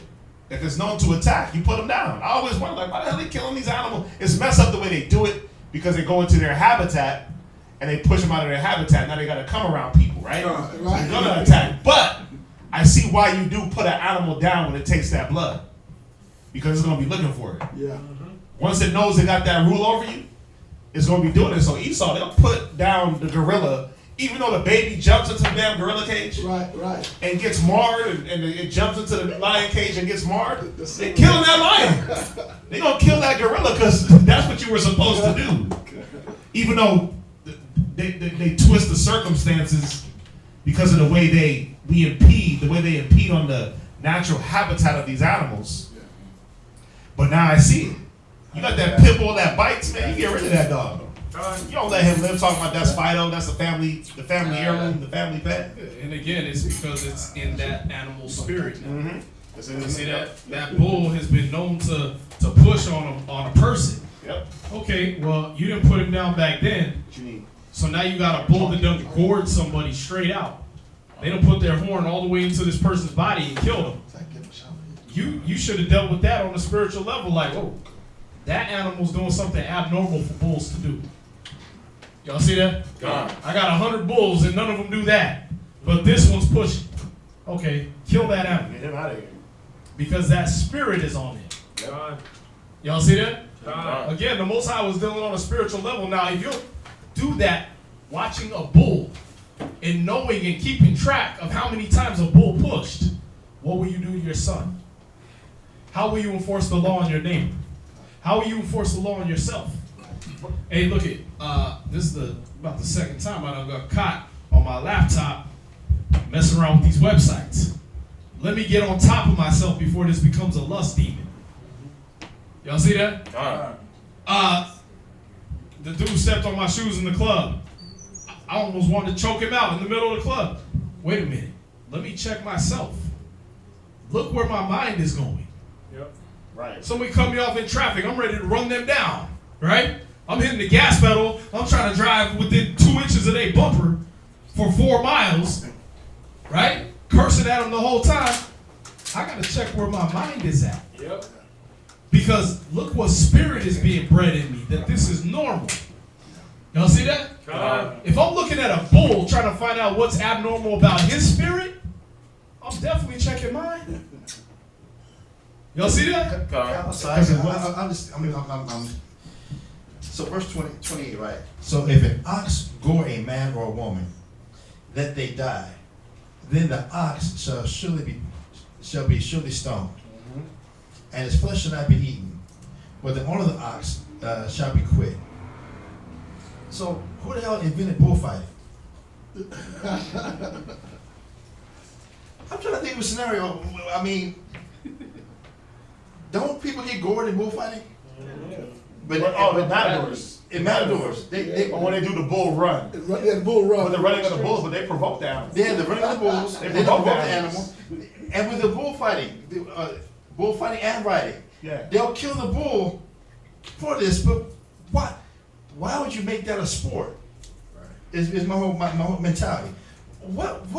Where's your mentality? This is something. This is a big Let's be such a profane person as Esau. Like, right. I'm just trying to understand this, right? Because we go to verse 29. But if the ox was one to just push, he didn't go nobody first. Yeah. Right. He's pushing, so it tells you what the owner, if you're responsible, is supposed to do. Then you make sure you put that ox somewhere where this won't happen, because you might keep him from breeding or what have you. Right. You don't have to necessarily kill him right away, but where else would you put an animal in a position where they're just going to be killing somebody? That you're not being responsible, where if he is one to push, he is one to do this, then now you got to die too, because you weren't responsible to put this ox somewhere where you can't hurt nobody? Because you know what it's showing? You know why you have to die? Because it shows your level of selfishness. God. Yeah. It shows your level of covetousness, where Or I can't lose this bull. Right. I can't give up this livestock because he's my wealth, he's my work, right? The ox is work. If I get rid of this bull, I'm only gonna have one yoke. Right? Or I get it's two to a yoke. Yep. I'm only gonna have one bull, and I can't afford that. But this nigga's a killer. But guess what? I can't get rid of him. I don't want to take like you said, lazy. So and then the love of money then is the love of money. We were all evil, right? Out of greed, I ain't gonna get rid of this bull out of my greed. Right. I'd rather have somebody die or whatever, so I keep my bottom line high or whatever. Ain't that Esau? That's the mentality Israel was into when you got to the time of Christ. That's the first thing he told him. He's like, what about if your ox fall in a hole? Yep. Why? Because they valued that ox so much they would keep him even if he damn near gored somebody. They valued it more than that, more than life. What man having an ox fall in the ditch, right? Right. So he used that to what? Hit him right in the spirit. You know what I mean? He used that. He used those analogies to hit him right to the spirit, man. And that's what the Egyptians were about. They were about the bottom line, right? Moses went, free my people. They were like, listen, you're going to make break without us bringing you straw. And it's going to be the same production. They were about that bottom line. They weren't about, wait a minute, we work in 10-day work weeks. We putting these dudes under a rigorous bondage. Let's have some morality with our servants, right? Because we were servants to the Egyptians. We were slaves to the Egyptians. But they had no type of moral compass when it came to deal with us. So again, it was about washing away the things that we seen in Egypt, and then also the things that we were going to see in the land that we were going to go to, which was Canaan. Because the Canaanites weren't dealing right either. Let's be real. And remember, this is a civil law that we're reading through here. So it was meant to change you from seeing people and things as just commodities and seeing them as beings, spirits that you got to deal with. Y'all see that? It's not just about money. No, this bull could take a life. You're supposed to consider that. It could take your life, your son's life. You know what I mean?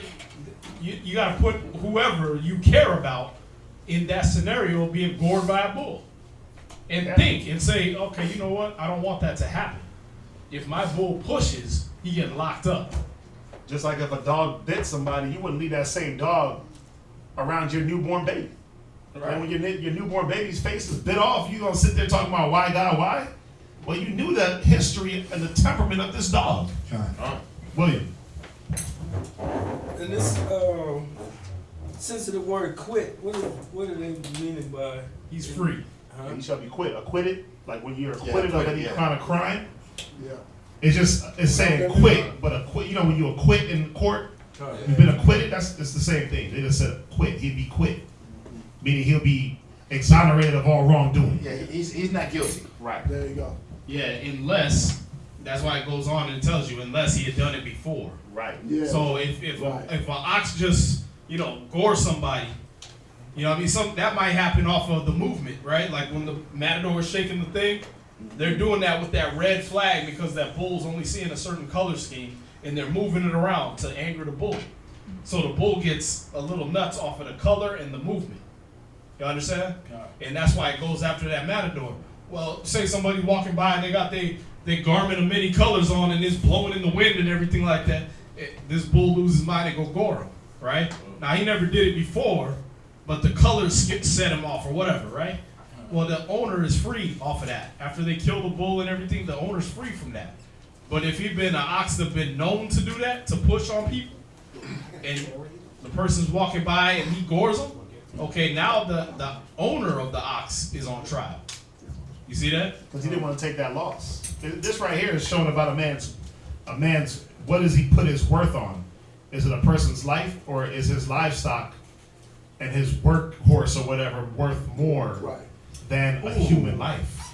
Hold on, and I'm just thinking about this too. Now, if we just came out of Egypt and most of us trying to get inside the mentality of the Egyptians, then how much did the Egyptians worship oxes?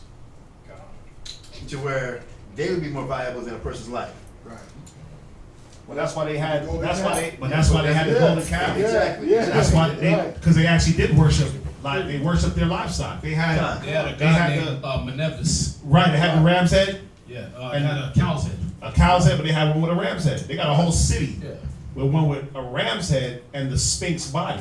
Right. And you talk about people having relationships like, well, he's been in the family.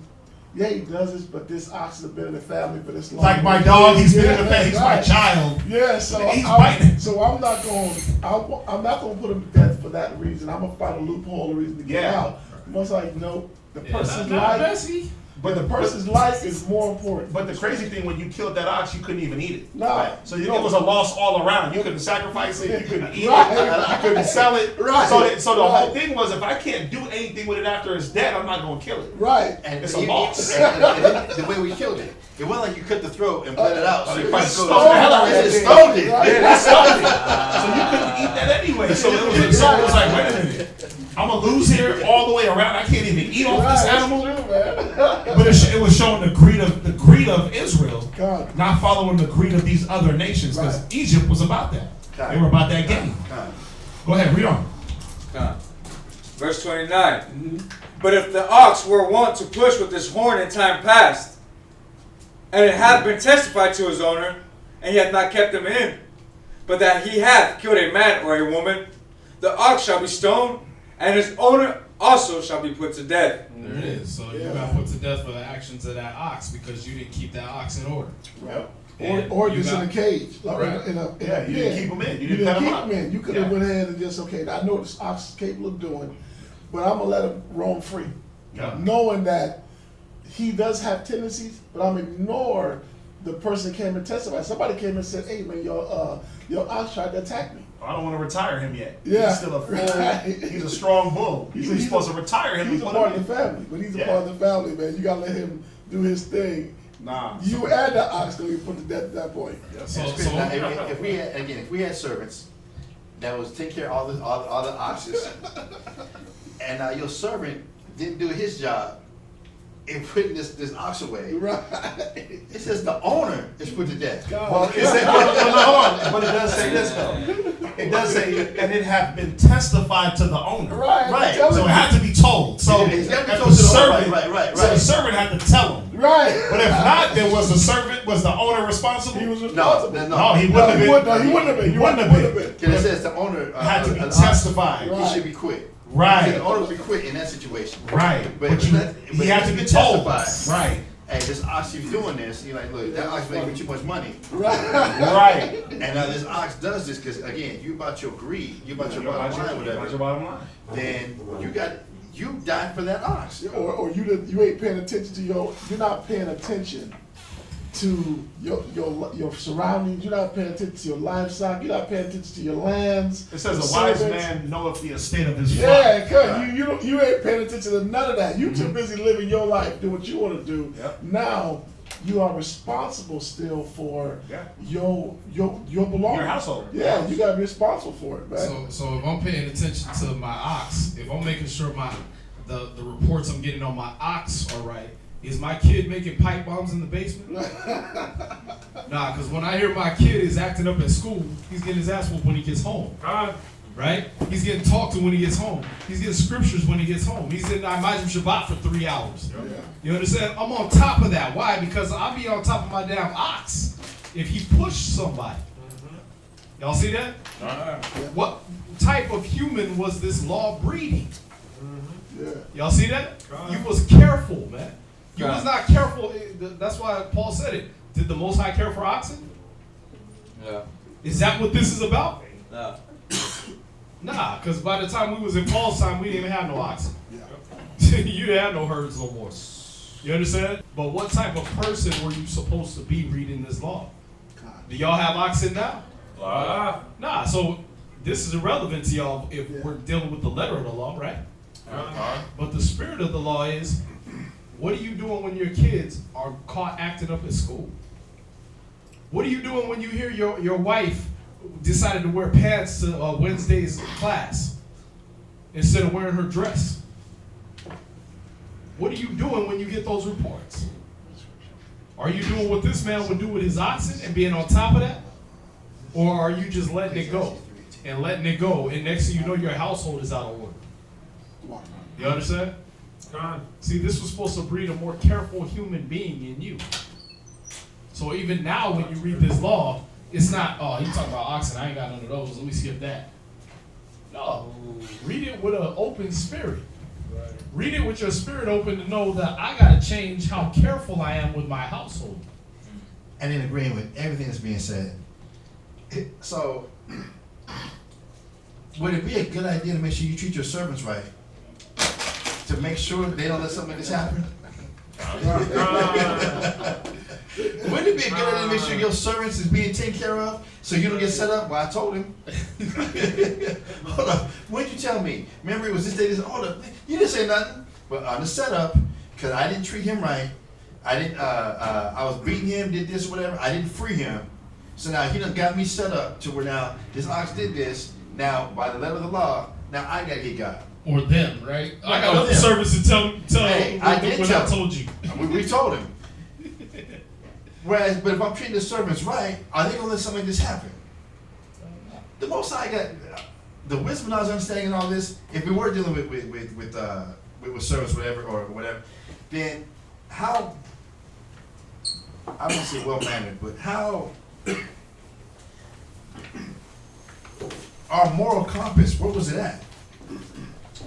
How moral were we to have charity, to have compassion, to have mercy, to have love? How much were we actually dealing with, and how much did we stop dealing with that the Most High had to bring us here to Esau to show us how real monsters operate? How bad did we get? That's just, as we're going on all this stuff, just in thinking that, damn, am I going to make sure my children are being dealt with proper? So that they're not acting a fool, because they know they represent something greater, something higher, that their moral compass is better. I'm not just coming in, if I'm an owner of sheep, of an ox, and I got to make sure that the ox is acting right, then am I that father, and this is why and myself, am I that father, when I get home, I'm on the couch, into my binge watching, but I'm not even inquiring about what's going on with my children's day. I'm even finding what's going on with them. Because I'm just so tired, I'm so whatever, just into what I get going on, but I'm not taking the time to find out what's going on with my wife, what's going on with my kids, what's going on with other brothers, other sisters, whatever in the camp. It's just about, I'm just so tired, it's not my time. I just need to be about me. Where are we at? Where are we at? Just and take a look at this. That are we really dealing with the wisdom and understanding of Most High just because we know the color of Christ? Are we dealing with the wisdom and understanding of the Most High just because we know when the Sabbath is? Are we really getting into this? Are we really meditating? Are we really pulling out what this is really talking about? Verse 30. Exodus chapter 21, verse 30. If there be laid on him a sum of money, then he shall give for the ransom of his life whatsoever is laid upon him. Whether he have gored a son or have gored a daughter, according to this judgment shall it be done unto him. If the ox shall push a manservant or a maidservant, he shall give unto the master 30 shekels of silver, and the ox shall be stoned. And if a man shall open a pit, right? See how it's the same. Okay, if he gored a regular Israelite citizen, you're supposed to stone him. You're supposed to lock him up. If he gored him and killed him, you're supposed to put him to death. If he did it to a servant or a handmaid, it didn't count as bad. But at the same time, what were you still supposed to do to that ox? Kill it. Kill it. The ox had to go. That spirit got to go. Y'all see that? You can't just have that, because it ain't going to stop at a maidservant. Oh, that was just a servant. Oh, wait, that's an Israelite. I won't gore him. It wasn't going to stop based off of what station that person had in life. Y'all see that? So you had to get rid of that ox. Go ahead. So in verse 30, when it's talking about, like, if there be laid on him a sum of money, who is him? Where you at? I went back up to verse 30. Could be that owner. Yeah. Okay. And then verse 31, whether he have gored a son or have gored a daughter, that's talking about the ox doing that. Right. According to this judgment shall it be done unto him. And him is the owner as well? Yeah. Right. Come on. I'm going to go with 32 again. If the ox shall push a manservant or a maidservant, he shall give unto their master 30 shekels of silver, and the ox shall be stoned. And if a man shall open a pit, or if a man shall dig a pit, and not cover it, and an ox or an ass fall therein, the owner of the pit shall make it good, and give money unto the owner of them, and the dead beast shall be his. And if one man's ox hurt another's, again showing that you were supposed to be accountable for your property, for the things that you did. It didn't say if you dug a pit on your house. It just said if you dug a pit. Now, if you dug a random pit out in the field for some odd reason and didn't cover it and somebody's ox fell in, that was on you. It didn't matter where you dug it. Being accountable for your action. Right? It talks about when you didn't build, what was it on your house? Battlements. Right. And somebody fell off. That was on the house owner. Right? So there were things that you were supposed to take care of before you just wanted to have a housewarming party. Even if it was a beef. Even if it was a beef, right? It was on you. Yeah. Even if before you did the whole housewarming and look at my new house, you were supposed to make sure it was up to code. And then that requires also, did we maintain? If I got a battlement and it gets old and now something falls off and hits somebody, did I maintain this house and maintain it so this didn't hurt nobody, or was I just living my best life? Through slothfulness, the house droppeth through. Yes. Yeah. Just being whatever. The Most High's got this so wrapped up. It's Just amazing. being a master God. of giving, like the Pharisees, do this, but not really taking account of what really needs to be done. Right. Because that's all it was. Because look at what's Israel's problem today. You want things like we talked about, right? In James 4, you ask amiss, then you may consume it on your own lust. Right. Oh, I want a woman. But you don't know how to maintain a woman. Right. You get one of these little garbage women out there. You don't maintain yourself. You're right. You don't know how to wipe your own butt, but you want a woman. Right? Now you get her in the house, you got one of these women out here from wherever, right? And you brought her into your home because she looked good. But she don't know how to clean herself. Her parents were under these curses. She don't know nothing about her own anatomy. So you got this little funky woman in your house because she put on the Mr. Potato Head, super gloss and everything like that, and made herself look super sexy for you, right? And threw her little Instagram pics on. Now she's in your house, stinking up the whole place. But you don't know how to maintain yourself, so you don't know how to teach her. You haven't learned how to overcome hardness as far as how do you deal with your lust and overcoming your lust, so you can't show her how to overcome hers. So now what are we doing? Now we both in the house fighting like cats and dogs. Blind leading the blind. Now it's the blind leading the blind, and now all I can say is she's wicked. Right. And all she can say is he's out. He's out the spirit. Yeah. He's out the spirit. That because you won't let someone teach you how to overcome your battle. You won't let somebody direct you in overcoming your spiritual flaw. How the hell are you going to show a woman or children how to overcome theirs? All we're going to be left with is our emotions, and that's why there's more domestic violence suits. Yep. That's why there's more people locked up in jail, because we don't know how to use reasoning. So I know how to punch somebody. I know how to choke somebody. I know how to punch holes in doors. I know how to drink till I'm damn near blind and get to a car accident and catch DUI. I know how to do all these type of things, but how do I maintain my spirit? How do I know how to submit to the ones watching for my spirit? Just show me how to overcome these things so I can now be that head of my house. I can now show my woman how to overcome her spiritual flaws. And we can now show our children how to overcome their spiritual flaws. But if again, it all starts somewhere. And if we put these things, if we start implementing these things, how much better are our children going to have it? Yeah. And then not only how much better are our children going to have it, how much better are their children going to have it? God. And if that's the third or fourth generation, guess who's coming back? Right. Yeah, you're right. Then we're coming back into something good.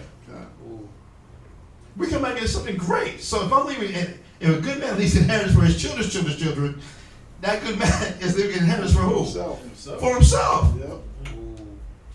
I now know how to look for a good woman. I now look for a good man. Yeah. I've got some generational wealth that I started. Yeah. God.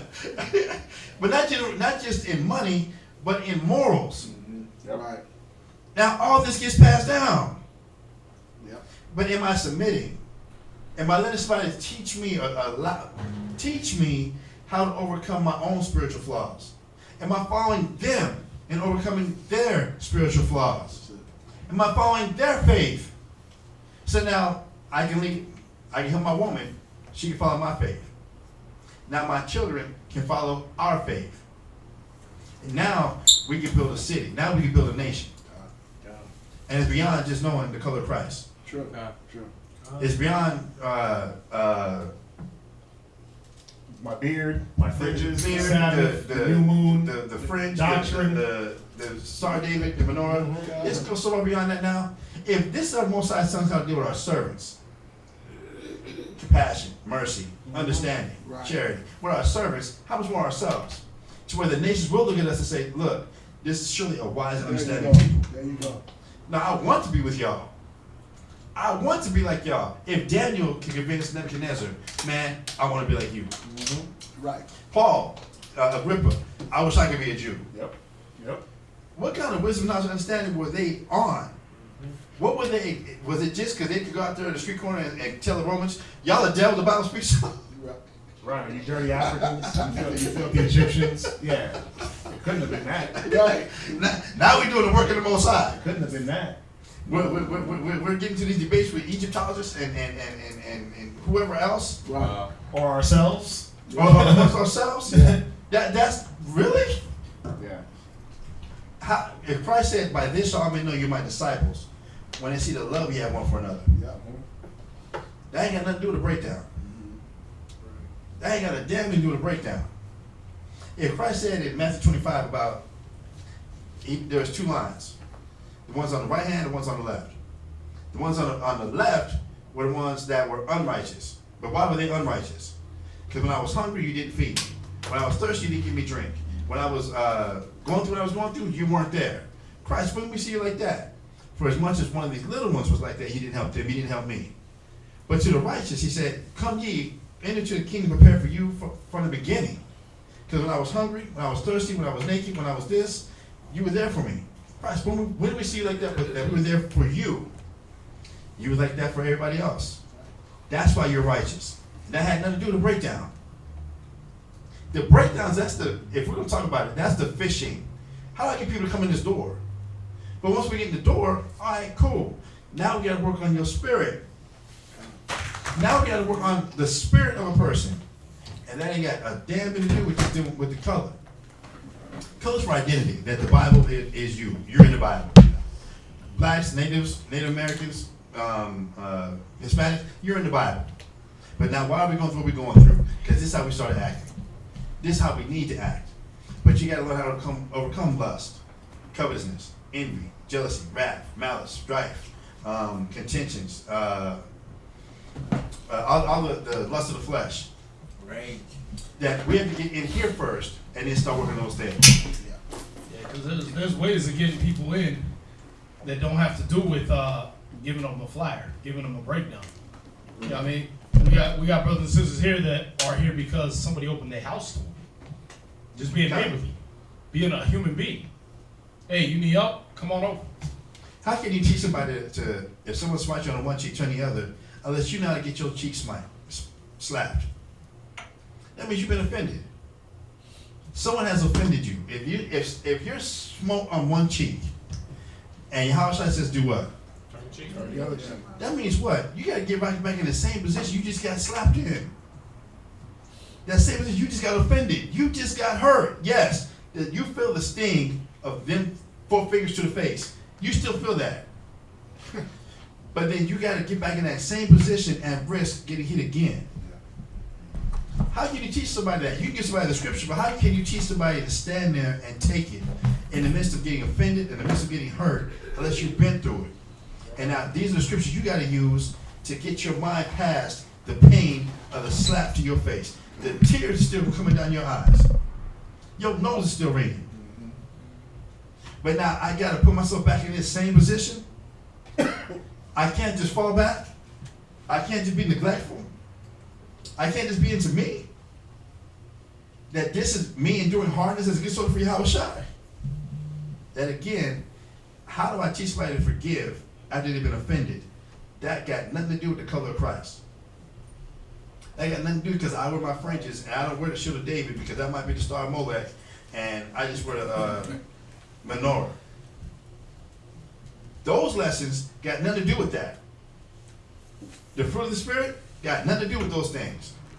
But you can't work the fruit of the Spirit until you've been in a position where you see you do have envy. God. You do have jealousy. Mm-hmm. You do have malice.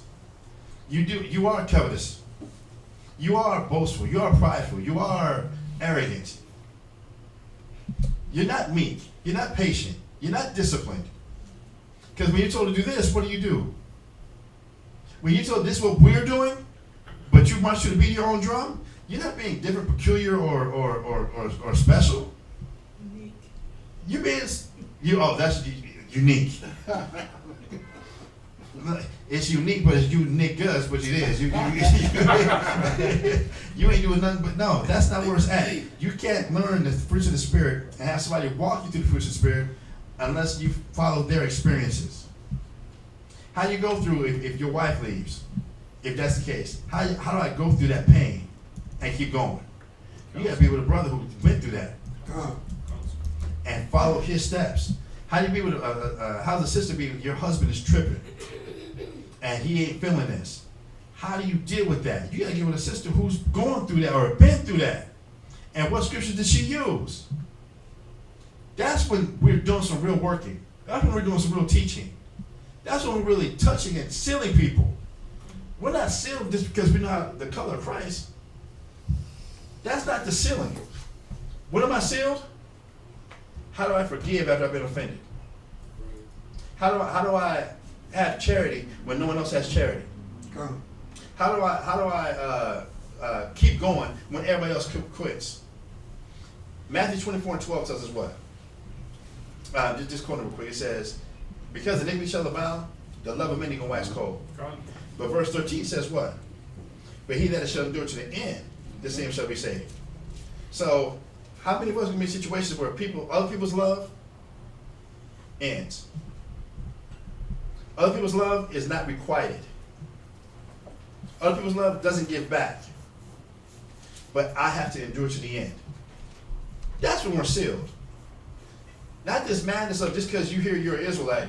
Yeah, because as they was driving by, you're an Israelite. On the street corner. Are you Israel? Yeah, we did our job today.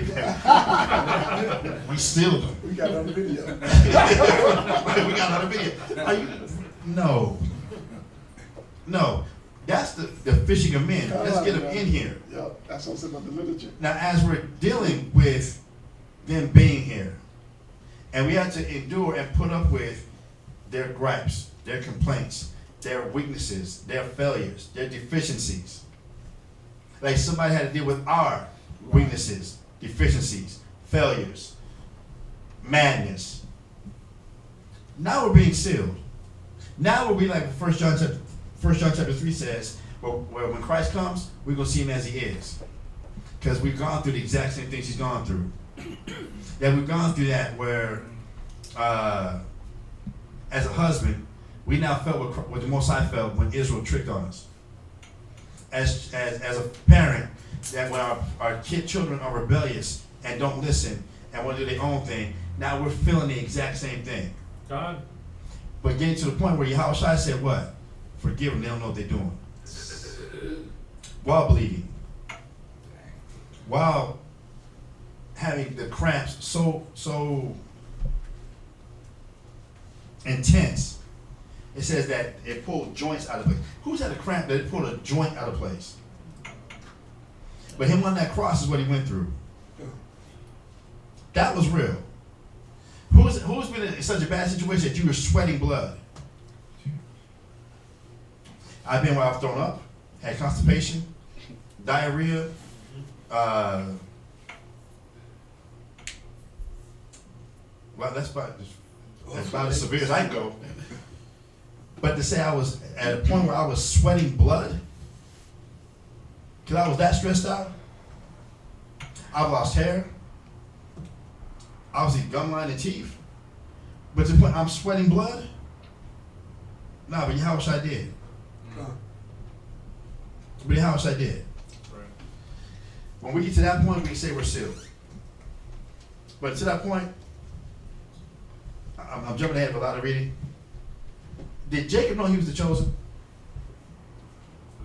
We can pretty much say it wouldn't be a stretch to say Jacob knew from his mom that he was supposed to be the chosen.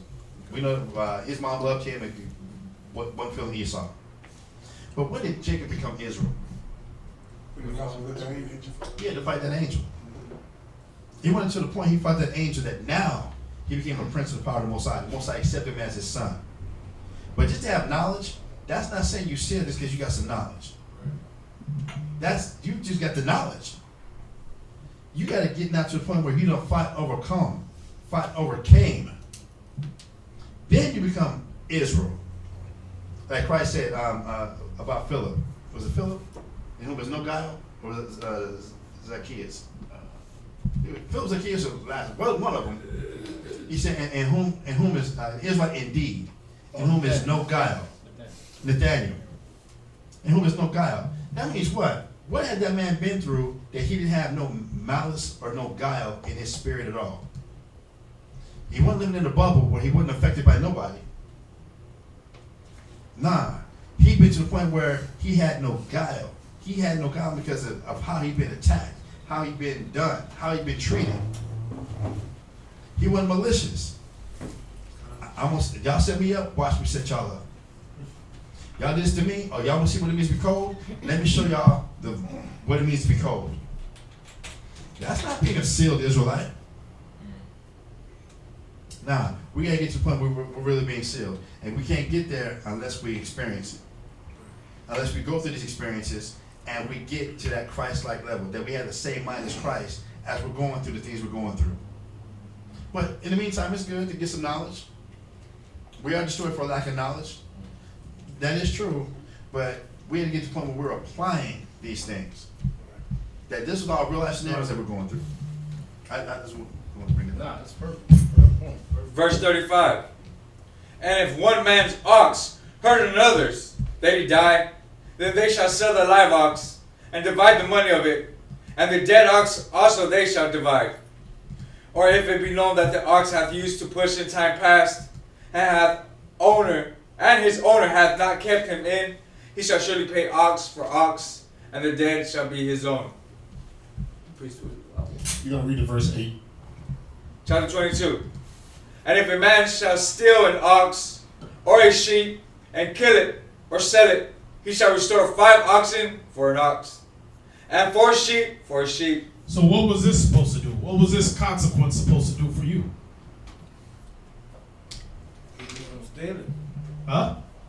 Keep you from wanting to steal. There you go. It would keep you from even wanting to steal. So when that covetousness crept up in you, when you passed the 10 commandments and you're already outside of thou shalt not covet, and that covetousness crept up in you had this law now.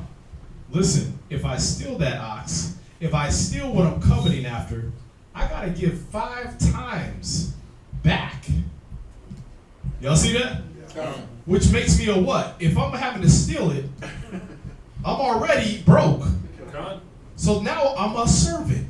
Yeah, but you're in agreeing, but let me give the other side of this coin also. How many of us, it says, know you not that spirit in you, lust to envy? How many of us think the grass always green on the other side? Yeah. So now, we're coming to the land of milk and honey. We're coming to where we all are rich. We all got wealth. But now, because someone else is showing some happiness or whatever, man, that's better than mine. Right. Like King. I gotta have it. For what? Why don't you have what the Most High gave you? Right. When Nathan had to check David, I would give you. You stole another man's sheep. What the hell's wrong with you? And if you wanted more sheep, I would have gave you more. I gave you Saul's wives, or concubines. Why did you do this? Because the grass is greener. Because that's better than what you got. What the hell's wrong with you, man? Why would you? There was no need to go there. Look at what the Most High already blessed you with already. But you want this mentality of it's something better. That's why you get to have it. How greedy is that not the mentality Most High is mad at Esau for in Obadiah? Yeah. You got to just keep taking. What, you're not happy with what the Most High already blessed you with? You got to have more? You don't feel complete unless you have what that man's got? Come on, man. You got to stop this. We got to stop this. We can't be mad at Esau and then we can do the same thing Esau does. We can't judge Esau like, look at y'all Esau, that's why y'all got to go to hell. And we doing the exact same thing. He's trying to show us. We can't be in this mentality. Why would, if I got blessed, why would I steal somebody else's ox? I think it's better. I'm not seeing the thousands of head of cattle I got. He got the blue ribbon one though. He got the blue ribbon one, and that one's gonna breed, and he gonna have better oxen than me. Now I got to steal it. Maybe he took the time and patience to raise up that ox that way. Maybe did you look at the work he did to get that ox that way? Get his rib, his wife that way. To get his house that way. To get his car that way. Get his finances that way. Instead of looking at the ends, why don't you ask him about the means of how he got there? Why don't you, to do good and communicate, forget not. For we're such sacrifice, humble yourself to let somebody teach you how they got the same thing. Well, you know why? Because Israel already know how he got it. Hard work, dedication, sacrifice, all the things we're allergic to. Sacrifice, dedication, giving a damn about other people outside yourself. We know how they got it. But we don't want to implement that in our own lives. Because that means we got to do more work. Now I got to love my brother. I got to communicate. I got to do all these things the scriptures tell me to do toward my neighbor. Or toward anybody. Right? Come on. You know, I mean, like my family, they see these dogs on these videos, man, and they just so well behaved and everything like that. And then they look at my dog, it's like, you need to get rid of him. Like, or if I whoop him, well, you gotta stop whooping him, we gotta get rid of him. It's like, listen, how you think they got that dog like that? Training. How you think Esau got their dog where they're running with a gun and the dog's right in between their legs and he's going step for step with him and then he rolls and the dog rolls? How do you think he got him like that? Feeding him treats? Wow. Nah, man, they got electrified collars that they make for them, man. I mean, I ain't got one of those, but they got electrified collars, man. They'll sell them to you on the internet. It just, you think it's just a cute little button you pushing, that dog is going through agony. But they're doing that to the dog, and it looks more humane, right? I'm taking a stick and whooping my dog's ass. I'm sorry. I got electric collars. You know what I mean? But we don't want to go through the process that it takes to get what we see. Oh, I want a house. Okay, but do you know how to maintain a house? Do you know anything about plumbing, electricity, air conditioning, siding? Do you know anything about black mold? Do you know anything about the things that come against a house? Do you know how to weatherproof your house? Y'all see that? Or do you just want something nice to live in so you can go on Facebook and say, hey, look at my new crib? Y'all see that? That's what this was supposed to eliminate, man. You were supposed to eliminate your covetousness. These laws were supposed to hit your spirit and get rid of that stuff at the base level. You know what? I'm not gonna covet this man's things. I'm gonna look more into what I got already. Or if he does have the blue ribbon bull, hey man, what you feeding that bull? Hey, how you taking care of that bull, man? Let me take some notes. But we already know what's gonna happen when he opens his mouth. Well, I got up early in the morning. I'm out. I'll just steal your shit. Excuse me. That's how we think, man. Get up early in the morning. Damn. Groom him? What you mean groom him? I personally, I didn't have my servants do. I went out there and I brushed him down. I made sure he didn't have any burrs in his fur. You know what I mean? If he did, I handpicked those burrs out of his fur. Y'all see that? Oh, I didn't take him over to the pasture just because it was by some water. I took him near a clean lake. Y'all see that? And I let him feed out there for a while, and then I just guided him myself, and I talked to him. You know what I mean? And I actually formed a love relationship with this bull. I'm the bull whisperer, man. Damn, you got to do all that? I'll just steal yours. Y'all see that? Because we're lazy on our mentality toward what we want. Right? That's why it says it tells you about a slothful man.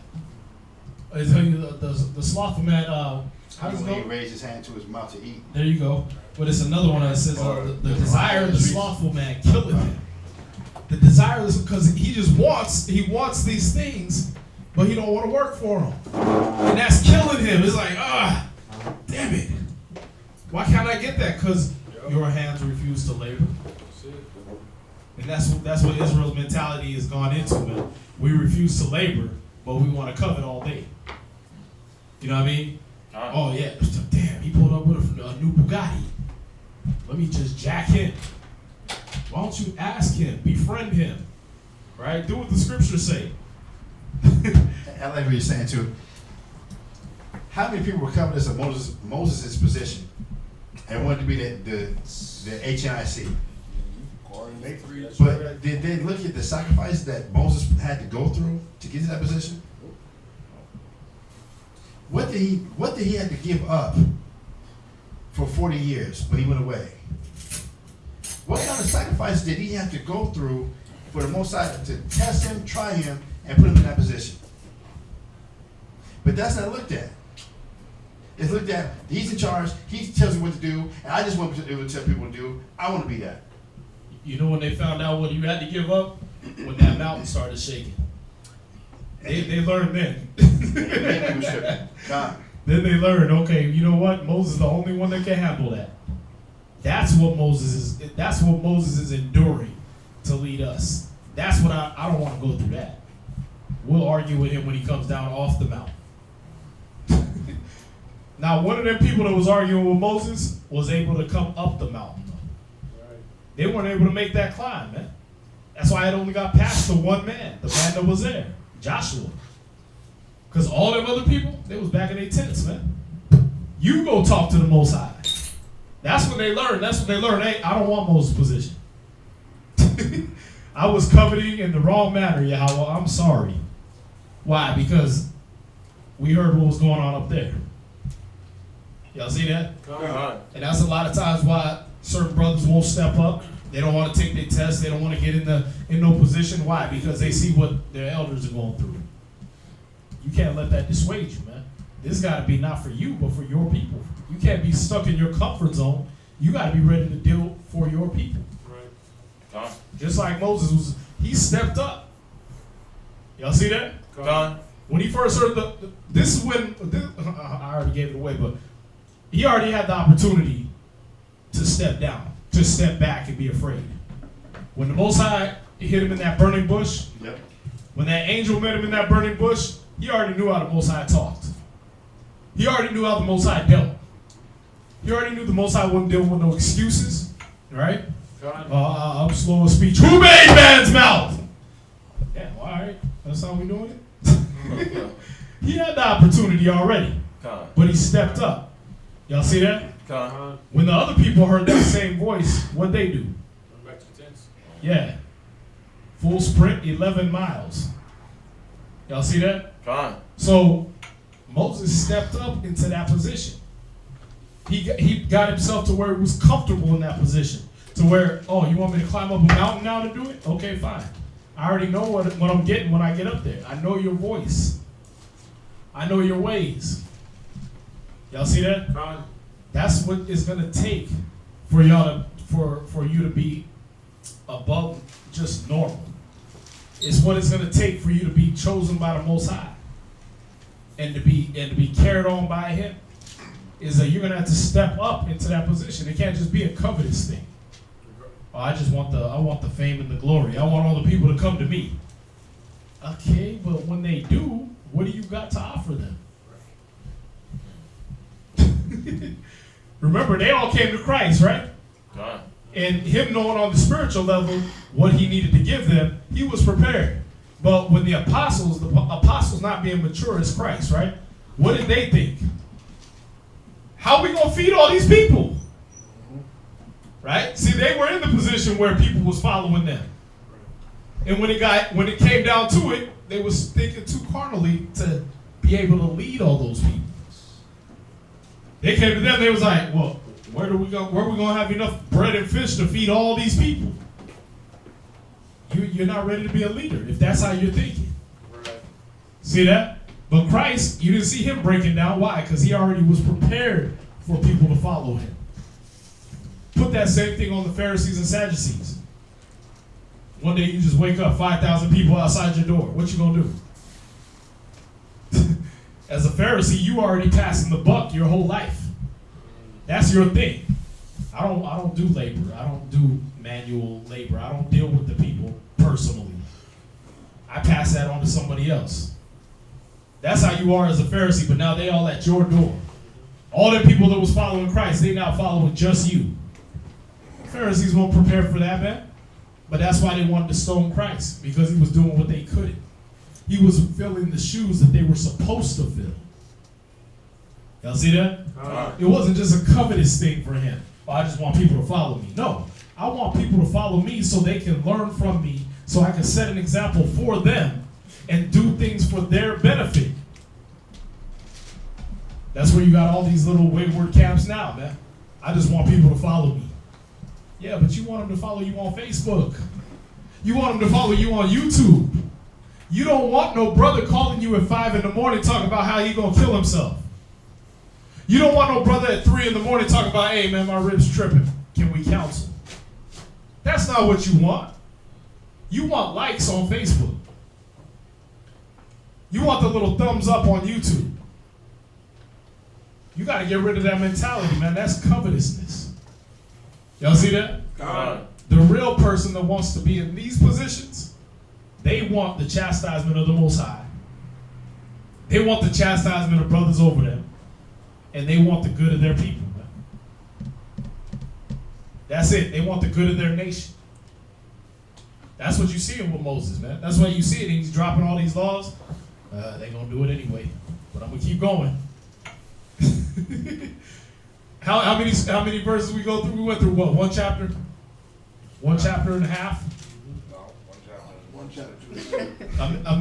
Imagine sitting up reading in front of an audience and they all saying they agree to everything you saying. Now we only made it through one chapter. They saying they agreeing with everything you say, but you know this one's lying, he's lying, she's lying too. You gonna keep reading? That's like you know. Right. But Moses was like, let me just keep giving it to him. I know they all gonna say amen after this. Like good little Nicklets. They all gonna be, oh, amen, brother. I agree. We'll do what was that word they use in the thing? It basically comes out to saying, all that the Most High has said, we will do. They all said that in unison. And Moses looking at him like, it ain't gonna be 10 years before y'all stop doing everything I said. I'm gonna go up the mountain and come down, y'all gonna be doing the opposite. Y'all see that? True. Y'all will not have made it through the first commandment by the time I get down off the mountain. Thou shalt have no other gods before me. Damn, y'all got a golden calf already. But he kept giving them the law. Why? For their benefit. For your benefit. Y'all see that? Where you at? Verse 2. If a thief be found breaking up, and be smitten that he die, there shall no blood be shed for him. Right, so if a thief is trying to break in your house, and you kill him, there's no blood for blood, life for life, none of that. Nah, he's just a dead thief. Con? Go ahead. If the sun be risen upon him. But if the sun is risen upon him, if you can see him, that he's unarmed, that he was just trying to grab some bread out of your house, right? If the sun be risen upon him, go ahead. There shall be blood shed for him. Right. Why? For he should make full restitution if he have nothing. Right. See, he ain't got nothing. If you can see him at night, that's one thing, right? Thief breaking in your house at night. What's he trying to get? A midnight snack? Come on. He's trying to steal something. He's trying to steal valuables, right? But somebody brave enough to steal from you during the daytime, that nigga is hungry. You understand? They ain't even worried about getting caught. It's the light of day. He's hungry, man. You should have been like, hey, stop before I kill you. What do you need? You know what I mean? You should have been able to talk to him by the light of day, man.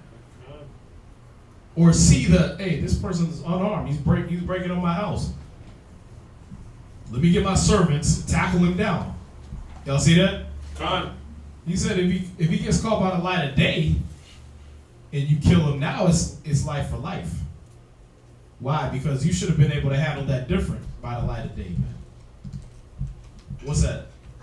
And when you get your license, your concealed weapon, your concealed to carry license, this is one of the stipulations. Like if you come out of your house or come out of a store and it's nighttime and someone is breaking into your car, right? You can actually defend your property. Right. And you can shoot them and not, be held accountable, you could get away with that. But if it's daytime and you shoot them, then you're at fault. You're wrong. Right. Because you can see if they're armed or unarmed. See that? In America, use some of these same laws to keep everything civil for them. Y'all see that? That's the wickedness of America. They'll pull this same law right out the Scripture, make everything civil for them, but let your black ass bring out a gun. Daytime or nighttime. Defending your own house. They'll throw you in jail. Where you at? Verse 3. Uh-huh. For he should make full restitution if he had. He should have been able to pay that back. Go ahead. If he have nothing, then he shall be sold for his theft. Right. So this is how people got into the position of being servants. See that? Is now, damn, you owe me. I caught you breaking in my house. You owe me. You got to serve. See that? Okay, now you serving, and you was already a thief. Now I got you serving under me, and you still trying to steal things. So when I beat you and knock your eye out, now we understand how it got to this point. Y'all get that? Go ahead. If the theft be certainly found in his hand alive, whether it be ox or ass or sheep, he shall restore double. If a man shall cause a field or vineyard to be eaten, and shall put in his beast, and shall feed in another man's field, of the best of his own field, and of the best of his own vineyard, shall he make restitution. Right. You just gonna take your dog and let him loose in somebody else's house and eat out their pantry. Why didn't you feed your dog, man?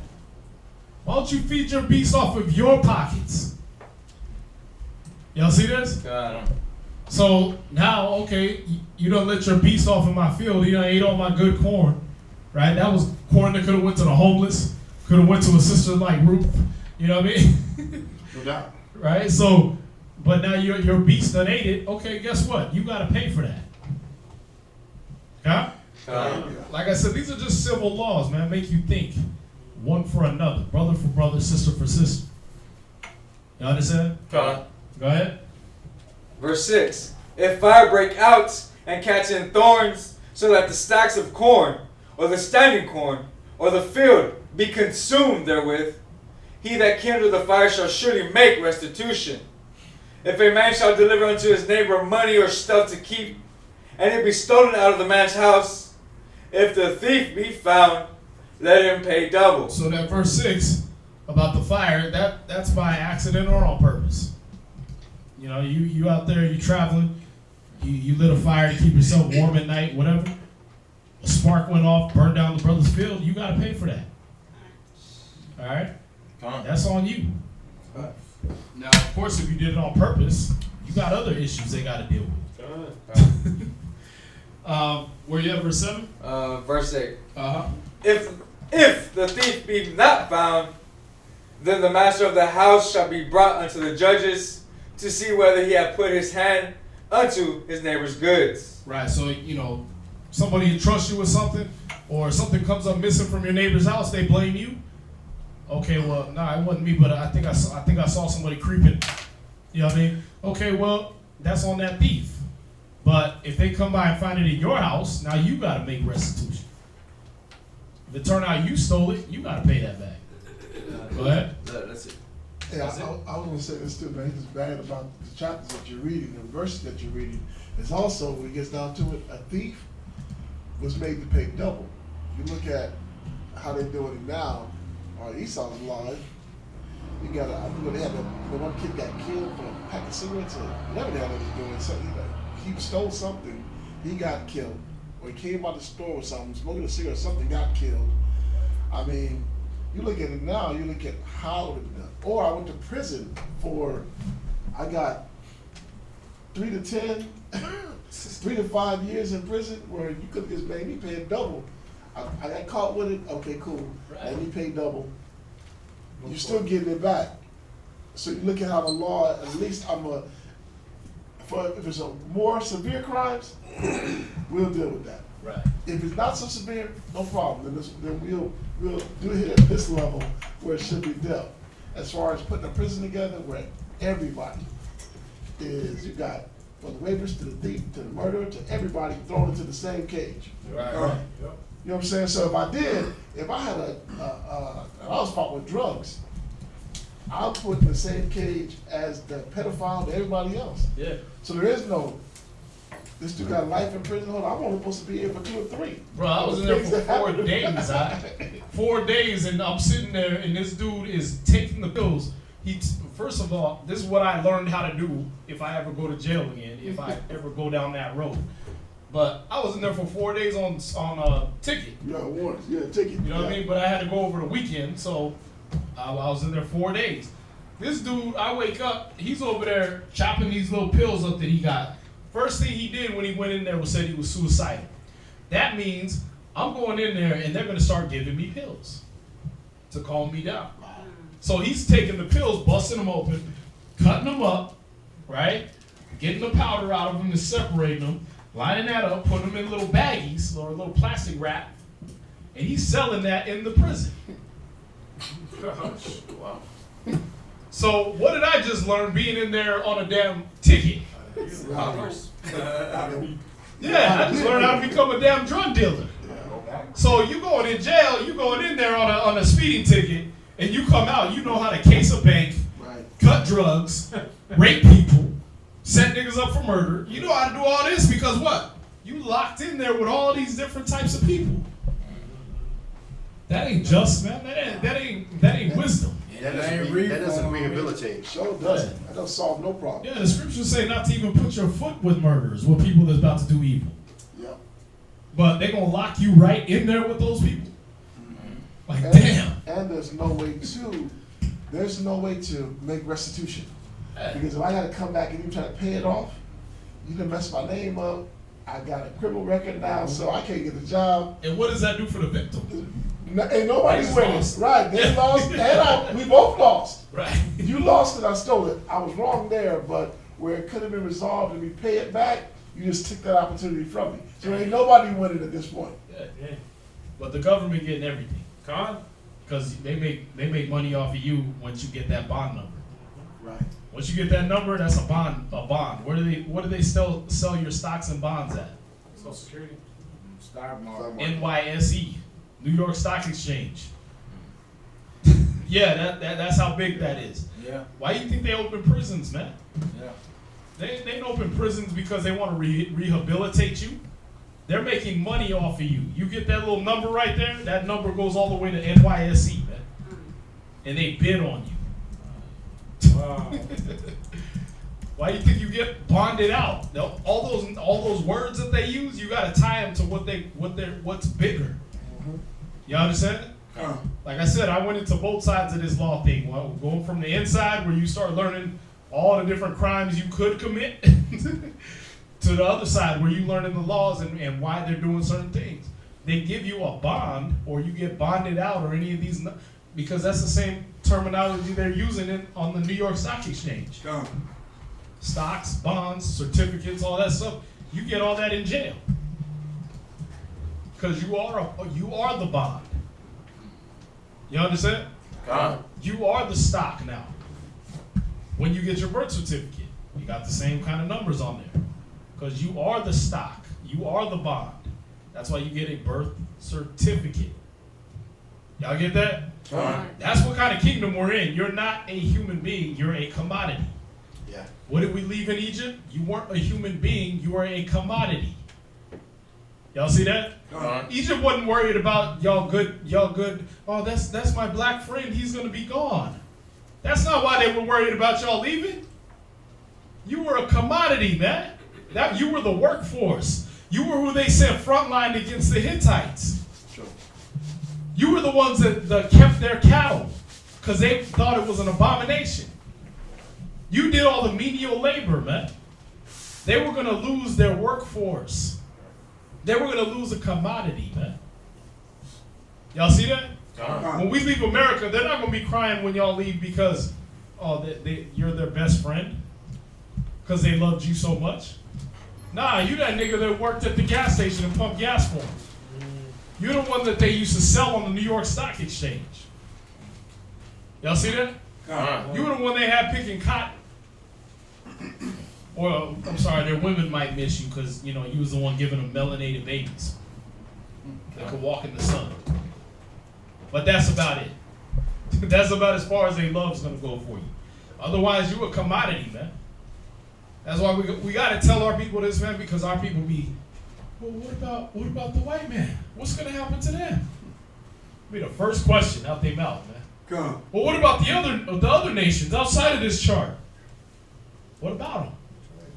They sold you here. They didn't care. You was a commodity. Y'all get that?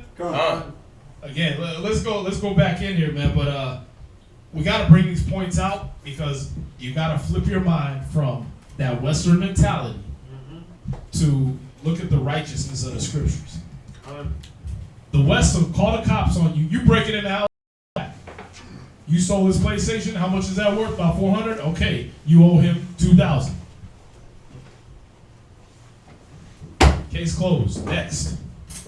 Y'all see that? But now what? They want to lock you up. Then you become what? A drug dealer, a bank robber, homosexual, right? Or a rapist. If you don't become a taker, you become the one that gives. You become a damn rapist up in there. Then if you got to fend for your life, you become a murderer.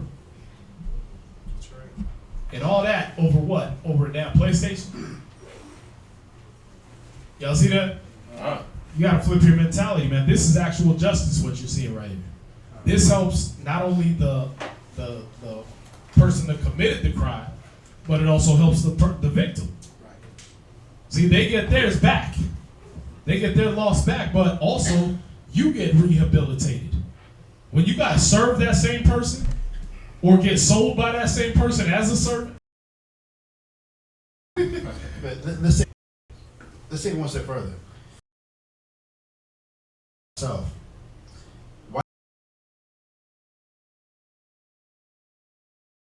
situation? If our nation is good, doesn't happen, so this becomes a consequence. For me, pay. Let me pay sevenfold. But now, envy and jealousy, we need to go ahead and have some repercussions like this. But if then are we making sure we take care of it?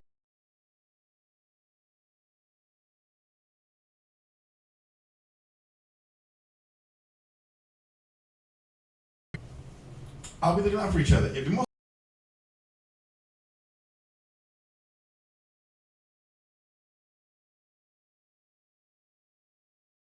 we're just doing those two things, we have who I care about, me. Who I'm only deal with me and mine. That's it. This is what we have. Yeah. But we distilling the envy. I don't have to lock. Then what? We covetous and envious. Bleeding in the corn, in the corners of my field. That's y'all all right? like Boaz did with Ruth. Listen, is to make you more human. That's that American mentality in us. I'm looking at them down cruise because y'all all got an American, man. If this was Israel, now we know in America, these women ain't grown women. But at the same time, for everybody, you see the pictures where he was with her parents. right? Where he had a Yeah, he didn't quit it. He didn't mind state. All that brother's a pedophile. In the scriptures, it might based off an American mentality. It'll give you real waking up in my house at night. That man's covetous. Oh, that's That's Smokey and who was that sent him in there? The night they just want stuff. Don't you? You're gonna be able to see. You'll be able to call him out. Yeah. Right. Let's get the next reader. Y'all get the point. Let's get the next reader. Yeah. Is it working? I don't think it's. Verse 9. Did you cut it off? I did. I just cut it. Yeah, you're gonna go to verse 31. It's not gonna go out. You said what? I said, yeah, I did. I cut it back. Oh, it's working? It's probably back working. Because it was just sitting there. It wasn't doing anything. Oh, so we're still live? We're not live yet. We're about to be. The stream is about to resume now. Okay. Go ahead, Shmuel. Come. For all manner of trespass, whether it be for ox, for ass, for sheep, for raiment, or for any manner of lost thing, which another challengeth to be his, the cause of both parties shall come before the judges, and whom the judges shall condemn. He shall pay double unto his neighbor.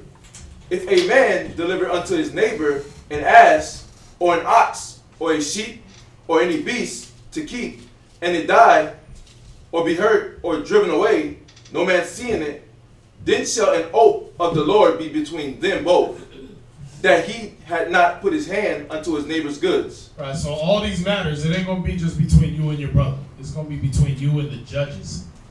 You understand? All this was gonna go before judges. They was gonna examine the matter, talk with both of y'all.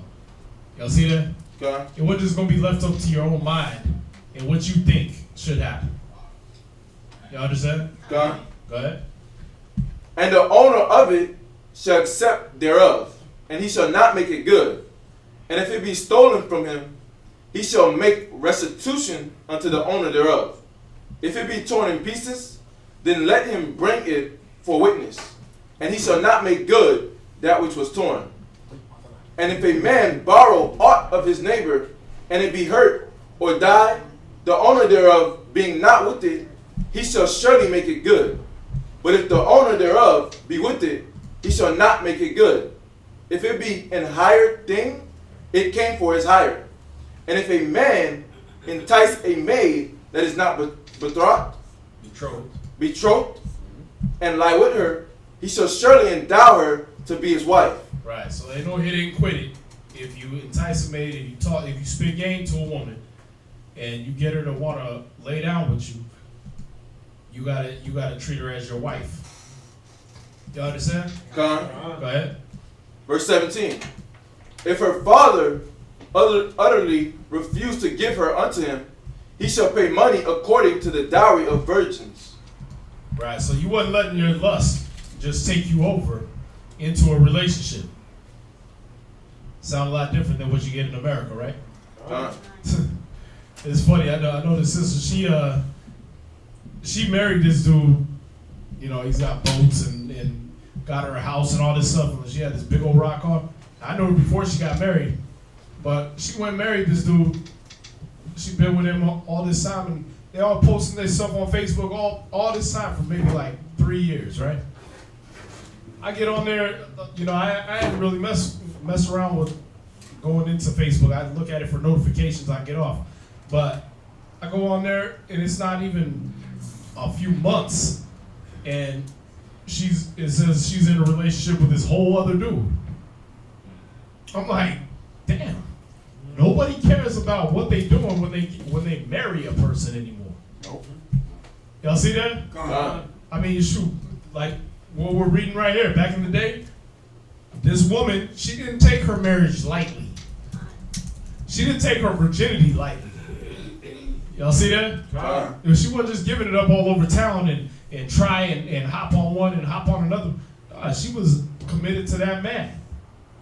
Y'all see that? Why? Because if, for one, if the man you did get with, Mr. Right, he found out you weren't a virgin, they had to make inquiry about that. They had to ask you why you weren't a virgin. Why you don't have your tokens of virginity.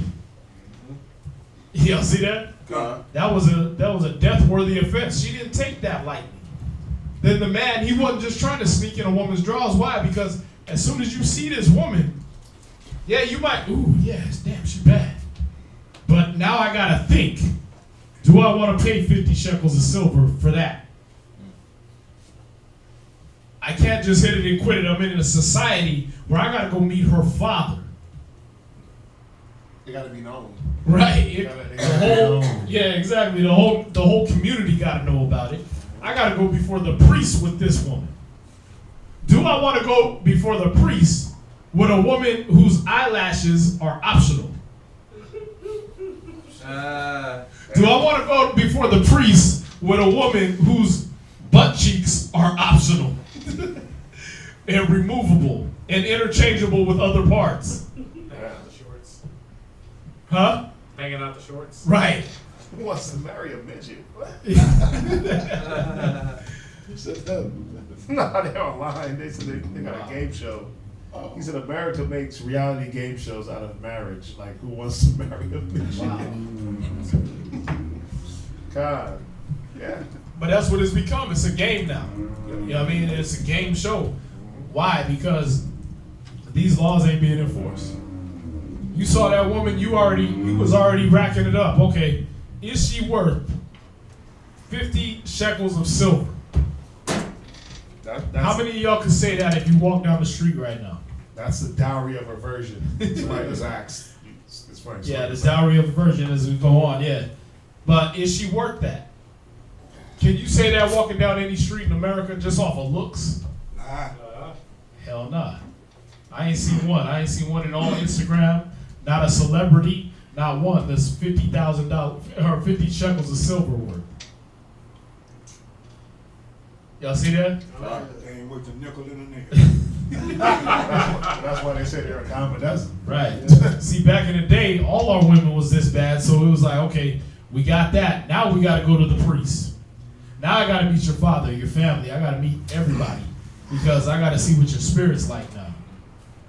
Y'all see that? And as a father, I want to meet this dude who's trying to give me my daughter. Right. Who's willing to pay 50 shekels of silver for her. And look, just because you got 50 shekels don't mean you marry my daughter. I got to check out your background. Is there mental illnesses in your family? How well do you handle pressure? Do you snap, get punchy? You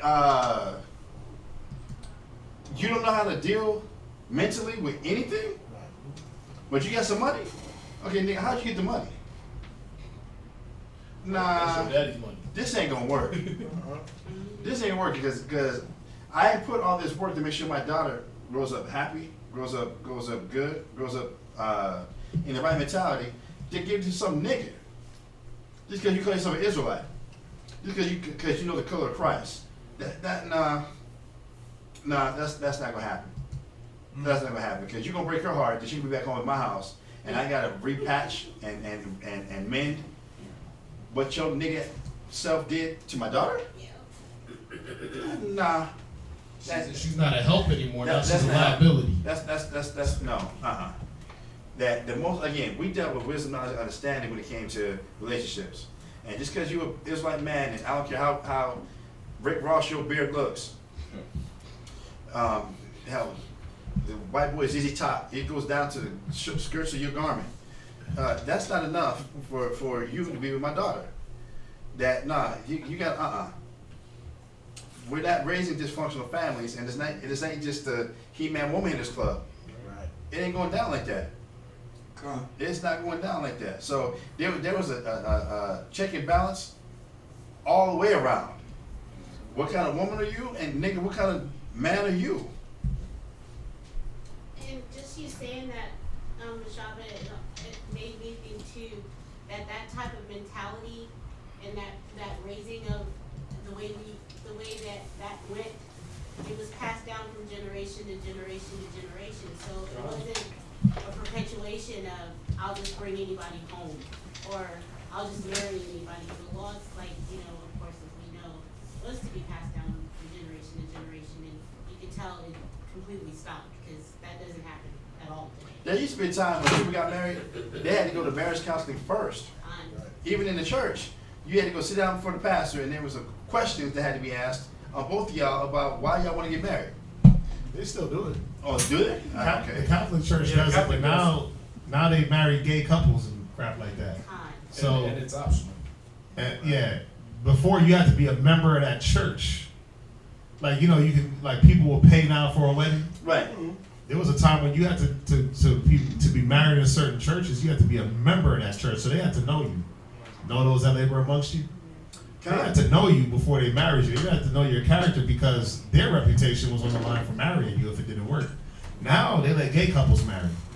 As long as you sit before whatever priest, they got a woman priest that'll marry you. So the whole scheme is flipped upside down and it's off. It's wrong. They still do it, but nobody, ain't nobody following those steps, really. Just drop the dough off. Nah, I met you in the club. I hit it in the stall. You're my rib. You know what I'm saying? Oh, by the way. No, and the sad part is you got Israelites that do that. Yeah. By the way, you know you're my rib, right? By the way, yeah. Exodus 21 says, Exodus 21. Nigga, what's that? Income tax coming up. You know that's mine, right? Right. You know you got to say, 1 Peter's 3, right? 1 Peter's 3:1. Like, what is 1 Peter's? Right. Right? And there's a 2 Peter? Like, don't call me Chris, call me Lord. That's how, but you got some that are doing that. It ain't about building. When you read this, you entice a woman, you shall endow her to be your wife. It was setting your mind up for if you're gonna start spitting game and try to get your little flirt on, be prepared for the consequence. Yeah, no doubt. Be prepared. First step is gonna hit your pocket. Yeah. Second step is gonna hit your pride because you're gonna have to deal with pops, right? And then third step, your spirituality, man. You're gonna have to deal with the priests. Yeah. And all the men of the city when they whoop your ass. Yeah. All her uncles line up. But we in a fast food nation now, so now I'm already okay. I don't want to meet family. I don't want to meet friends. I don't want to go through that process. I don't want to have to pay nothing. You know what? We doing one night stands. And if I like you after the one night stand, you might get to stay for dinner. Or you might get to stay for breakfast. That's a very pricey one night stand. Yeah. That's what it really should be. Like, you know what? You going, even for, you watch, you got relationships going now. They've been on the internet. If I had to pay for it, I'm gonna have to invest. I'm gonna have to really stop for a minute and say, you know what? Can't rush it. Yeah, is this worth what's gonna come out of my pocket for a minute? I'm not saying that she's not, but at least I'm gonna take the time to get to know this person before I just say, you know what? I'm gonna just go ahead and now deal with her. And then the father, he get to still refuse. You get to still, and then even in this society, this day and age, you go to these chicks, they ain't got no daddy. Right. So who you gonna go? They ain't got no uncles. Their uncles done touched on them. Yeah. The uncles done molested them. So the uncle's gonna be like, hell no, you can't be with her. Yeah. That's what you go to next. Yeah, because you're gonna find out the secrets of the family. You gonna find, hell no, that's my woman, right? Our people are worse than Esau, man. Talking about my sister is my wife, right? So it's all screwed up all the way around. Yeah. William. Yeah, I was gonna say the same thing, cause it's kind of backwards now, cause you don't meet the family, and then once you get entwined with this person, you realize I don't really want to deal with these crazy people. Right. Yeah, because the family is nuts. Family is nuts, but then you should have seen that for the whole consideration should have been, well, she's a product of her family. Yeah. Because she ain't she. Right. Yeah. She's gonna be a product of either having good family around or having bad family, True. or not having her dad around or having a bad mom around. Should Right. be like the scriptures say, you are your mother's daughter. It's the proverb, right? Yep. So the proverb has said that you are your mother's daughter. And the way things are going nowadays, you better go meet the family, make sure that this was the girl when she was born. Oh, yep. Damn, you went there. Yeah, right. Why you call her James? Hold on. Yeah, I thought her name was Zion. I'm talking about Zion. talking about Zion. I thought it was Zion. Right? I thought it was Zion. You talking about Zion. He said, why they call you Zion? Sabakaya. I have a question, and you kind of touched on it, Dr. Zop, about the, being molested and all that. Right. How would they have dealt with a girl or a woman coming in there if because of molestation or rape or whatever, she's not a virgin, would that have been counted against her? Because in some cultures it is. Well, these laws that we're going over was to preventive maintenance. Right. It was to prevent that type of situation from happening. Yep. That when these weren't followed, we do get situations like this where a girl could be molested and there's no help around, there's nobody to stop this craziness from going on, and a man can get away scot-free. These were set up to prevent any of that. That's why it was important about the dowry. The dowry wasn't about just selling a daughter or whatever. It was about, no, I get a chance to check this dude out. I get a chance to check to his family background.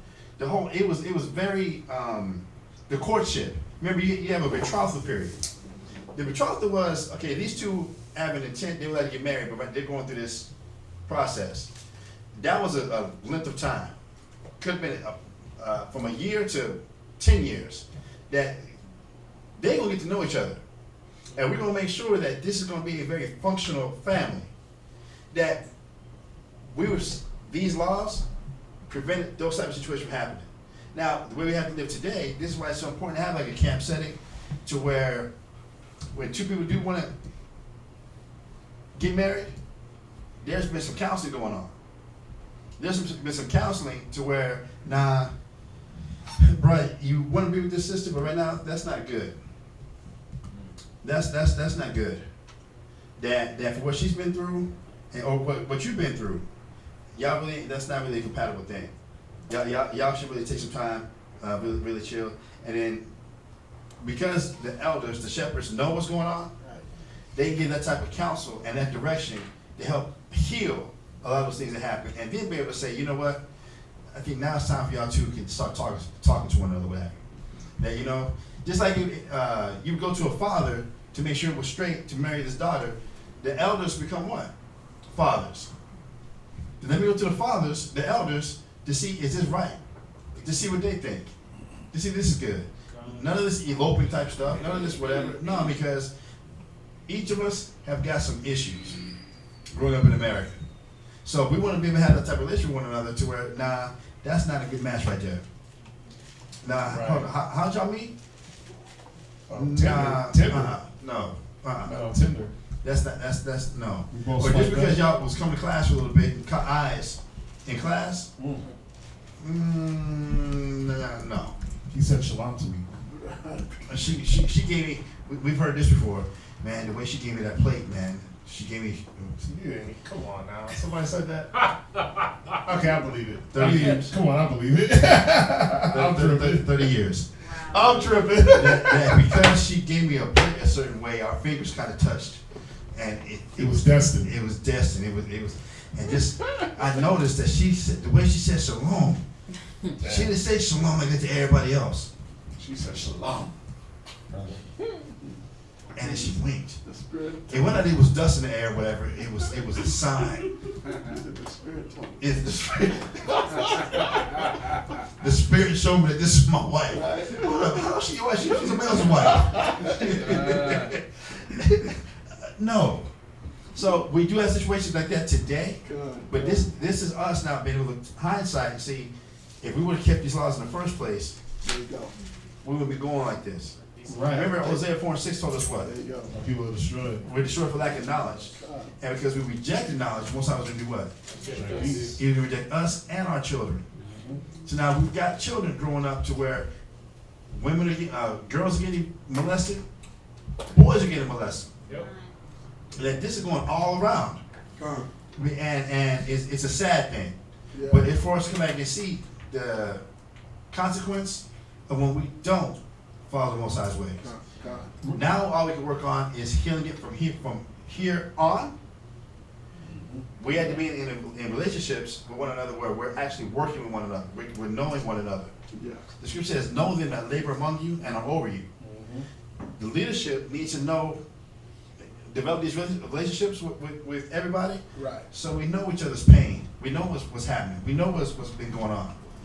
And this process of healing. Young man, you want to give it to sister, but you don't have a lot of patience. Right.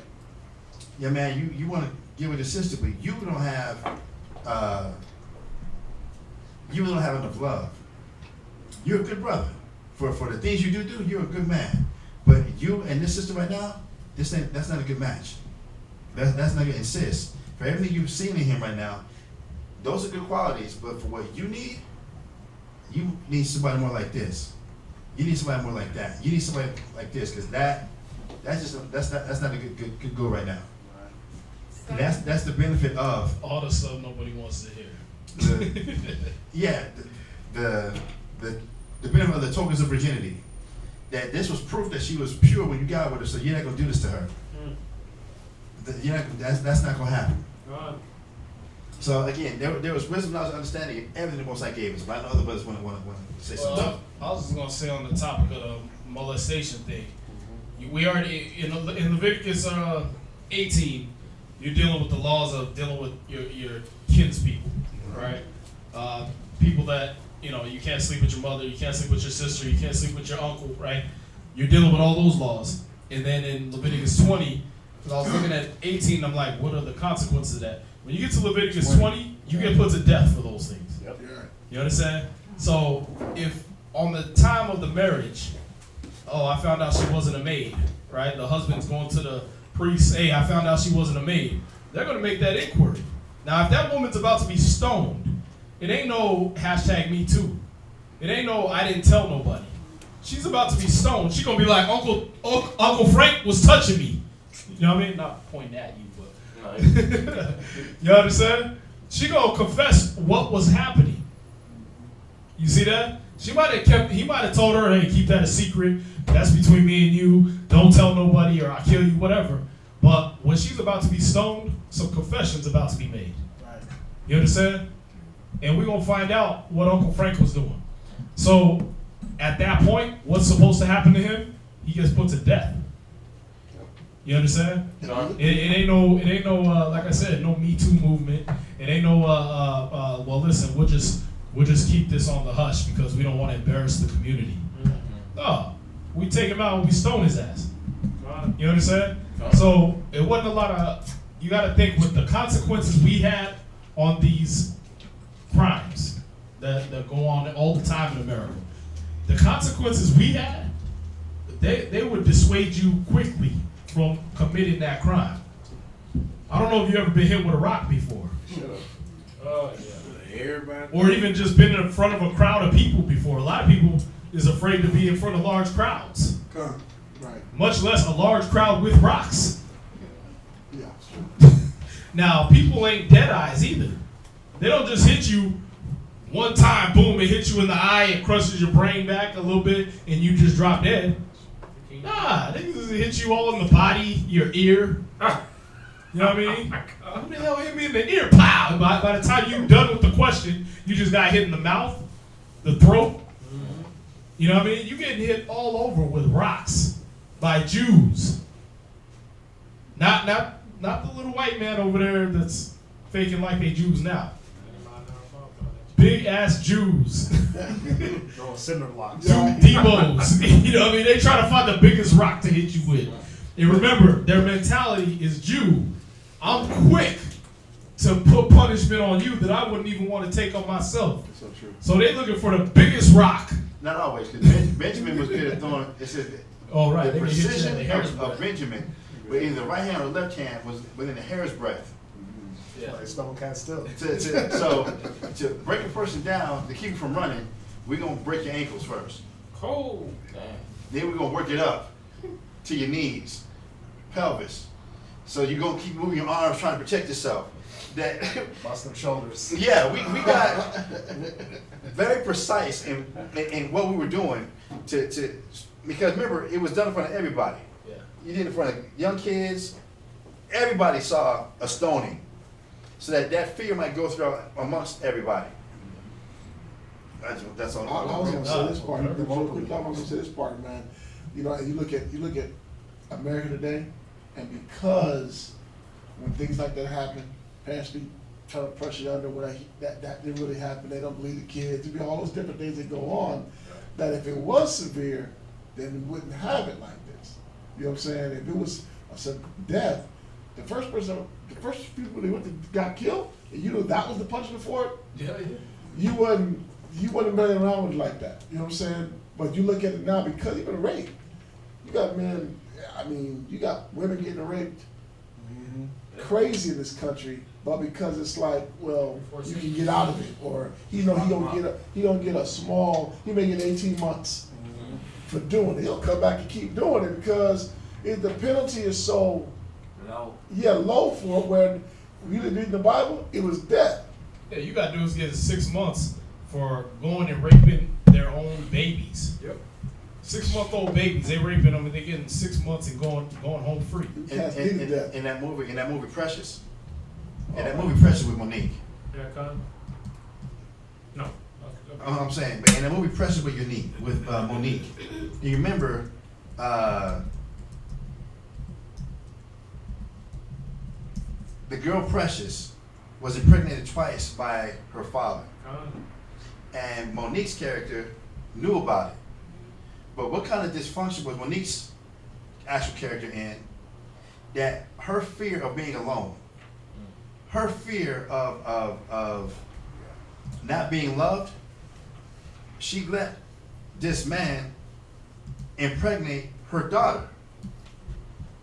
How dysfunctional is that? So where you did have a lot of people who do tell, but because the mother has not been healed or has gone through a lot of trauma or gone through a lot of things to where the mother can be told what's going on, she's like, nope, and she'll beat the daughter for you trying to take my man. You trying to do this. So there is no, so on either side, from the penalty of this is what's going to happen, but also on the other side of the love that's supposed to be there in the first place, to where a father or a mother won't let this happen. If we're being instructed how to watch out for oxen, like you keep bringing out, then how much should we watch out for our children? Right. You stole my point. Yeah, that's right. That's what I was going to say. No, you good. I understand the commentary. It's on show. You're good. That's the uncles, the aunties, man. We like I said, if an auntie and an uncle was an ama and a abba, then there was already a love and a respect that was already built there.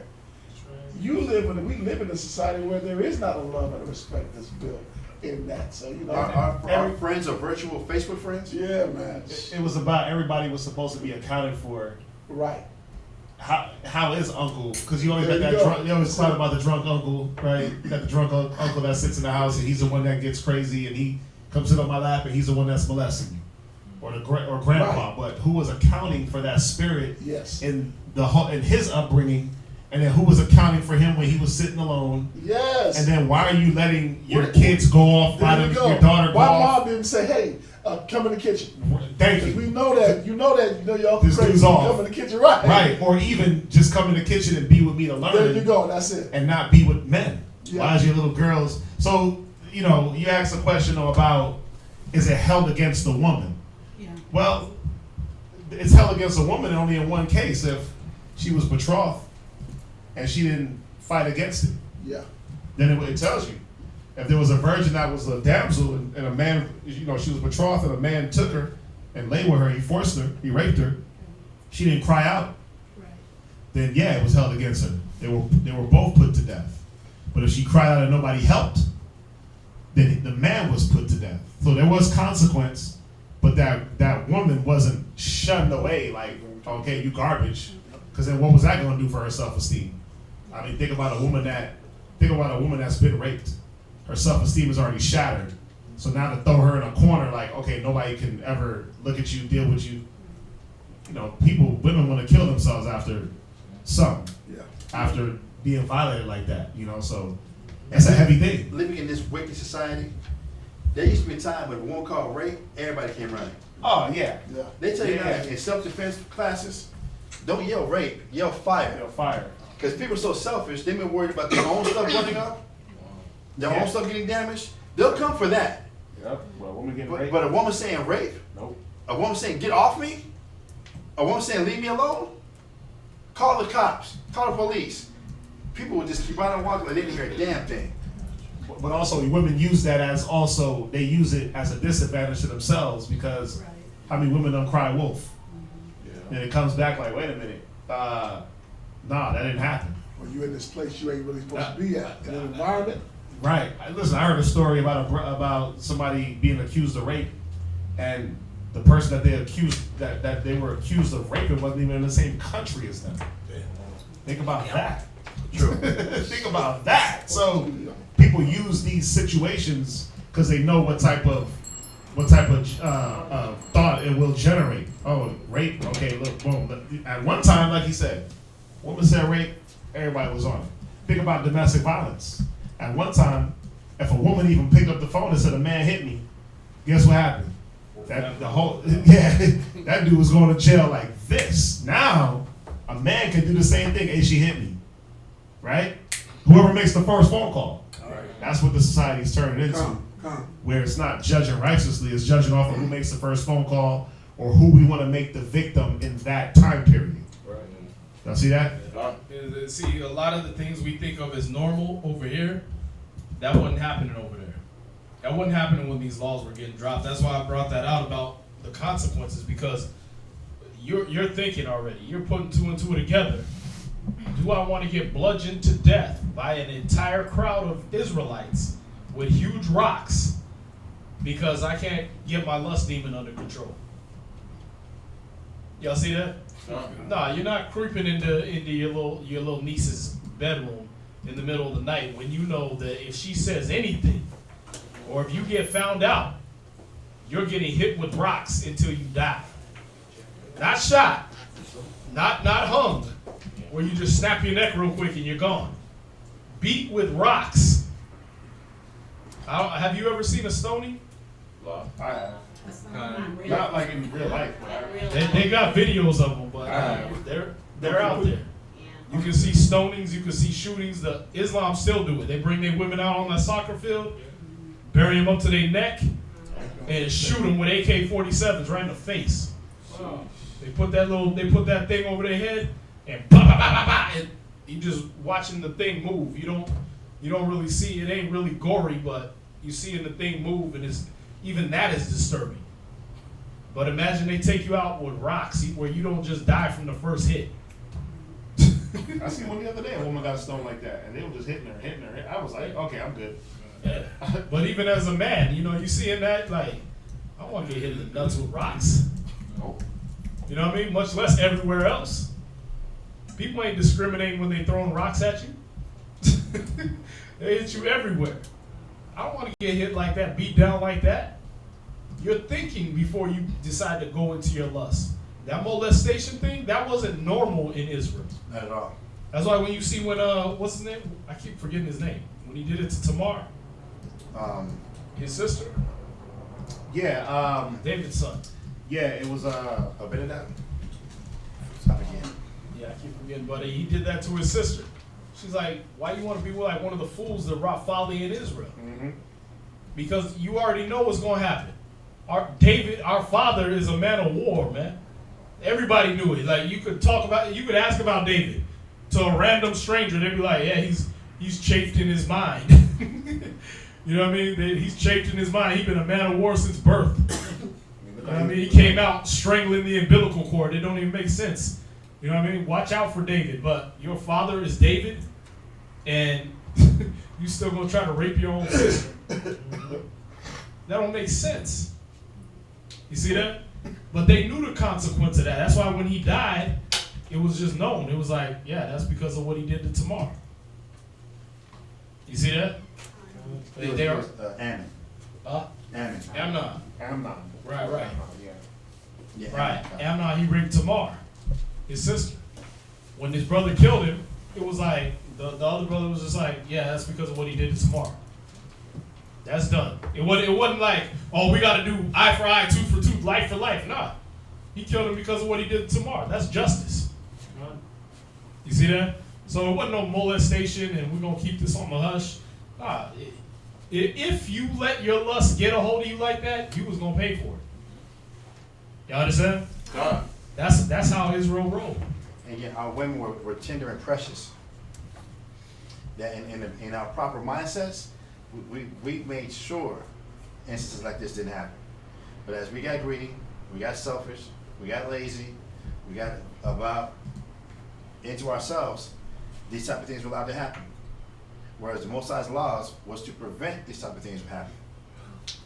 That's what was supposed to happen. So now, again, as we come back now, why is it important, or why is it known that it takes a village to raise a child? It takes everybody hands on deck, being concerned with everybody's children to know what's going on, as opposed to, it's not my kids, so not my problem. Not mine. You ain't gonna tell me what to do with my children. What are you talking about? Nah. Yeah, I mean, you got to look at even Susanna, right? The history of Susanna. She wasn't even a virgin. She was a man's wife before, and she was a widow. But what did those two wicked priests have to do just to get her alone? They had to shoo all her servants out of the place, then lock the door behind. Our women was rolling around with servants, witnesses. You understand? It wasn't you just crept into your niece's window and you gonna play with her at 12 at midnight. Nah, she had servants you had to get rid of. Your lust demon had to be on 10 to mess with family, man. To mess with a woman in your family and do the things that are done normally in America. Because you had servants, you had handmaidens, you had the girl that would comb her hair, the one that would braid her hair, the one that was dealing with her dresses, you had the one that, all the things you see of royalty on TV, when they got all those people just shuffling around them, you know what I mean? Moving wash pots out the way and doing all this. That was how we rolled as Israel.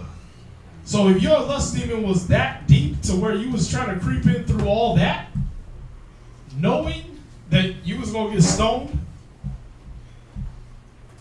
you deserve what you got. God. But you wasn't, like I said, it wasn't going to be no hashtag Me Too. It wasn't going to be nobody knew about it. It was real hard. It was a lot harder to do those kind of things that are commonplace here. You understand? So it wasn't a lot of rape, molestation type cases that you was going to be reading about when you saw how we rolled back then.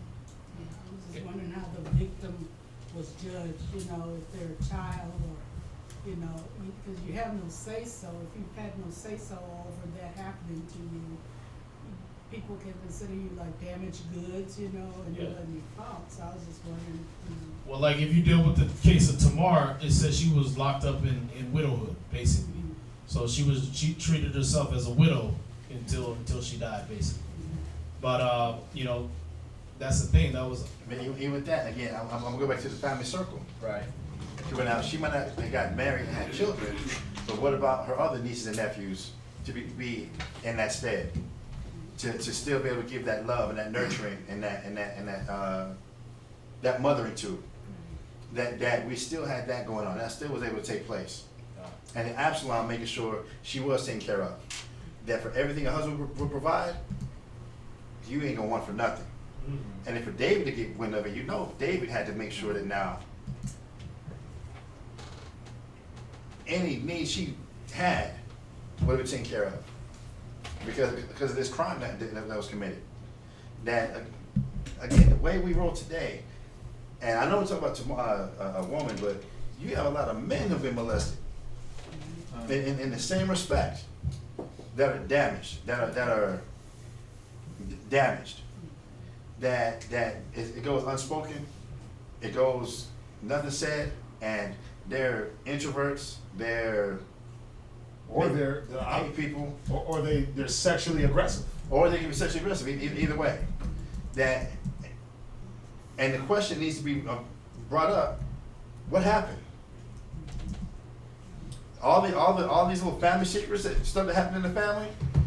A lot of these sheets need to be pulled open, need to be pulled off, and this stuff needs to get revealed, so that we can start to deal with some of these issues. Because it's a lot of times the victim feels like it's their fault.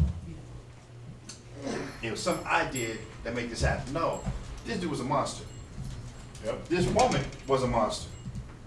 Whatever might have happened. Your parents didn't take the care to keep you in. They didn't care. Yep.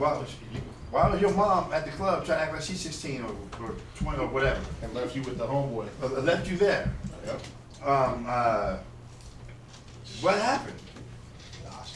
Then now we have to really, again, a lot of these taboo topics that no one wants to talk about, that nobody wants to go and dive into, to get an explanation about what happened. I did a class 2 weeks ago. Oh, you did? Yeah. Con. How to raise a where molestation starts. that one. Oh, con. You gotta find out where does it start? How does it begin? Because it is something, like Mashab was saying, it's something that it's a taboo subject. Nobody wants to talk about it, but that's one of the main things that hinders our growth. Right. As just having, we were talking about good relationships, healthy relationships.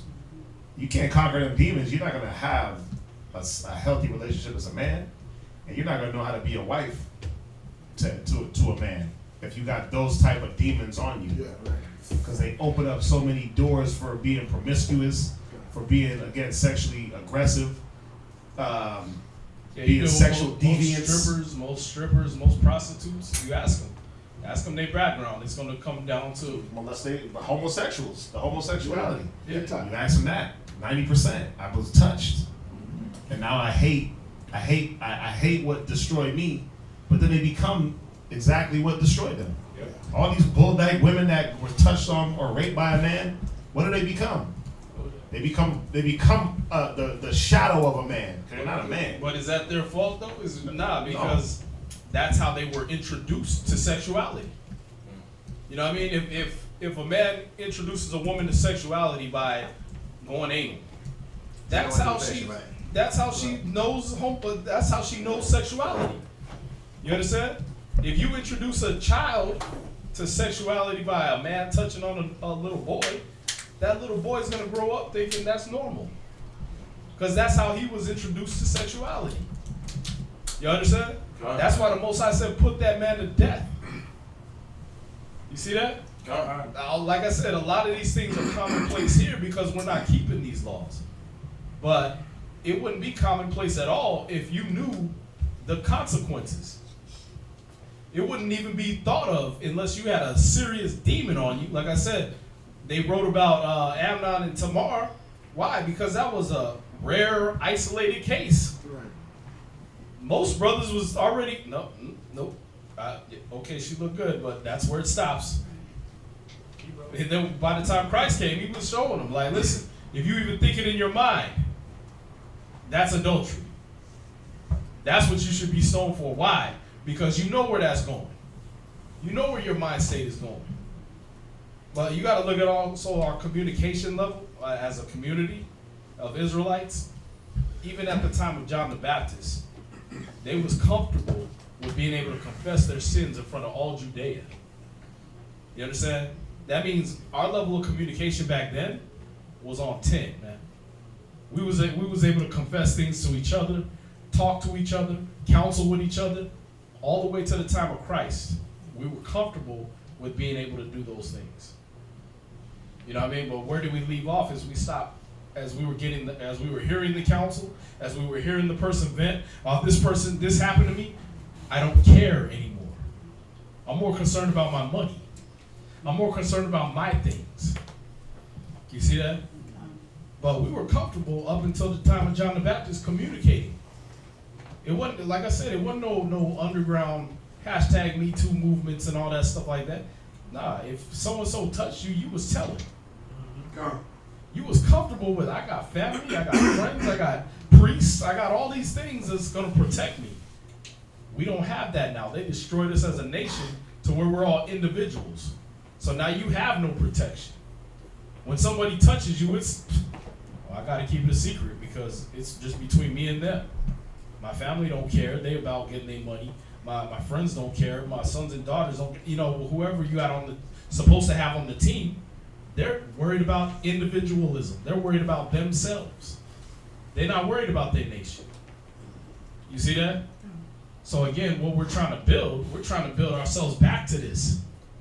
Where let one of these little girls in the back get touched by anybody, and all brothers is surrounding that person.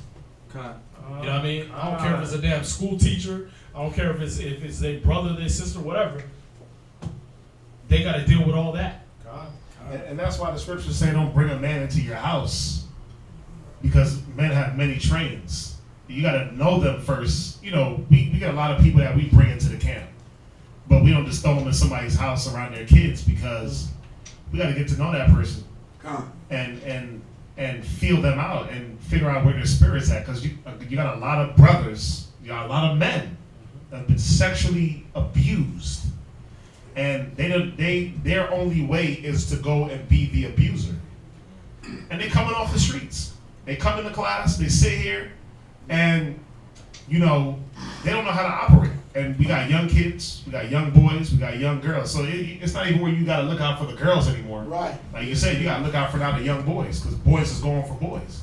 So you got to be careful. Again, am I going to leave my children with just some random brother that just popped up? Nah. Or even a random sister that just popped up? No. I'm going to take some time and make sure that my kids are in the right place, and give this person a time to do what? They're gonna reveal them. They're gonna reveal who they are, and then you can heal them. And then you can heal them, because you got brothers that come in here, and you can tell what they're about. They're looking at this sister and this sister. They're looking at even the young girls and can't discern. You can't discern a 12-year-old. What the hell's wrong with you? And you know what's crazy? Every spirit always comes out in class. Yeah, it comes out. We can hide behind it, and all of a sudden, after one class, okay, that spirit's coming out. Yeah. But this is the environment for those spirits to come out.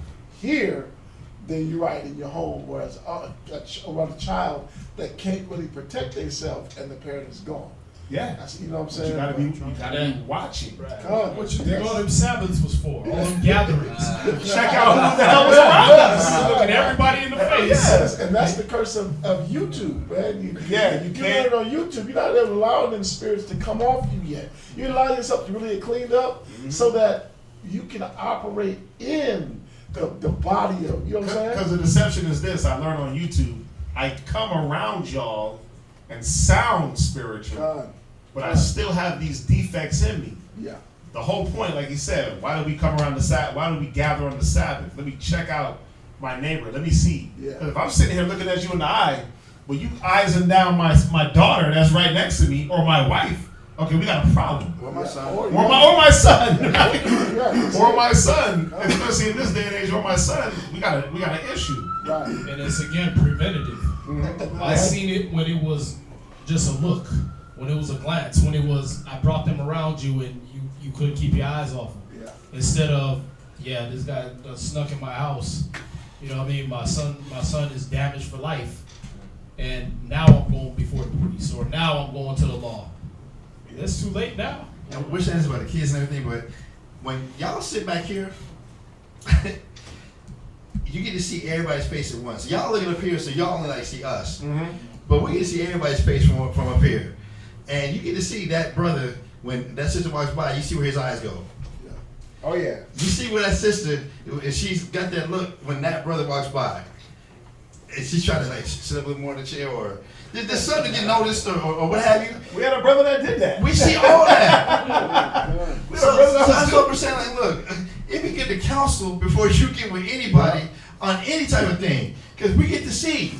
Yeah. We get to look. That's the great thing about YouTube is a good, again, to fish people to come to class, but come to class. So, as Christ said, He breathed the Spirit on a person. I can see you. Yep.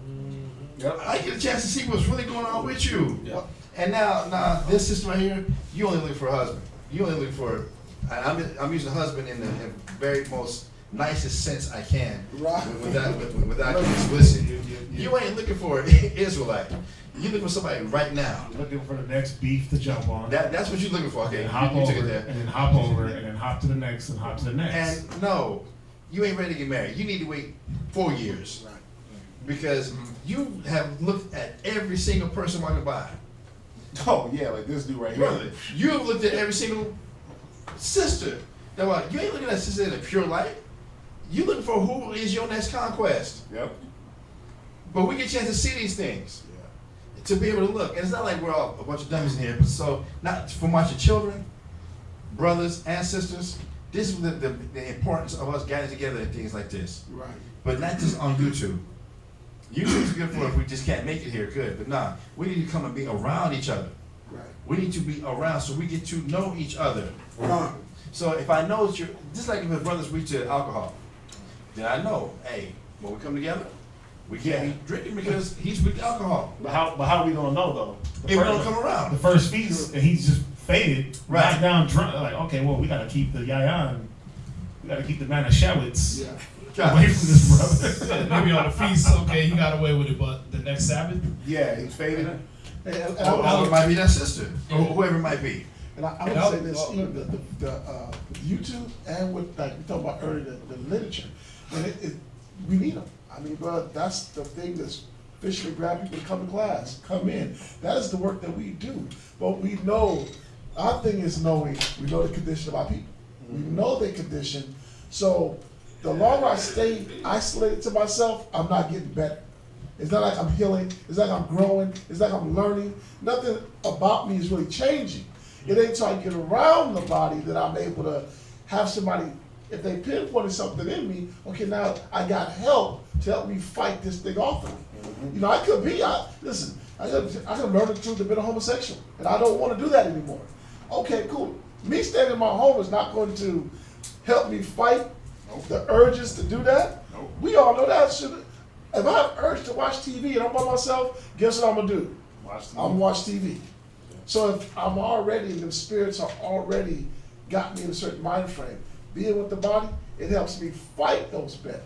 When we look at and agree with you, right? Why does things like Alcoholics Anonymous, why do these things work? You're around people who've got, they know that look. Yeah. They know that spirit. they know that Sponsor. that Yeah. itch you get, A sponsor. And then when you're really in your battle, in your fight, what are you able to do? You call that sponsor. God. And then y'all are able to walk, talk, counsel, do whatever it takes to help you get past that episode. The importance of having a body. The importance of having one another. And it's, those 12 steps, it proves that it works. But we get in Israel and now we have this facade. I'm super macho, I'm super spiritual, I'm super mystical, I don't I'm need super nobody. whatever, I don't need nobody, I'm good. And I'm gonna come around y'all when I get good. what we don't understand is you stand out even that much more, that you need that much more help. There you go. Remember, Israel's punishment was always to be, if we were in solitary confinement, that was punishment. That was never the blessing. As much as we know the word holy means separate, we were separate as a nation, not as individuals. Right. That was always a punishment, to be exiled, to be cut off from his people.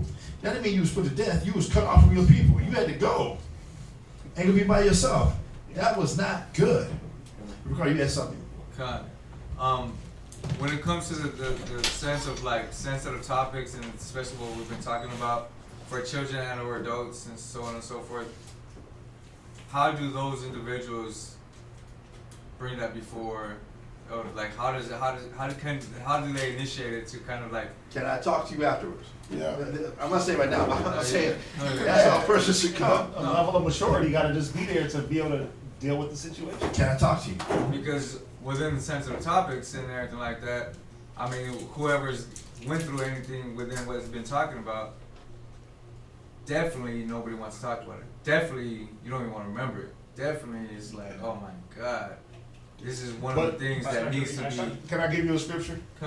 Go to James 5. Go to James 5. This is another one of my favorites. Go to James 5:16. Actually, yeah, no. It's James 5:13. James chapter 5 verse 13. Go ahead. Is any among you afflicted? Read. Let him pray. Mm-hmm. Is any merry? Right. Let him sing songs. Come on. Is any sick among you? Is any what? Is any sick among you? Now, don't look at the word sick like I got the flu, I got the cold. The sickness comes from the abuse of the world. All the things that we deal with, all the molestation, all the rape, all the robbery, it brings a certain sickness of the mind where I gotta isolate myself or I gotta beat it myself. Right? Go ahead. Let him call for the elders of the church. Let him do what? Call for the elders of the church. So at some point, yeah, it's not easy to talk about. I don't want to talk about it, but the scriptures is telling you how to get fixed. So you'd have to call for the elders. You'd have to go and say, hey, listen, as hard as this is for me to talk about, this is what I got to do. Right, the elders of the church, not you sitting there and then you talking to the person next to you. Right. You know what I mean? That's the key also. That's like sitting in the clinic asking the other patient to help you out. Right, cure you. Wait till you get to the doctors. Right. So go ahead. And let them pray over him. Read. Anointing him with oil in the name of the Lord. Verse 15. And the prayer of faith shall save the sick. Why do you go to the elders? Because they have the faith. They have the faith, but they also have the maturity to be able to hear your situation and not laugh you to scorn because you were abused and used. Or judge you. Or even judge you the wrong way. Or judge you, oh, it's your fault. They're going to hear it out. You go to the elders because they have enough discernment and discretion and the wisdom to say, okay, wow, this is a serious subject. This ain't time to do the, hey, brother, how you doing? 50 million handshakes. This is, oh, wow, I got to listen to this brother because he's in pain. Or this sister, she's in pain. Let me, and if I can't handle it, then I got to move it up to the next elder or the next, there's a course of action you go. But you bring it to the elders because they're going to be able to discern the matter. It says a prayer of faith. Go ahead. Shall save the sick. Right. And the Lord shall raise him up. And the what? The Lord shall raise him up. Go ahead, read on. And if he have committed sins. Right, now, if you have committed sins, go ahead. They shall be forgiven. Right. But it all goes with you first taking that, we see, listen, bottom line is this. When we do sit up here, we can look and say, okay, there's something bothering that brother. Right. There's something bothering that sister. What it is, and it's up to you. We can prick your mind only to a point where now you start to get annoyed. Because that's what happens if you don't want to give up the information, you get annoyed. But you got to see what is it going to help you to divulge and give up your mind. Is it going to help? Well, yeah, it will. If you go to the right source. If you go to the right person, if you go to the right brother, if you go to dealing with sisters, you go to the right sister. It will help. But again, and it's funny because we've been on this whole theme of counsel ever since Wednesday, like counsel and communication and confession. Remember, you got to know who to counsel with. You got to know who to go for. You got to counsel out a counsel for himself, right? So you got to take all these things into consideration, but you still have to have in your mind, I have to go, like he talked about AA, Alcoholics Anonymous. What do they do there? Right. The first thing they do is what? Hey, I'm Ricardo. I'm an alcoholic. Hey, I'm such and such. I'm a drug heroin addict. Not saying you're an alcoholic, but they confess. Read verse 16. Confess your faults one to another. Right, now, the fault doesn't mean that. The fault can be what somebody has done to you and put that type of spirit on you where now you can't trust, because to not trust is a fault. But somebody could have did something to you to put that on you. But you still have to acknowledge that and do what? Read it again. Confess your faults one to another. Go ahead. And pray one for another. Read on. That ye may be healed. Read on. The effectual, fervent prayer of a righteous man availeth much. Right, but you have to be in the mind that, you know what? I have to confess what's going on in my spirit. I have to be in that mind because that's where the healing comes. It says in unity is like a precious ointment. So you got to be able to come together with those that are going to be able to bind up that wound. The world just gives you a, I'm sorry, I'll never do it again, but then they right back raping you. Right? The word, the spirit, it protects you from having to go through the same things over and over. So you got to know where to go and how to use the spirit around you. Well, I definitely want to talk to the elders. I'm speaking out without really going into detail because even as somebody as big as me, even as somebody who's marked up like me and anything like that, like just kind of process it in my mind like, God dang, like, man, hold up, shake it off. It's annoying. It is an annoying spirit to kind of have hovering over you while you're trying to eat, while you're trying to sleep, while you're driving, you know what I'm saying? It's like, just automatically just, oh man, this is what had happened. This is how far I went back. And now I'm just like, okay, you know, yesterday I asked a question to the priest, and I was like, okay, so what is next? What happens when you commit to the Most High? You know what I mean? And these are certain questions that are asked because of things that has happened in the past, always since one was a little kid, you know what I mean? And it's like now, even with that, of course, if anything were trying to arise with my children, oh man, hold up, no, hell nah. But there is still certain things that I don't want to talk about. My wife would be like, how come you don't tell me? Because I'm not going to tell you. No, I don't need to tell you. I'm going to take this all the way down to, you can use your imagination, but even with that, you probably wouldn't even get it right. I'm going to take it down to the dirt, but at the same time too, like, is that going to be beneficial for my spirit and for my position later in the future? Possibly not, if I don't ever confess with it, you know what I'm saying? So right. Read Romans 13:12 real quick. And then somebody else give me John 3:19. Romans chapter 13, verse 12. The night is far spent. The day is at hand. Let us therefore cast off the works of darkness, and let us put on the armor of light. It says put on the what? Let us put on the armor of light. So what's the scripture telling you about the truth? About bringing things out to the light? What is it? Read that word, armor. It's armor. It's a defense. It really is. To bring things out to the light, it really is an armor. For those of us in the truth is armor. To bring it out is armor. To keep it in darkness, though, that's where you give it more power. You give that thing more power to keep it in the dark. But the moment we bring it out, then the truth of that situation, it becomes an armor.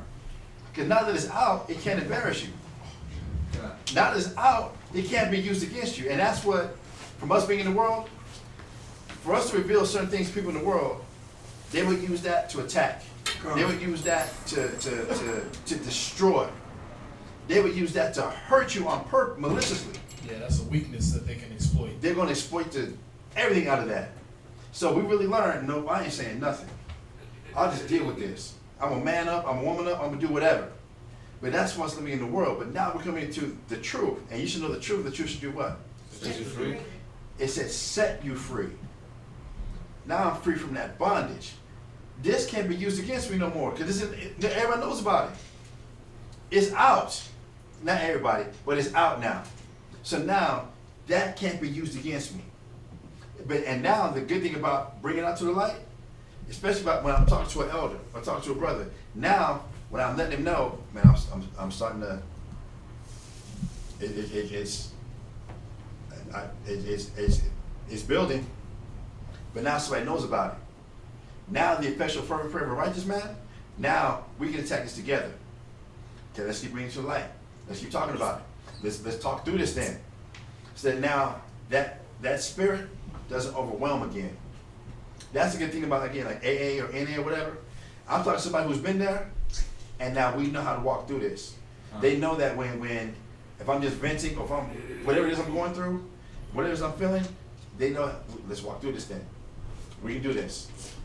That's why it says two are better than one. Two are better than one. Because if he falls, if one's by himself, he falls, he got nobody to help him up. But if I got that counselor, I got that brother, I got that sister I can talk to, now when I'm starting to feel these things, now we can fight this together. Now give me John chapter 3 verse 19. You got to think of it like kind of like a wound also. You know, left untreated, a wound will hurt you more than the initial thing that caused it. You know what I mean? It'll always be sore, it'll always be raw, it'll always be a point of weakness for you. But once that wound gets treated, what does it do? It scars over. It becomes thicker than your other flesh. You know what I mean? It becomes an armor. It becomes like I got scars on me, like big scars, where it's like, okay, but if I prick this part of my hand with a needle, it's gonna go right in. But if I prick that scar, it ain't going in. Why? Because that tissue is tougher now. You understand? So it's the same thing. It's like you can't leave that open wound going on in your spirit. You know what I mean? Where it's just festering, and now you got people depending on you, and they're weighing on that wound. You know what I mean? That's like more people just pushing on that wound. You know what I mean? Now you got to get that healed up so it can scar over, so it can scab up so it can scar over. You know what I mean? So that can become an armor now. So that can become something that your family can push down on, and when they're going through their pain, they can lean on you without you just exploding with your hurt. You know what I mean? And your pain. Now you can actually be tough enough that they can lean on you, and you can now help fix them. Yeah, go ahead. John 3:19. John chapter 3 verse 19. And this is the condemnation. Start 18. Come. Verse 8. 17. Come. For God sent not his son into the world to condemn the world, but that the world through him might be saved. Right. We know this about the world of Israel. That the reason Most High brought all of us to the truth, he knows we're all hurting. He knows Isaiah says we're sick from the head to the bottom of the foot. Ain't none of us good. All our righteousness is filthy rags, and we have lived through Deuteronomy chapter 28. We've all been there. So he knows we're sick. That's what he told the disciples do what? Go to each city and do what? Heal the sick. Raise the dead. What dies in us? Our hope, our trust, our love. These things die in us. But he said, those are the ones I want you to go to. Because those that are whole don't need a physician. If you were straight, you'd be like Enoch. Translated. You'd be like Elijah. You wouldn't be here. We're all sick. We all got some things going on. And the person that says they're good, you're lying, but we'll wait. You're lying, we'll wait. It's going to come out. And what's crazy too, just like speaking on it briefly and everything like that, is the domino effect of what I put myself through because I don't want to speak on certain things, what I indulge in, and how many more wounds and scars I inflicted on myself because certain things that were never talked about, and witnessing the masses of people just like living life like nothing ever happened. You know what I mean? It's like, dang, okay. Living lies. Okay. Let's keep reading. Verse 18. He that believeth on him is not condemned. If we believe on Christ, we're not condemned. That ain't talking about just believing in his color. If we believe Christ did come to save us from the things we've been through, he's come to show us a better way. He's come to show us the right way now. And to show us that the things that we have gone through, that wasn't our fault. You can't forgive somebody if you know how to forgive yourself, one. And then two, for whatever it is I did do, I got to confess up to that also. For the things that I've done. But that's not to condemn me to where I'm just the most wicked, evil, there's no hope for me. That ain't when Christ came. Go ahead. But he that believeth not is condemned already. If I don't believe Christ really came to heal me from the things I've experienced and the things I've done, I'm going to stay condemned. So now I'm going to keep that wall up, and I ain't going to talk about nothing. I ain't bringing nothing out. Y'all, I'm going to the grave with this one. Forget that. Ain't going to happen. Because I don't believe that Christ came to heal me now. That I'm in this truth. Not just the truth of finding I'm an Israelite, but the truth of why did I go through what I went through? Why have I put others through what they've been through? Why have I done this? That's the truth of the matter. Not just the fact that Christ is black and we Israel. Go ahead. Because he had not believed in the name of the only begotten Son of God. Read. And this is the condemnation, that light is coming to the world, and men love darkness rather than light. Men love what? Darkness rather than light. That's where we get condemned. I love keeping things in the dark. I don't want to bring it out. I don't want it to come out that this went on, that went on, or what have you.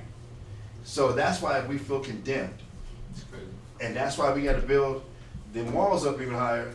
Because I'm not going to let nobody, I can't let you, if I've been putting this facade for so long, if you find out the truth about me, then it's over.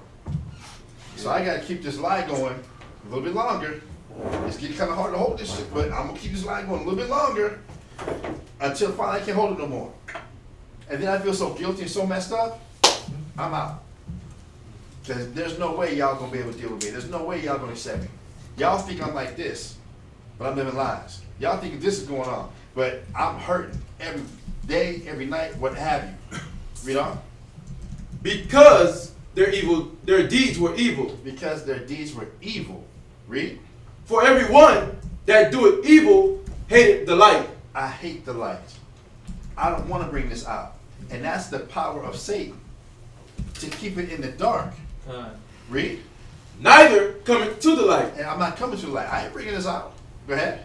Lest his deeds should be reproved. Because that evil in me does not want to be checked. That evil in me does not want to be reproved. Go ahead. But he that doeth truth coming to the light. If I'm really in the truth, it says I do what? Coming to the light. And I'm going to bring it out. I'm going to take the power away from it.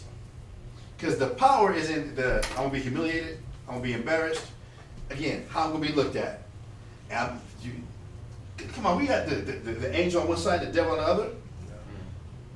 You know they're going to talk about you. You know they're going to be like this. You know what's going to happen. You know, we hear that nigga talking all the time. But how shout you're whispering? Just tell the truth. What's the worst guy? The truth comes out. Okay, you're sick. Guess what? Everybody's sick. Scripture said, do I believe in scriptures?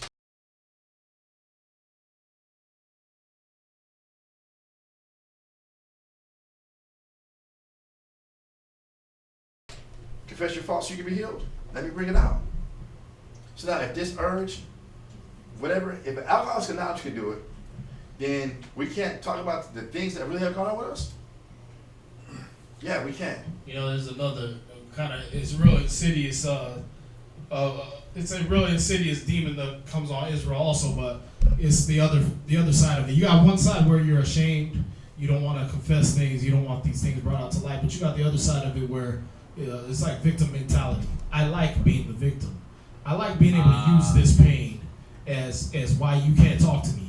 You know what I mean? Oh, don't go into me too hard because this happened to me way back when. True. You know what I mean? I like being able to use that as a shield where people can't get in. You know what I mean? I'm just going to break down and start crying because we're talking about this, but I'm thinking about this. Damn, so I can't talk to you about you being a better person because we're still stuck on what happened to you 20 years ago as a victim. You see that? But what that does is I don't want to grow. I don't want to become these things that the scriptures tell me I'm supposed to be. And I have this excuse not to. Y'all see that? That's, like I said, that's another insidious little thing because can't nobody, what's real messed up about it is can't nobody make you get out of that because then they're the bad guy. Oh, you just got to move on. That's right wisdom. But they're the bad guy for telling you. Why? Because you got raped. You got molested. You have a legitimate reason for why you shouldn't grow into what Yahushua has called you to be. You see that? But that's why it also says the servants of the Most High got to be patient. Yep. Yeah, we got to be patient because we really don't know how deep some of those scars go. Yeah. That's one thing that really cannot be weighed and determined. Yeah, you can't walk it off. Get over it. That some of these scars, they really do run deep.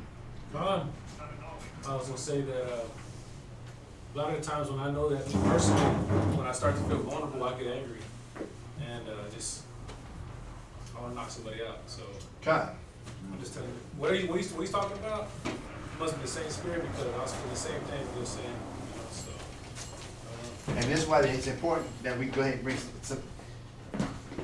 Well, that we use discretion. Right. You don't tell everybody. That Most High even says that. I mean, in the Bible, it says, be a friend with many, but of 1,000 have that one counselor, someone you can talk to. Finish reading this though. But he that doeth truth cometh to the light, that his deeds may be made manifest. This is where you take away the power of a demon. You bring it out. You bring it out. And in bringing it out, and you might have to bring it out. We know that when an unclean spirit gone out of a person, what happens? Looks for a place to It rest. says that unclean spirit looks for a place to rest, and finding none does what? Comes back. That unclean spirit comes back. But when it comes back, it brings what with it? 7 other demons more wicked than itself. And the 7 other demons more wicked than itself is 7 other distractions. If it's anger we're dealing with. So what's coming with that anger? They're trying to get back in? Stress.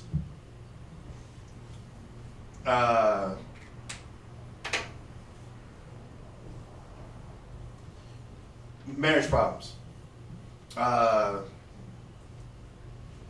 The thought of feeling lonely. Whatever it might be. It's bringing all these other distractions to where now I'm thinking about these things. As I'm putting my focus on these things, what's coming through the back door? That anger. Because anger rests where? So I'm getting so distracted with all this other stuff going on in my life, I'm not realizing that all these are just distractions for the anger to come back in. All these things are just distractions for the lust to come back in. All these is distractions for whatever it is to come back in. So now, by the time I'm doing all this other shit, excuse my language, this really don't seem that bad. This demon ain't really that bad. Because I'm dealing with all this other stuff. So it's almost justified. It's almost the right thing to do now. Because I got all these other things going on, and I'm not discerning. We wrestle not against flesh and blood, but against what? We wrestle against principalities. We really are wrestling against spirits, but why is this person at this time doing this? Why is this situation happening right here, right now? Why is this going on? Oh, I'm Incredible Hulk time. I'm starting to bubble. Y'all don't know. But this is where we have to talk to one another. Again, I'm going to take you to the Alcoholics Anonymous. What does that sponsor do? You ever call a sponsor? I'm starting, hey, this happened, and I really feel like I need a drink. This happened. I'm about to go, hermit mode. Yeah. I'm about to get my Hulu, Netflix, Amazon Prime, what else out there? HBO Now. I'm about to get all my accounts up because I'm going in, and y'all ain't gonna see me for nothing.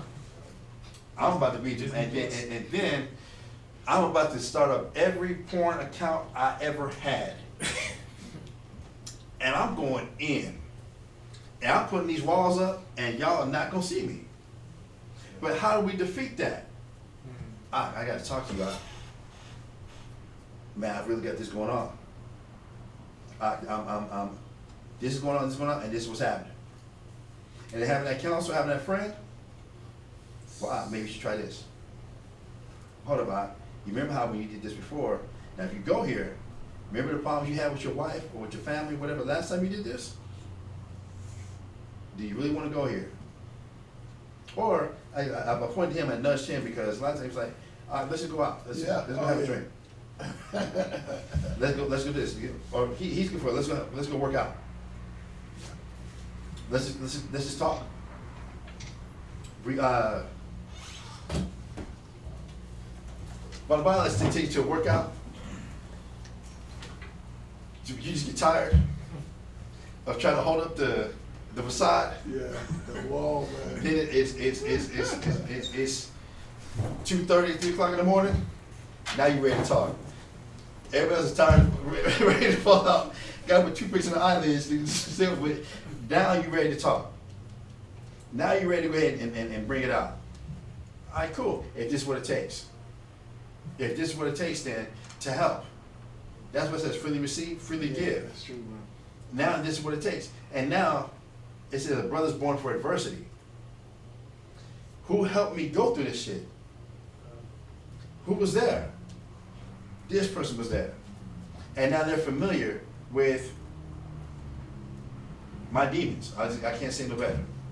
They are familiar with my demons. So I can now talk to them in trust. I can talk to them in confidence. I can talk to them that I'm trying to make excuses to go back to this. This shit is riding me hard. I need to talk. And then dealing with a mature shepherd, that mature shepherd understands. I gotta go into the room and nobody is coming in because you need my undivided attention, done. You need me right now, I might be taking care of some personal business. We gotta stop this personal business because right now, this person needs me. That's true. Because now this sheep needs me. This ain't a 9 to 5, these are my office hours. No, if it's that time, like you said earlier, it's 3 o'clock in the morning, and now this person needs to talk. The shepherds, the brothers who've been there, no, you got my full 100%. Yeah. You got me. At that point, it's life or death, man. It really is that conversation. It is as serious as serious y'all feeling it. You see the whole spirit of the class change. It went from being Sabbath reading to, hey, this got serious. But not in the spirit of directed. This is what love was really about. This is the part of the truth that a lot of people don't get. You see what I'm saying? They don't get this. They don't get to be able to say, you know what? Hey, I got this. I got this real issue. I got this problem. Okay, cool. Now, can we bond and get close enough so you know what? It's one thing to hear your problem. I got to know you too. You know what I'm saying? I got to know when you angry, I know the angry ain't personal, right? You ain't angry at me. I know that you're not angry at me. I know that you're angry. Perfect. Okay, let's bring that out. Let you, and then the platform has to be put so that it can come out.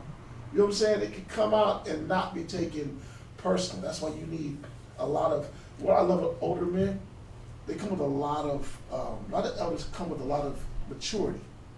So I'm gonna listen to your problem, but I'm not just listening to the problem and this will go on one ear after the other. I remember everything. I was good for one thing always. I don't care what you talk to me about. It ain't too much that I forget in a conversation where you come from. I knew Colorado. I remember, you know what I'm saying, Don't no secrets. Not in a negative way. Come from, you know what I'm saying, when you came up to everything, I don't really forget because all those things told are vital to your development, to your growth, man. I mean, one thing we don't really bond in Israel is the fact that the closer we get, when that love is there, I can open up now. You know what I'm saying? I can open up and talk and feel comfortable because there's a bond that's built there. But if we don't build it, it's hard. That's when that wall is up. Because in the world, who did I build a bond with? And then you with your woman, we have a physical bond, but we don't have, I don't know if I do open up with what's going on with me, are you going to be around? You know what I'm saying? The one thing I know about Israel, I've never failed. No matter what we opened up with to another brother, tomorrow he was still with my brother. You see what I'm saying? It was never judged like, what? Oh, you told me that? Psh, okay, brother. You know, we stay away from that. It was never like that. I've been in relationships. It was like that. You opened up, you was taken to be weak. You looked at us, you know what I'm saying? Like, he took taking advantage of it. Yeah, so it was almost more like, you know what? I gotta keep the guard up. I gotta look strong because I don't want nobody playing me that way. Bro, if there's one place you're supposed to be able to come and sit down, reason with the Father, when you confess or not, it ain't just us to hear it. It's the Most High too. The Most High knows you needed to get that out. You know what I'm saying? We all. It's not, I don't think it's a man, it is true that it's something they didn't have to get out. You know what I'm saying? It was just time for that to come out. And then the Spirit always put it right when it was the right brother to bring it out. But I want you to read something real quick. Read Colossians chapter 2, all right? Colossians chapter 2, and I want you to just go to, start at verse 1. Okay. I'm trying to listen to it real quick. Colossians 2 and 1. Colossians chapter 2, verse 1. Read. For I would that ye knew what great conflict I have for you. And every elder has that. There is a great conflict. You don't listen, bro. When you said what you said, red flags go up. But not because we gotta look for them, but hey, we gotta look out for that brother. You know what I'm saying? We mind is already running. How can we help him? How can we help this brother? How can we help this sister? That's all we've ever done. From day up, we sit back here. We don't sit back here in the spirit of, I'm just gonna pull some scriptures and I want to sound like I know what I'm talking about. We sit back here waiting for that person to say, hey, you know what? I got this going on. Listen, brother, let me open up and let me show it to you. And that's what we're listening for. That's it. It's funny. When it started with the molestation, you know what, there's something here. God, because the sleep demon was heavy here before that. There's something going on right here. And as it just kept unfolding, like, you know what, this is what needed to come out. But this is what elders and shepherdship is looking for. And then we go home. Thinking about what we just went on in class, what was just said, what this was going on, this sister, this family. That's all we ever think about. Because that's what Paul and them did. It was about the conflicts. This is what's going on. Every letter that he wrote, bruh, was about those conflicts. And now, hey, I know what I gotta write for Rome. I know what I gotta write for Corinth. I know what I gotta say to the brothers working with Timothy. Because that's what we end up doing, but it's all for one reason. That's one reason. When we go on scripture, let me chat it. It's for a reason that he does it like that. Read. No, I was going to add this right to your point, though, brother. Is that if you want to get a good study on, type in the words "for you." Just type in the word "for you" on your little concordance or whatever, and you're gonna see how Paul and everybody thought. God. It was all for you. It was Right. all the prophets, all the Perfect. apostles. Yes. For you. Yes. You just see it back to back. It's crazy, man. Go ahead. Read on. And for them at Laodicea, and for as many as have not seen my face in the flesh, Read on. that their hearts might be comforted. That their heart might be what? Comforted. That's what we was in here working on. This is what we about. This is when you come to these doors. It's about coming in here now. How can I comfort you? Sometimes I got to tell you the truth to comfort you. Sometimes you got to get the things out of you that are in you to comfort you. And you know what, brother? We've seen many men and brothers and sisters that have come in, and the one that they didn't get that comfort. You know, they went back out. They came in, sat down, judged, whatever went on, but they went right back out there, and they never found peace. They never found that bond with the Father. The whole purpose of us opening this book is to now comfort and get to the point where your bond with the Father is genuine. It's real.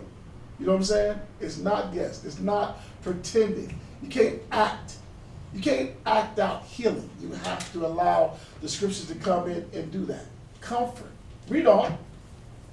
Being knit together in love. Being knit together how? In love. Because when you get to open up to somebody, when you bond with them, and that person now receive what you're saying, I'm ready. Listen, this is the place where unconditional love is built. Y'all understand what I'm saying? Everybody know what unconditional love is, because that's the one your parents give you. That's the one they was giving you for the time you was born. If you wasn't, listen, you might have been the ugly kid in school, but you wasn't the ugly kid to your mom. You might not have been the smartest kid in school, but you was the smartest kid to your mom. This is the place, man. We open up with each other. The love is unconditional. Because this is the place where forgiveness is the biggest. Because we in the book the same as you in the book. We understand that we come from a sick environment like the rest of us do. But this is how it's built. This is where love is knitted together. Go ahead.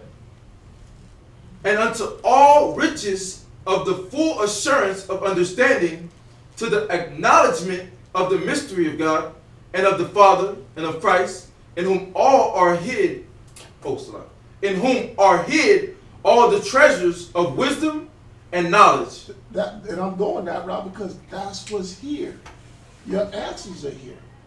I'm not going to tell you, yeah, you gotta step up right now and say what's on your mind, but everything the brother said is right on point out. Because the things that you hold in you for all of us is the things that kill us, man. They destroy you inside, because how long can you truly live a lie? And then once you have, it's not just about what you say or confess it, but how about now, let's work on it now. Let's work past this. It could be a cat shoot. Because it came with a body count. How do I work past that, man? How do I close my eyes at night and stop seeing the bodies that I did? We've had brothers in the truth. That was their thing. Not their thing. That's what they end up doing in the world. And now when I came and I found it was wrong. That's what I deal with them demons. Yes, because now you know the truth. What brings them all out is the fact that somebody showed you it was wrong, or you knew it was wrong. Molestation. When you got older, you knew this was wrong. I couldn't do anything about it, but I knew it was wrong. How do I heal from it? And that's what you got to stay around long enough to do. You got to stay around long enough to allow yourself to be comforted. And we watch a lot of hurt people come in. They got to get comforted. Now you go on real quick. Go to Jude chapter 1 verses 22 and 23.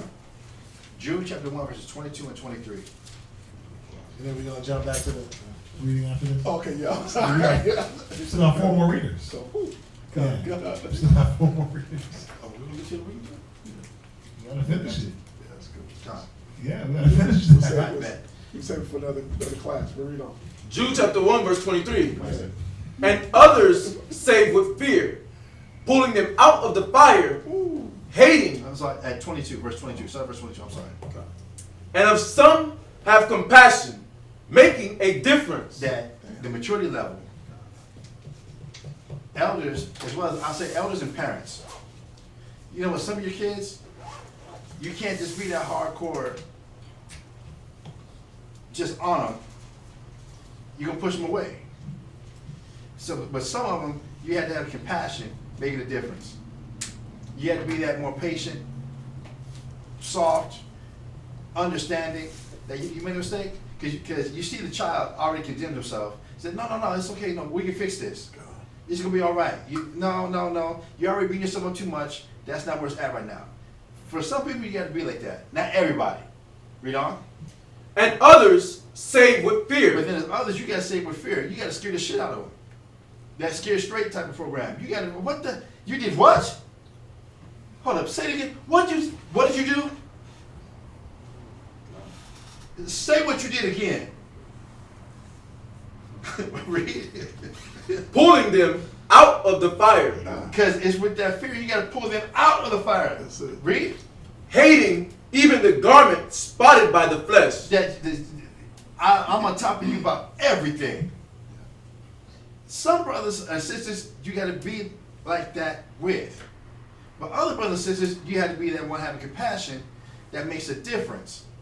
But if you don't have an elder who's been exercised to know the difference between good and evil, to know when does this person need the fire, but when does this person need the compassion, that they have their senses exercised to discern good and evil, just like we do with our children. When do I got to get on top of my child, my daughter? Right now, the hardcore ain't working with my daughter right now. What's working with my daughter? I got to have that compassion. All right, baby, no, cool. And I promise you, this was in the parent-teacher conference I just went through Thursday, as a matter of fact. No, Wednesday. It was on Wednesday. Progress.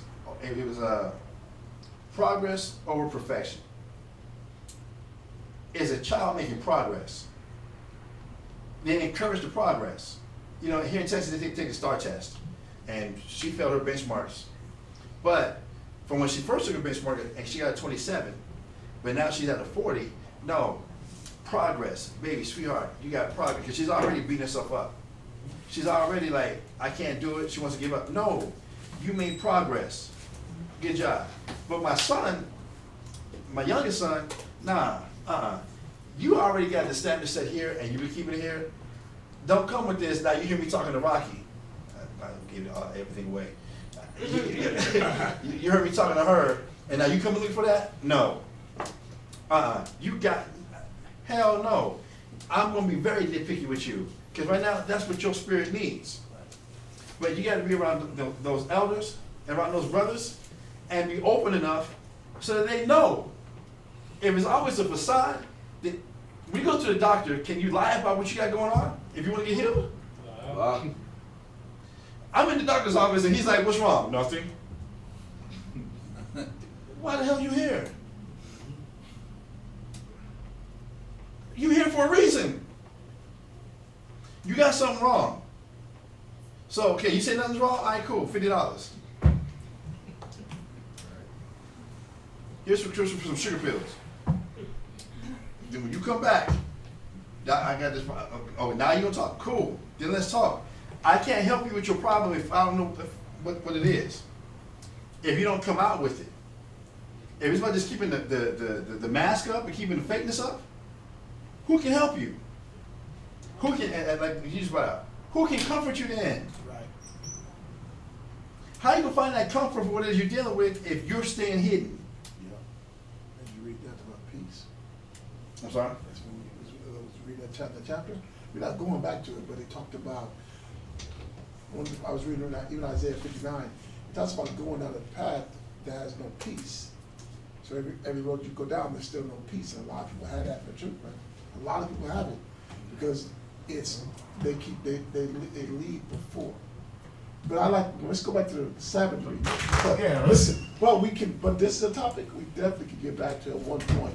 Oh, yeah. We got time, man. We Got to. ain't planning to go nowhere, you know what I'm saying? I mean, not tonight we will, but I'm saying the goal is to help develop that culture. Right. Develop the culture so that we can all grow as a camp together. You know what I'm saying? You That's want what to this get is back about. to that, Yeah. where you able to confess in front of all Judea, man. That was one thing that hit me when I was reading that about John the Baptist. It was like, damn, people were really confessing their sins in front of the whole city. That's the comfort level with each other, was that, yeah, I'm greedy as hell. I'm telling the whole city. You know what I mean? I got a lust demon on me. I'm telling the whole city before I get baptized. See, everybody focused on the baptism with John the Baptist, but the comfort level that they were at, where they were able to confess, and that's what we're growing back to. As you're seeing, you know what I mean? You see these scriptures start coming out, and then brothers and sisters start popping up. Hey, what about this? What about that? What about that? That's that way of telling you. That's that way of getting that out. And then another brother or sister hear the answer to that. Oh, damn, okay. So now I can confess that. Now I can tell you what happened to me because I'm comfortable now. Y'all see that? We're trying to get back to that level, man. We're reading these laws for the same reason. So y'all can see what kind of leaders you have, that your leaders are listening to this law, man. We're reading this law and we're understanding, does the Most High care for oxen?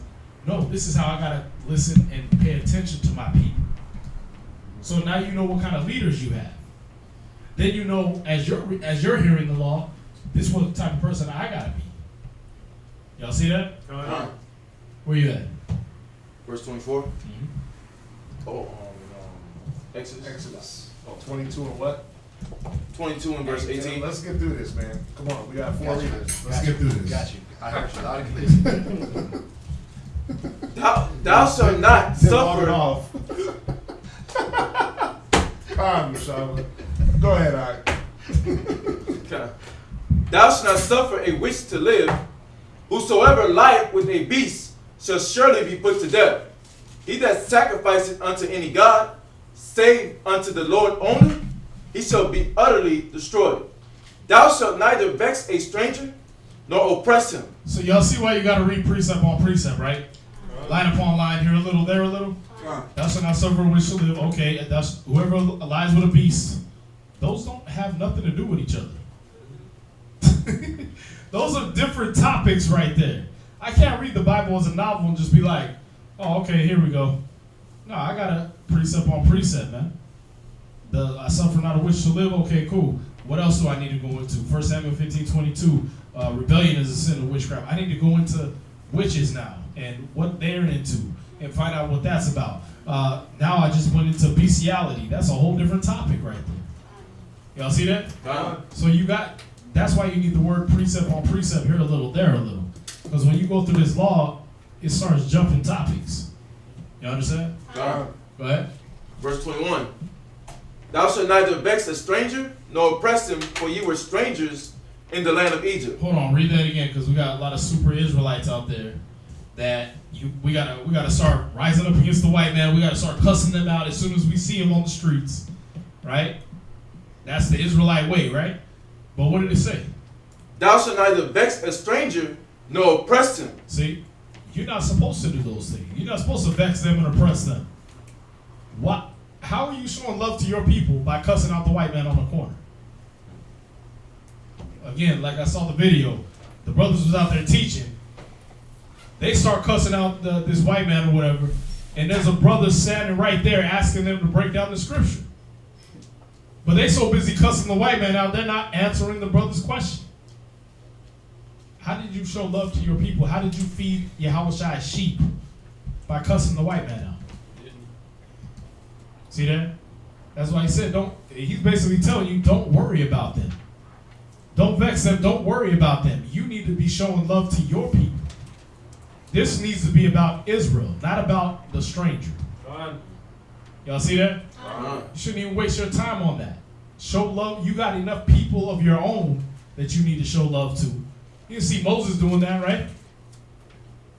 Did y'all see Moses doing any of that? Nah. Why? He was giving these laws, statutes, and commandments to Israel. Y'all see that? Then when he had them all there, he wasn't sitting there like, okay, now you Moabites and you Ammonites. He wasn't wasting time doing that. It said, these be the words of Moses spake to all Israel. He wasn't wasting time taking segues out so he could cuss out an Ammonite or a Moabite or an Egyptian that was living amongst us. Y'all see that? The only thing he said regarding them was this right here. Don't vex them. Don't bother with them. Y'all see that? Go ahead. Nor oppress him, for ye were strangers in the land of Egypt. Why? Because you know what it's like. Why don't you do these things to your brother, your sister? Stranger, okay. If you're not doing it to a stranger, you're not doing it to your brother and sister. Why? Because you know what it's like. All these things Paul was expounding on in the New Testament, man. You're having compassion on them. Why? Because you remember what it's like when you was young. You remember what it's like when you were just coming in. Why am I not vexing and oppressing my brother and sister? Because I know what it's like to be them. Y'all see that? I know what it's like to be black in the wrong neighborhood, to be for your skin to be your sin. We know what it's like, so why vex them? Why further vex them? We already know what kind of problems the sister's gonna have just walking down the street in America.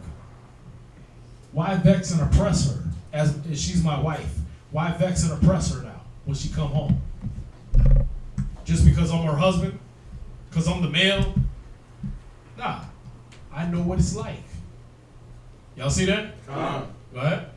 Verse 22. Ye shall not afflict any widow or fatherless child. If thou afflict them in any wise, and they cry at all unto thee, I will surely hear their cry. And my wrath shall wax hot, and I will kill you with the sword. And your wives shall be widows, and your children fatherless. If thou lend money to any of my people that is poor by thee, thou shalt not be to him as an usurer, neither shalt thou lay upon him usury. So with your brother and sister, with a fellow Israelite, you didn't lend with interest. All right? With no credit card, with okay, listen, I lend you $50, but I did it at a 22.5% interest rate. So now you owe me I lent you 20, but you owe me $44.50. What? Come on, man. Nah. You lent 20, you get 20 back. Y'all see that? If they can't pay it back, that's your brother or your sister. You know what? That's you. Y'all see that? Go ahead. Verse 26. If thou at all take thy neighbor's raiment to pledge, thou shalt deliver it unto him by that the sun goeth down. For that is covering only. It is his raiment for his skin. Right. Somebody give you, okay, listen, I'm borrowing this 20. I ain't got it right now, but I'm gonna give you my coat as collateral. You get that back before the sun goes down, before it gets cold outside. So you can put a coat on his back. Y'all see that? Go ahead. It is raiment for his skin. Wherein shall he sleep? And it shall come to pass, when he crieth unto me, that I will hear, for I am gracious. Thou shalt not revile the gods, nor curse the ruler of thy people. Thou shalt not delay to offer the first of thy ripe fruits, and of thy liquors. The firstborn of thy sons shalt thou give unto me. Likewise shalt thou do with thine oxen. See, weeks, you got to think of, when he said, give these things unto me, were you literally giving him your firstborn child? He wasn't Molech. We weren't burning your firstborn child to the fire, right? You were dedicating your firstborn to his service. But why are we losing a lot of our kids? Why are we losing a lot of our children, man? Why are we losing a lot of our stuff? Because we won't dedicate those things to the Most High. We won't say, you know what? This is for the Most High's use, not just for my enjoyment. No, brothers. Y'all can't take my son just passing out flyers. Y'all can't take my son to do these things. We stopped giving our children. We stopped giving our children to the service of the Most High. See, in giving things to the Most High, you put them under the Most High's protection. You make them his property. He's going to take care of them. God. That's what we messed up on, man. We stopped giving and dedicating those things to the Most High, so he stopped keeping them for us. So now what? We watching our sons and our daughters get shot on TV. You know what I mean? You look at Kobe Bryant. His wife had to watch him and his daughter go down in flames. It was the actual video of the crash. The helicopter just poof. She had to see that. See why? Because those things were not dedicated to the Most High. They weren't in his safekeeping. We stopped doing that. We stopped doing just those little things, man. Most High wasn't Molech. He wasn't asking us to burn them alive. He wasn't asking us to kill those kids. He just said, listen, give them over to my service. But we don't want to do that. Now we're wondering why our whole families are getting wiped out at a time. Go ahead. Verse 30. Likewise shalt thou do with thine oxen and with thy sheep. 7 days it shall be with his dam. Right. On the 8th day thou shalt give it to me. Right. That dam is the mother of the oxen or the sheep that it was milking off of. You understand? So when the scriptures say, when we go on in the scriptures and it says, thou shalt not see the kid in his mother's milk, it means that in this 7 days that it's weaning off of its parent. You understand? Okay. So this time frame, you didn't eat a 7-day-old calf or a 7-day-old sheep. Or veal. Yeah, veal. We didn't do that. You understand? Go ahead. Verse 31. And ye shall be holy men unto me. Neither shall ye eat any flesh that is torn of beasts in the field. Ye shall cast it to the dogs. See, that's part of what made us holy. We wasn't eating roadkill, man. I don't know if y'all seen that video. They got that dude, I think he's British or something. He running around picking up roadkill. Stripping it down, putting it in the freezer, getting it all ready. Like, thing that have maggots on it and everything. Brush them off and everything, throw them in the freezer. Got a whole damn freezer full of roadkill. Of course Esau, you ain't gotta ask. But that's what the Most High was keeping us from was, listen, you're going to be a clean people. You're not going to eat food with a bunch of maggots all in it, worms all in it. Y'all see that? Nah, you eating it fresh killed. What condition are we in now? You're basically eating roadkill. You don't know the difference. You go to the grocery store, it's all red. Meat is not red fresh. Did y'all know that? We slaughtered the lambs. I think the animal shop has done that. Once they cut that meat up, it starts turning brown. It's exposed to air, that blood starts turning brown. That red meat you get in the store, that's a year old, been in that freezer in the back, sprayed with carbon monoxide, bleached, pumped with chemicals. So I don't even eat meat no more, man. I was an advocate for carnivorism, trust me. But I don't even mess with meat no more because I know everything that's going in it now. It's disgusting. But you're eating the equivalent of roadkill now. These too many videos where they pouring Coca-Cola on it and the worms start coming out of the meat. Why? Because you're not eating fresh meat. You're not getting to be a holy man anymore. They're making you unholy just in the things you eat. That's the agenda. To separate you from the Most High, from that spiritual power. You understand? Come on. Go ahead. Oh, that's it. That's it. Okay.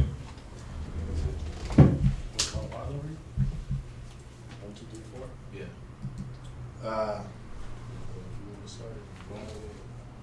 Yeah, I'll read. That works. Exodus 23 and verse 1. Thou shalt not raise a false report. Put not thine hand with the wicked to be unrighteous. To be an unrighteous witness. Thou shalt not follow a multitude to do evil, neither shalt thou speak in a cause to decline after many to wrest judgment. So again, that mob mentality we were talking about earlier, Most High had rules against that. You didn't go, you look at some of these mobs, they're downing, you could even look at the ones that down Trump.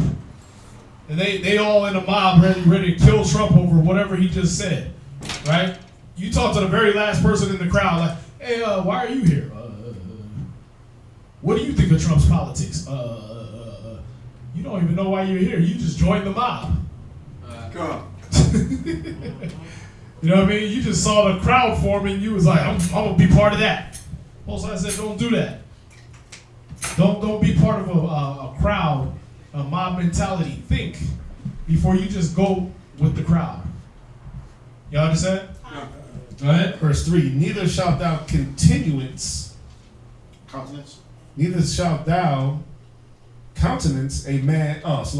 countenance a poor man in his cause. If thou meet thine enemy's ox or his ass going astray, thou shalt surely bring it back to him again. If thou see the ass of him that hateth thee lying under his burden, and wouldest forbear to help him, thou shalt surely help with him. See that? Why? Because that's going to get you over that. You know what? Instead of you pushing all that hate, you're going to do an act of kindness to push that hate out of your brain. Hey, listen, brother, I brought your ox back. That might smooth over your whole relationship right there. It wouldn't have to be no, hey, brother, what'd I do to you? Hey, I offended you that way. We got to go through a whole 3-hour council. Hey, brother, yeah, man, your dog was loose. I brought your dog back, man. Oh, man, you know what? I'm sorry for the way I've been treating you, man. You a good guy. I thought you was a bum. Cool. You know what I mean? It'd be something little like that that could smooth over a whole relationship. But you might be so stuck in your hate that what? You said, oh, okay, I see my neighbor's ox over there. Yeah, it's stuck under the burden. I'm not gonna help him. Screw that in. What did that do for you? All you do is let more hate fester, brought up bad memory or whatever made you hate him in the first place. And now what? Now your neighbor done lost some more. Y'all see that? That's not helping. Again, these are civil laws. These are what kept you and your neighbors civil. Kept y'all brotherly. Y'all understand? Verse 6, thou shalt not wrest the judgment of thy poor in his cause. Keep thee far from a false matter. And the innocent and righteous slay thou not, for I will not justify the wicked. Yeah, don't give the poor a hard time in their cause. Oh man, I'm struggling, I'm this and that. I'm gonna give you a hard time. Why don't you get a job, bum? Why? He's poor already. He don't need that. Help him. If you got time to curse him out, if you got time to give him negative advice like get a job, bum, like they ain't been on the streets for all this time trying to work, then you got time to help them. Y'all see that? Go ahead. Verse 8, and thou shalt take no gift, for the gift blindeth the wise and perverteth the words of righteousness. Right, talking about bribes. All right, not talking about just gifts. You know what I mean? Hey man, I got you something because I was just thinking about you. That's one thing. Even on that, you got to think like, okay, why are you giving this to me? You know what I mean? We got some brothers that do that. You know what I mean? You go into them, next thing you know, they got gifts for you. Like, I went into you too hard. You try to make me softer when I deal with you now. That's Israel. But what he's talking about is basically that bribe mentality. You understand? Don't take bribes. Don't be trying to take something for yourself so that you'll go easy in judgment on a person. You understand? And perverteth the words of righteousness. Verse 9. Also, thou shalt not oppress a stranger, for ye know the heart of a stranger, seeing you were strangers in the land of Egypt. Right, just like we're not gonna do when we come out of here. We know what it was like to be like a stranger in America. We know what it was like to be, you're trying to shop at Walmart and they got security following you around from aisle 1 to aisle 17. We know what that was like. Why would we do that to other people? Y'all understand? Go ahead. Verse 10. In 6 years thou shalt sow thy land, and shalt gather in the fruits thereof. But the 7th year thou shalt let it rest and lie still, that the poor of thy people may eat. And what they leave, the beasts of the field shall eat. In like manner thou shalt deal with thy vineyard and with thy olive yard. 6 days thou shalt do thy work, and on the 7th day thou shalt rest. And that thine ox and thine ass may rest, and the son of thy handmaid and the stranger may be refreshed. See, agriculturally speaking, you let the land rest, you let it aerate, you let the old fruit and stuff like that fell off the tree, you let it go ahead and get into the soil and ferment and make that soil even richer. But at the same time, let's talk about the people, the poor, right? They're able to come by and he didn't pick the whole vineyard clean, right? Not only do I have access to the gleanings in the corner, I got access to the whole field. I can go through and eat till I'm full, man. Y'all see that? The stranger, the people that's just walking around and they're poor and all that stuff. Like Christ said, the poor you'll always have with you. Guess what? They get to eat now. They get to be refreshed. Y'all see that? Go ahead. Verse 13. And in all things that I have said unto you, be circumspect, and make no mention of the name of other gods, neither let it be heard out of thy mouth. Verse 14. 3 times thou shalt keep a feast unto me in the year. Thou shalt keep the feast of unleavened bread. Thou shalt eat unleavened bread 7 days, as I commanded thee in the time appointed of the month Abib. For in it thou camest out from Egypt, and none shall appear before me empty. So everybody understands that? Fine. Okay, go ahead. And the feast of harvest, the first fruits of thy labors which thou hast sown in the field, and the feast of ingathering, which is in the end of the year, when thou hast gathered in thy labors out of the field. 3 times in a year all thy males shall appear before the Lord thy power. Thou shalt not offer the blood of my sacrifice with leavened bread, neither shall the fat of my sacrifice remain until the morning. The first of the fruits of thy land thou shalt bring into the house of the Lord thy power. Thou shalt not seeth a kid in his mother's milk. Verse 20. Behold, I send an angel before thee to keep thee in the way, and to bring thee into the place which I have prepared. Beware of him, and obey his voice. Provoke him not, for he will not pardon your transgressions, for my name is in him. Right, so again, going back to the topic that was asked, did we really have a lot of molestation? Did we really have a lot of secret sins going on? When you had an angel of the Most High with the Most High's name in him, leading you about. Y'all see that? So a lot of these things, they were laws, and we were supposed to look at them and fix ourselves. That's how we know that's what the law was for. Because we had this angel of the Most High already sitting right there making sure you didn't mess up. Y'all see that? Right. So we know the law had to be spiritual. It had to be meant to fix your spirit, because we already had somebody that was going to dish out the carnal. It wasn't no Ecclesiastes 8:12, because sentence on the evil work is not executed speedily. No, it was executed speedily. the ground would literally open up and swallow your ass for being rebellious. You understand? Snakes will come through, bite you for being rebellious. You stole the golden wedge when the whole army had went through and the Most High said, don't steal nothing. You took a golden wedge. Guess what? Boom. Plagues, problems. That angel of the Most High was executing that justice very speedily. So the law was supposed to fix your spirit. It wasn't just meant to be carnal. Y'all see that? We already had somebody who was keeping us in line carnally. Y'all see that? Now, what was it supposed to do? It was supposed to deal with your mind, man, the way you think. Verse 22, but if thou shalt indeed obey his voice and do all that I speak, then I will be an enemy unto thine enemies, and an adversary unto thine adversaries. Next reader. You're going to go to Exodus 24 and 11. All right, Exodus 23, verse 23. For my angels shall go before thee, and bring thee into the Amorites, and the Hittites, and the Perizzites, and the Canaanites, and the Hivites, and the Jebusites, and I will cut them off. Thou shalt not bow down to their gods, nor serve them, nor do after their works, but thou shalt utterly overthrow them, and quite break down their images. And you shall serve the Most High your power, and he shall bless thy bread and thy water, and I will take sickness away from the midst of thee. There shall nothing cast their young, nor be barren in thy land. The number of thy days I will fulfill.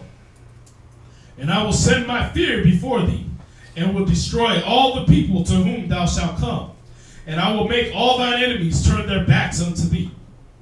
And I will send hornets before thee, which shall drive out the Hivite, the Canaanite, the Hittite from before thee.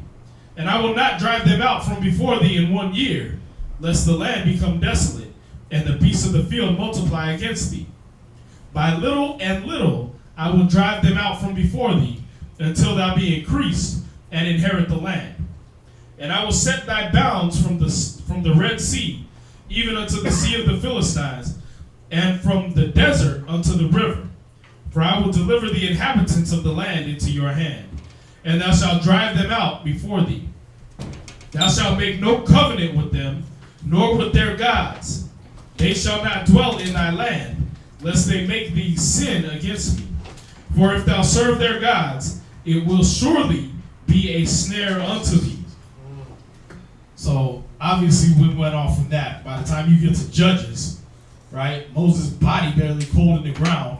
By the time you get to Judges, it says every man was doing what was right in his own eyes. So we left off all this, but now we got to understand Hosea 4 and 6. Because we forgot the Most High, he also forgot our children. So we see all this death and destruction coming on our babies, coming on our brothers and sisters in the world on the news and everything. We got to come back to these laws and the understanding of these laws. Y'all get that? Chapter 24. To where? Verse 11. Verse 11. Chapter 24, verse 1. And he said unto Moses, Come up unto the Most High, thou and Aaron, Nadab, and Abihu, and 70 of the elders of Israel, and worship you afar off. And Moses alone shall come near the Most High, but they shall not come nigh, neither shall the people go up with him. And Moses came and told the people all the words of the Most High, and all the judgments. And all the people answered with one voice, and said, All the words which the Most High had said will we do. Y'all see that? They all said it with one voice, all lying. All doing the con job, man. We got to get rid of that. Let's see. Verse 4. And Moses wrote all the words of the Most High, and rose up early in the morning, and builded an altar unto the hill, or under the hill, and 12 pillars according to the 12 tribes of Israel.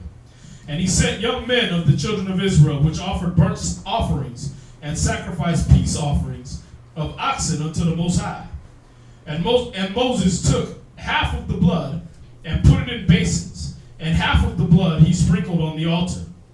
And he took the book of the covenant, and read in the audience of the people. And they said, all that the Most High had said will we do, and be obedient. And Moses took the blood and sprinkled it on the people, and said, behold, the blood of the covenant which the Most High had made with you concerning all these words. Then went up Moses and Aaron, Nadab and Abihu, and 70 of the elders of Israel. And they saw the Most High of Israel, and there was under his feet as it were a paved work of a sapphire stone, and as it were the body of heaven in his clearness. And upon the nobles of the children of Israel he laid not his hand. Also they saw the Most High, and did eat and drink.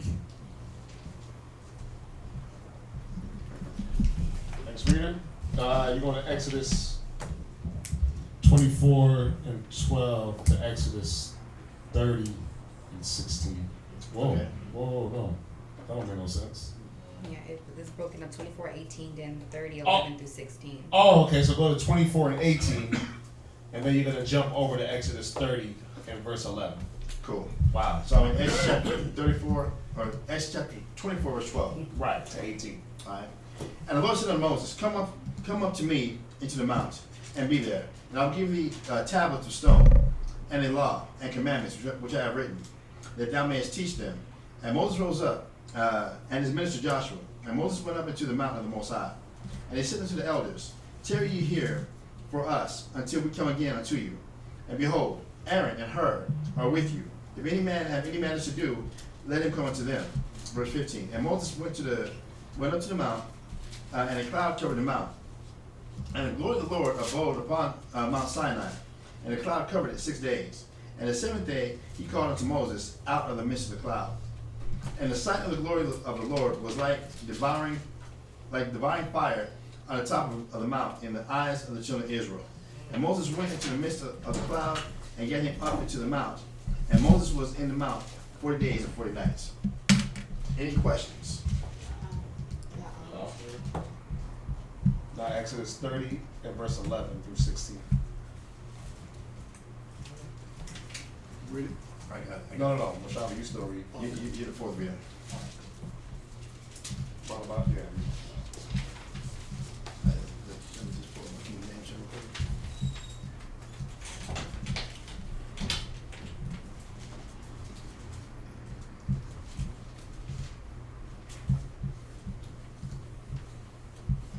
All right, so Exodus chapter 30, verse 11 through 16. See. Exodus chapter 30, verse 11.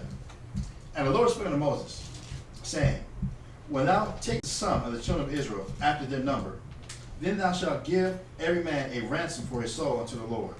When thou numberest them, that there be no plague among them when thou numberest them. And basically what this was, it was a certain amount of money that each of us was required to give on a cycle. That's what I did on a cycle that we had to keep giving to for the quote unquote famous building fund. There was a certain amount we had to keep giving on top of the sheep that had to be sacrificed, offered up. The drink offerings had to be offered up, and all that type of stuff. There was a money offering that we had to bring also that we had to keep bringing to the Most High. Verse 13.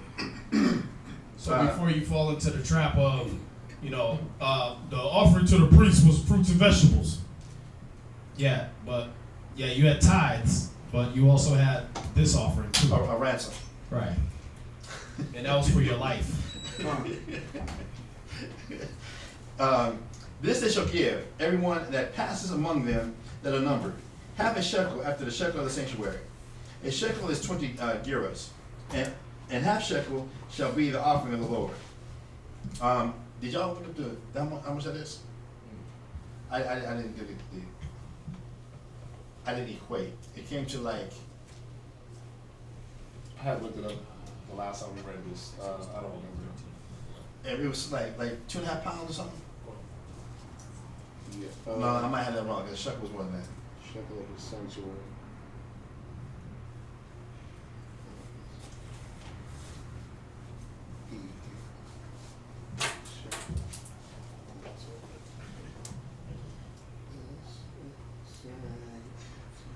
And again, when we get these numbers that we gave, imagine you gave 2 sheep of a year old every day, twice a day.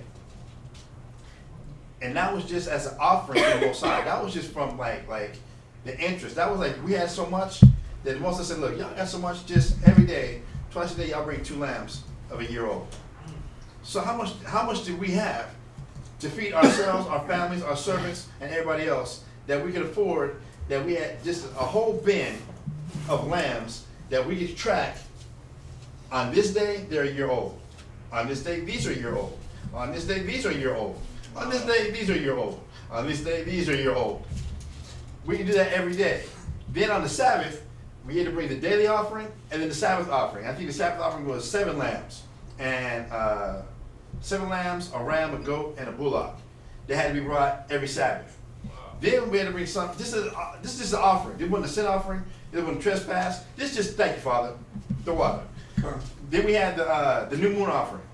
Then we had the which was the daily offering. If the new moon was on the Sabbath, it was the daily offering, the Sabbath offering, then the new moon offering, just as an offering. Then we had the each high holy day, we had those offerings on top of the daily offering. And if it was the Sabbath offering. If it was the new moon offering. I mean, we had so much wealth. It was hard for us to go poor, go broke. We really didn't get it. We really didn't get it. So even the money that we offered, it wasn't like it was hurting any of us. It wasn't like we was like, oh, all right, well, my phone bill's coming up, and electricity, but it wasn't like that. We really had so much. The Most High blessed us with so much, it was ridiculous. So to give up this right here, it really wasn't no sweat off our back. Y'all get some numbers? It was 11.5 ounces. 11.5 ounces? No, 11.5 grams. Grams of Troy weight, though, right? I didn't say all that. Okay, 11.5. I didn't say all that. Yeah, I looked up Gira. Yes, it talks about the Gira. Talks about the Gira, yeah.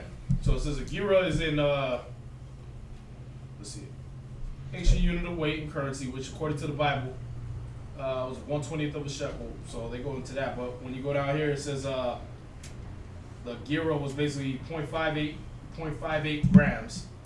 So it was basically half a gram of gold or silver, right? Okay. As a ma, and approximately 0.29 grams as a half a ma. So which is about the weight of a Zeus denarius, based on a 14-gram shekel. So it goes into the denaries and all that stuff like that. Basically, as far as they converted it, was going into denaries, which is like Greek. All right, but in current weight, you basically be dealing with like half a gram of gold or half a gram of silver for a gira. All right, but you said a gira and a shekel. Right. They said a gira is 20. So the shekel is 20 giras. It's 20 giras. Like 20. That's where you get your about 11. So basically 10 grams. Yeah. 10 grams. 11 grams. So yeah, 11.5. So, and this is gold. Guys, this is gold that we had to give up. And I'm not sure if it was every day. That's one thing I don't know if it was every day we had to give this up. But it was just an offering as a ransom. Father, thank you, because you could have left us in Egypt. You could have left us back there. It could have been worse for us, but to give this up, we were slaves then. Now, we're rulers. Thank you. We gave that up whenever we were numbered, whenever they took a census. Okay, whenever we took a census? Okay. Because when David, remember when it said Satan tempted David and he right. numbered the people? We were plagued. He didn't take the money. He just numbered us. He didn't collect the money that was needed to stay back the plagues. The ransom. So Most High said, pick your poison. Good. Yeah.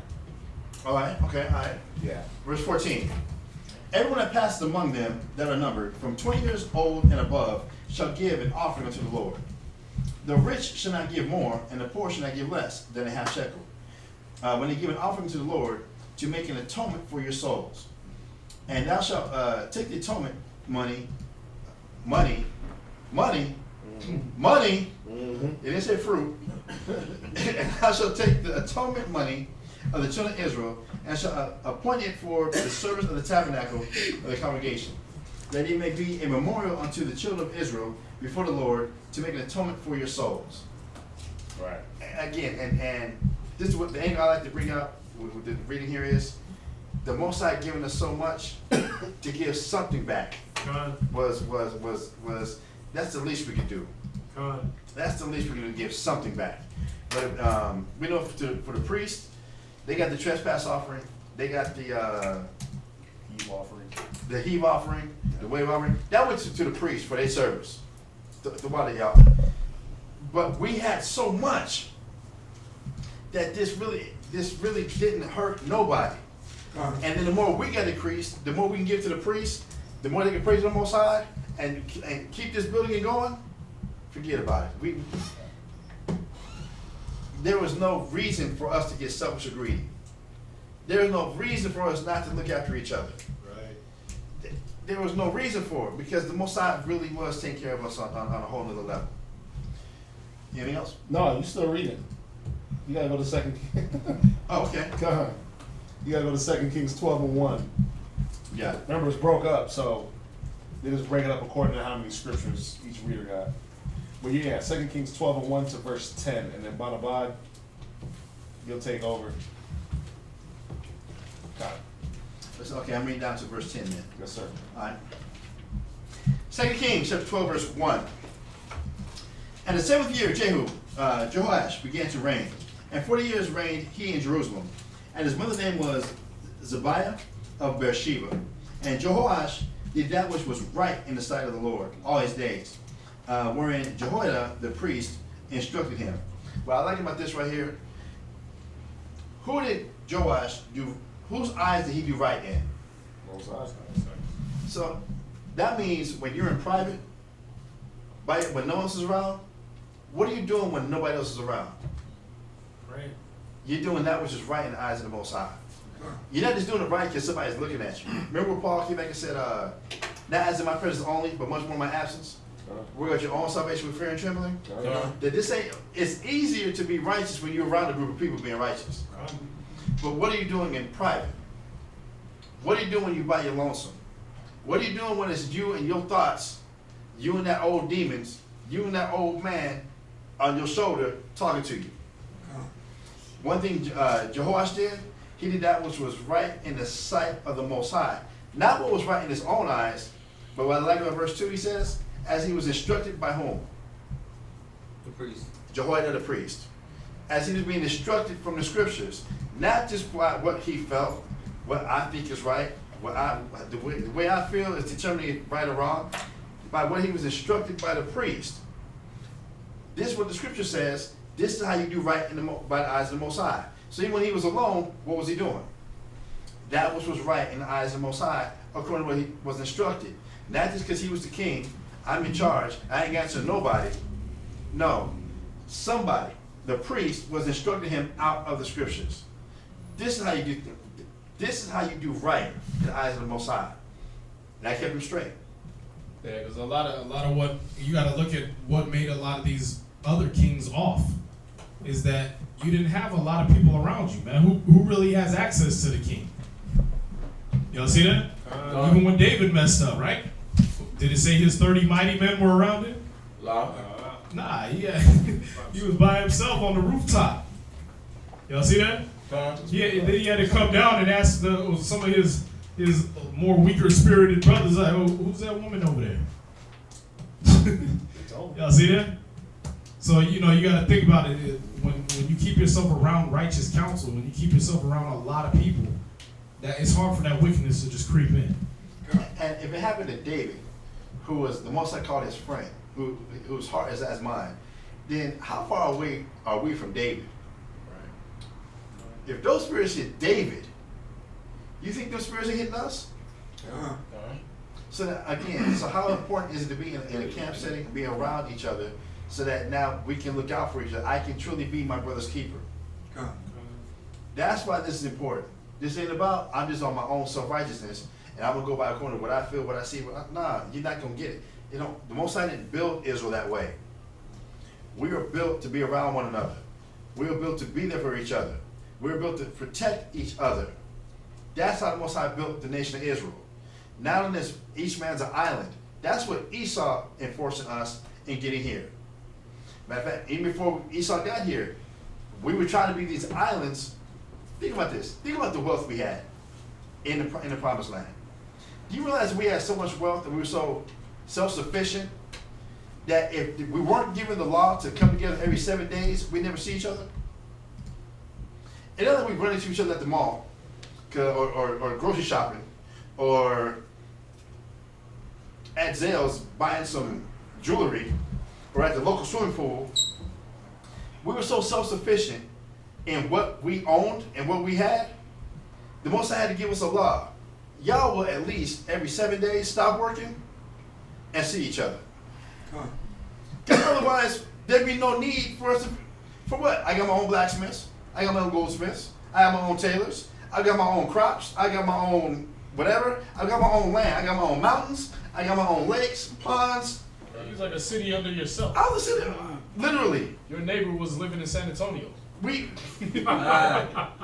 If the curse of living here in America, if you can walk out your door and see your neighbor, you ain't living. Con? I'll say it like that. You can hear your neighbor screwing? Well, I wasn't gonna go there, but yeah. The fact that if we went to I'm going to the Easter steak today. What do you mean? All right, cool. Yes, I'm taking 8 horses, 4 camels, and 20 servants because we're gonna go check out the East. Right. Or what did Caleb's daughter ask him? Give me 8 springs. Right. Like, wow. You know that we have real land. We have real acreage, not just a 1,400 square foot house on a quarter acre of land, and now I'm living. No, you had to take a journey, travel, for us to see one another. This was the Most High gave us in the land of milk and honey. That was real. This stuff we have going on now, this is not real. This ain't real. And again, if you go outside your door and see your neighbor, you cursed. Let alone you live on top of your neighbor or they live on top of you in some projects. We cursed. When you have to be given an order, y'all stop working. Don't have your manservant, maidservant, nobody working. So y'all come together, that's living. So we can see one another. Otherwise, we wouldn't see each other. I don't even know how you committed adultery back then. How could you? Yeah, Unless you like just envy or jealousy just really creep in your mind. What did we not have? And it's when we read Leviticus 23, it says that these were feasts unto the Lord. When we came together, we feasted. Right. It was feast. It was food, and it was when you look up the definition of feast, it tells you entertainment accompanied with delicious food. So when we got together every Sabbath day, guess what we were doing? We go over the Torah reading, cool enough, but we had a feast, entertainment and food. And one night we had to get up and go to work the next day. When we got to the Feast of Unleavened Bread, or the for that whole week, what do you think we was doing? The Feast of Tabernacles. We feasted. We had great times. We messed up. We really messed up. All right, so verse 4. And Jehoash said to the priests, all the money of the dedicated things that is brought into the house of the Lord, even the money of everyone that passes the account, the money that every man is set at, and all the money that cometh into any man's heart to bring to the house of the Lord. Verse 5. Let the priest take it to them, every man of his acquaintance, and let them repair the breaches of the house, whatsoever the breach shall be found. But it was so that in the 23rd year of King Jehoash, the priests had not repaired the tabernacle of the house. Then King Jehoash called for Jehoiada the priest and the other priests, and said unto them, why repair ye not the breaches of the house? Now therefore receive no more money for your acquaintance, but deliver it for the breaches of the house. Stop taking all this money. It's been 23 years. Y'all ain't getting no more money. Y'all gonna make sure the Most High's house is taken care of. Verse 8. And the priest consented to receive no more money of the people, neither to repair the breaches of the house. That's how wicked the priest had got. Okay, we won't take no more money, but we ain't repairing nothing. 23 years, you done collected all this money. You ain't made one fix or one reparation to the breach. But now that I check you on it, you go, okay, well, we won't take no more money though. How many churches have a building fund and nothing gets fixed? All of them. All of them. Verse 9. But Jehoiada the priest took a chest and bored a hole in the lid of it and set it beside the altar on the right side as one cometh into the house of the Lord. And the priest that kept the door put therein all the money that was brought into the house of the Lord. Verse 10, right? To verse 10, yeah. And it was so, when they saw that there was much money in the chest, that the king's scribe and the high priest came up, and they put up in bags, and told the money that was found to the house of the Lord. So as money was still being collected, Jehoiada said, no, let us put the money there, but we're going to take it out of there, and we're going to take it to the house of the Most High. We're going to make sure the money is being dealt with the right way. All right. So, Manavai, you're going to be at 2 Kings 12 and 11 through 17. 2 Kings 12 and 11 through 17. And we're going to jump over to Matthews. 2 Kings chapter 12 and 11 through 17. And they gave the money. It's 2 Kings chapter 12, verse 11. Right? And they gave the money, being told, unto the hands of them that were the work, that did the work, that they that had the oversight of the house of the Lord. And they laid it out to the carpenters and builders, and wrought unto the house of the Lord, and to masons and hewers of stone, and to buy timbers of huge stone to repair the breaches of the house of the Lord, and of all that were laid out for the house to repair it. Howbeit, there were none made for the house of the Lord bowls of silver, snifters, right? Yeah, snuffers. Snuffers, bases, trumpets, and vessels of gold, or vessels of silver, of the money that were brought unto the house of the Lord. It says, but they gave that to the workers, and repaired therefore the house of the Lord.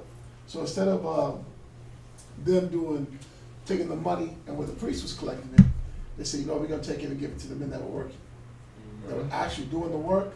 They basically took the money and gave it to them. If I'm correct, right? Yeah. All right, what you say? What verse you read to? 17. Okay, verse 14. But they gave that to the workers, and repaired therewith the house of the Lord. Moreover, they reckoned not with the men into those hands. They delivered the money to be bestowed on workmen, for they dealt faithfully. So they said, we're going to give it to the men that have came and did the work. That's what we're going to take care of, right? Mm-hmm. What verse am I reading down to? 17. Okay, thank you, brother. Mm-hmm. It says, the trespass money and sin money was not brought unto the house of the Lord. It was the priest. Then, Hazael, king of Assyria, went up and fought against Gath, and took it, and Hazael set his face to go up to Jerusalem. That was verse 17. Now we're going to jump over to Matthew 38, verse 42. 38 and, it's a lot. Matthew 5 and verse 38 to verse 42. 5 and 38 or 5 and 33? 5 and 38. Yeah, 5 and 38. 38 through, what is it? 38 to 42. Okay. Matthew chapter 5 and verse 38. Ye have heard that it had been said, an eye for an eye, and a tooth for a tooth. But I say unto you, that ye resist not evil. But whosoever shall smite thee on the right cheek, turn to him the other also. Right. See, there it is again. He's showing you, like we said before, you have heard. See, what you heard don't even apply to this situation. We read it, right? It didn't even apply to this type of situation. So what you heard, throw that out your head and go by what the Spirit is telling you, what the Scriptures tell you. Y'all see that? He said, you heard that of old time, but what I'm telling you is that you don't resist evil. You don't got to go back and forth. You don't got to fight. Your brother do you wrong, you ain't got to fight him. You don't got to even go there. Right. You understand? Go ahead. If the law says an eye for an eye, tooth for a tooth, would it be evil to break the law? Hold up. Is it evil to break the law? Yes, it is. Yeah, it's evil to break the law. So if you've heard eye for an eye, tooth for a tooth, then the law says if you took my eye, then I got to do what according to the law? Take your eye. I got to take your eye because I don't want to be evil. But what is Christ saying? Don't resist evil. If that's evil, then go ahead and be evil then. I tell you, if somebody smites you on the one cheek, turn to them the other then. Because now all of a sudden people want to get technical about the law. Now I want to keep the law when it comes to getting revenge. But he said, no, if it's evil to break the law, then this law you break then. In the semantics of things. That, look, you don't have to. It's not mandatory that you have to take an eye for an eye or a tooth for a tooth or Life for life. life for life. Yeah. That's not mandatory. Right. Right? That if that's evil to break the law, then go ahead and be evil in this case. Right. Like the vampire Brooklyn, I guess. You see? Good is evil. Did you mention the vampire in Brooklyn? That go ahead and turn the other cheek. Don't keep going. Let's take a look like at today's society. Right. How many people across America have become Crips and Bloods and have never visited Los Angeles ever? The whole state of New York. Whole United States. The whole United States. You don't know Larry Washington. You don't know Larry. You don't know any of these niggas. But you a Crip and you a Blood? Why? You didn't visit Tukey in jail? You never been there. You don't know Monster Cody. Don't know any of these cats. But you a hardcore Crip or hardcore Blood, and because this was done to your homeboy that you never met in California, you got to keep this war and this beef going? At what point does it stop? Oh, we keep saying, well, so they did this to this person, I got to make sure I do this to their person. At what point does it stop? Because we're keeping the law. I'm just trying to give an extreme example in this. That at some point, somebody can say, hold up, why are we doing this? I ain't never been to Piper Street. I don't even know what Crenshaw looks like. Talk about some Crenshaw Mafia. I saw that in Boys in the Hood. You ain't from Crenshaw Mafia? Yeah, right. I can booty scratch it. What? Where are we getting this from? At what point, somebody's got to say, hold up. Okay, you did this to me, but why? Damn, you know what? My bad. I didn't realize. Now we start to work things out as opposed to we just keep what's beef. We just keep this going. Now we can work things out and start working on healing things. Everybody understand? And what Yahushua is saying is not contradicting the law. Not at all. See, you went from there. You go to Leviticus 19:17, Leviticus 19:18. You're not supposed to bear no grudge against the brother of your people, or the son of the daughters of your people. You're not supposed to bear these grudges. You're not supposed to have hate in your heart towards your brother. You shall in any wise rebuke your neighbor and not suffer sin upon them. You see that? He's not contradicting the law. He's saying, listen, you heard it this way. You heard eye for eye, tooth for tooth. So what you did was you took that and ran with it like anybody do me wrong, I got to do them wrong. But for one, that was supposed to go before the priests, judges, and everything like that. You ain't doing it like that. Two, are you doing all the other things? Did you lock up your bull when he pushed on somebody? Hell no, you kept him out there treading out the corn because you got to make that money, right? That was all the Pharisees' problem. He was putting them on blast for everything they would do in secret, right? Oh, okay. You let your ox fall in a hole. You picked it up on the Sabbath, didn't you? Since we keeping the law now, you picked that ox out of that hole, or that ass out of that hole on the Sabbath, didn't you? Yeah. Okay. Well, you broke the Sabbath. So if you're gonna break the law, now break the law in a good way. Break the law towards your brother. Don't go eye for eye, tooth for tooth. Talk about things. And you know what this takes away also? Being the victim. Yeah. Let's say, for example, Barnabas just reached over and slapped the snot on my nose. Just for an example. Now, according to the law, I'm supposed to slap the snot on his nose. But if I'm playing the victim, and I'm just going off of reacting that Barnabas slapped me across my nose, did I stop and consider where I just rolled over his foot with my chair? Did I stop and consider that maybe there was something I did first that got that reaction from him? No, I ain't thinking about that. I'm just thinking about, I'm the victim. Oh, you slapped me, so I'm gonna slap you back. But it's never the thought of, I did something first. And this was a reaction of what I did. I'm the victim. I didn't do nothing. He just slapped the snot out of me. No, you rolled over his foot several times. He even told you, he tried to nudge you like, you're on my foot. You're on my foot. And I'm just happy-go-lucky in my world, not being circumspect about anything, not considering anything. So now, at what point, what's he got to do? Now you gotta get my attention. Pow! Damn, what was that for? Your big 300-pound ass is on my foot. My bad. Maybe I had something to do with this. Maybe I was the cause of this reaction. Maybe I'm the one who was doing something that this is why this happened, and I'm not just sitting there innocent and the victim. So it's not about me because I just got this slap across the face. Now I got to retaliate. Let me take the time to find out, did I do something for you to do this?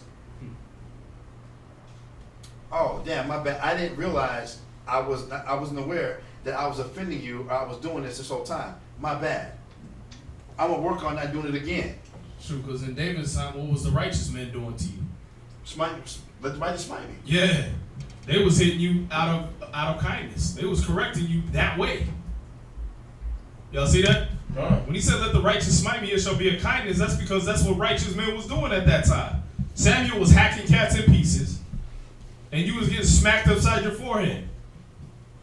You understand? But he said, it shall be a kindness. He didn't say, let the righteous smite me, I'm going to whoop that nigga's ass. Is that how the scripture go? Lie, right? He said, let the righteous smite me, it shall be a kindness. It shall be an excellent oil that shall not break my head. Y'all see that? So back then, righteous men was going to tax you a little bit. Now, you can't even be told nothing. At Yahweh Shai's time, he's like, turn the other cheek also, man. So that way you can get some understanding. That way you can find out why did he do that.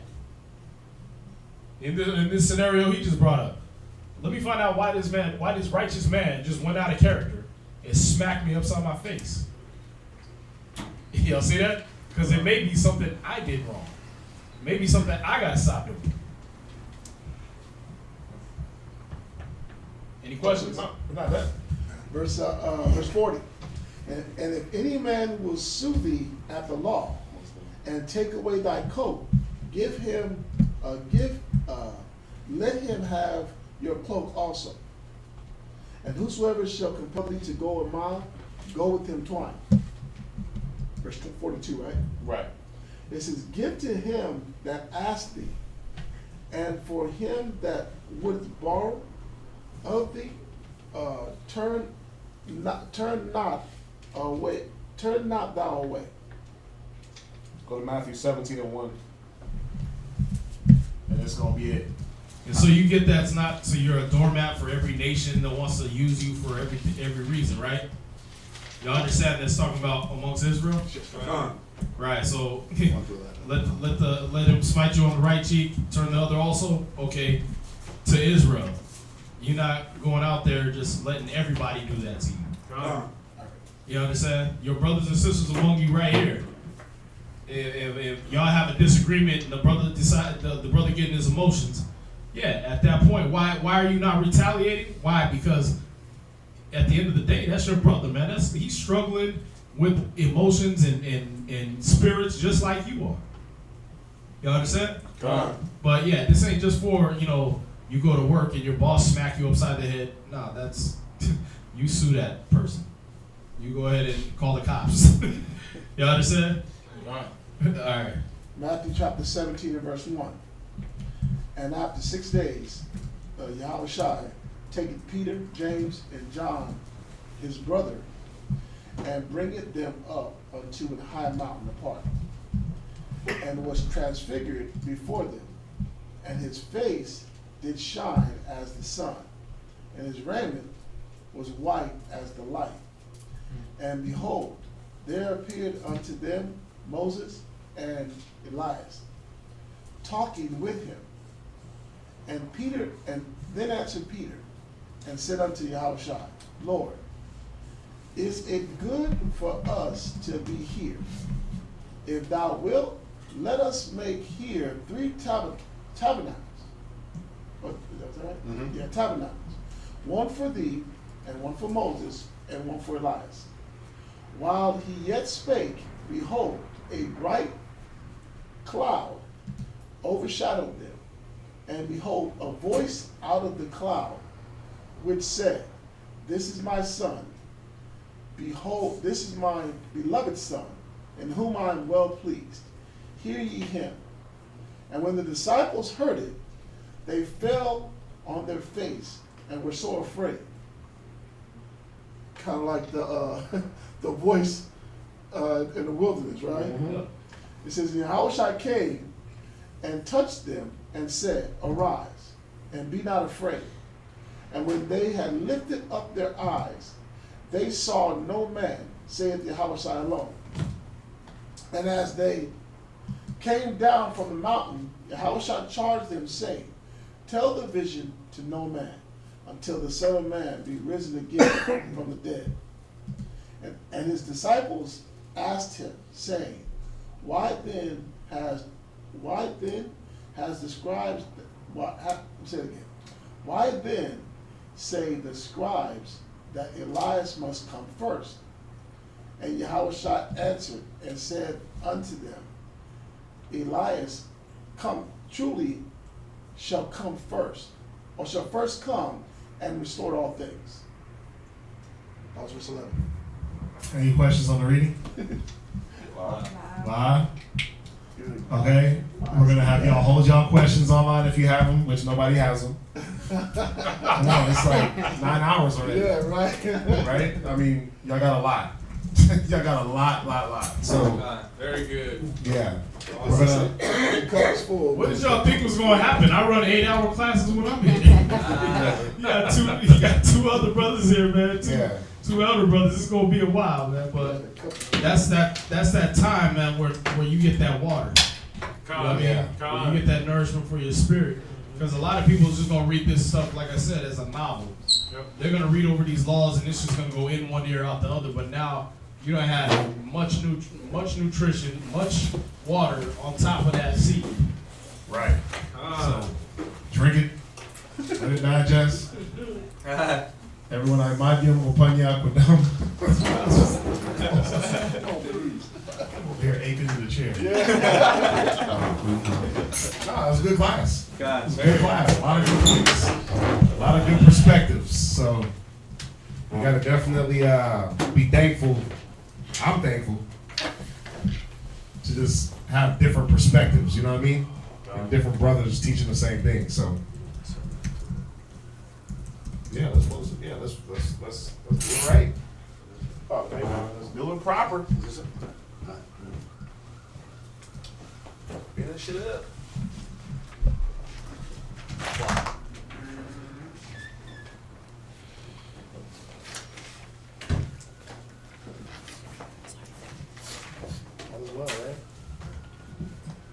Yahweh Shem Yahushai. Yahweh Shem Yahushai. Baruch Shai. Baruch Shai. Shema. Shema. Shemai. Shemai. Aita. Aita. Yemimyad. Yemimyad. Aita. Aita. Shalach. Shalach. Mayaka'Allah. Mayaka'Allah. Walahayab. Walahayab. La. La. Shemar'al. Shemar'al. Barak. Barak. Rapah. Rapah. Magan. Magan. Samach. Samach. Chazak. Chazak. Ha'aim. Ha'aim. Saul. Saul. Yashar'Allah. Yashar'Allah. Also. Send unto us. Send unto us. Much wisdom. Much wisdom. Much knowledge. Much knowledge. Much understanding. Much understanding. Much patience. Much patience. Much faith. Much faith. Much brotherhood. Much brotherhood. And much love. And much love. Spiritual power. Spiritual power. Forgive all our sins. Forgive all our sins. Yahushai. Yahushai. Come quickly. Come quickly. For in you is our hope. For in you is our hope. Always and forever. Always and forever. Amen. Amen.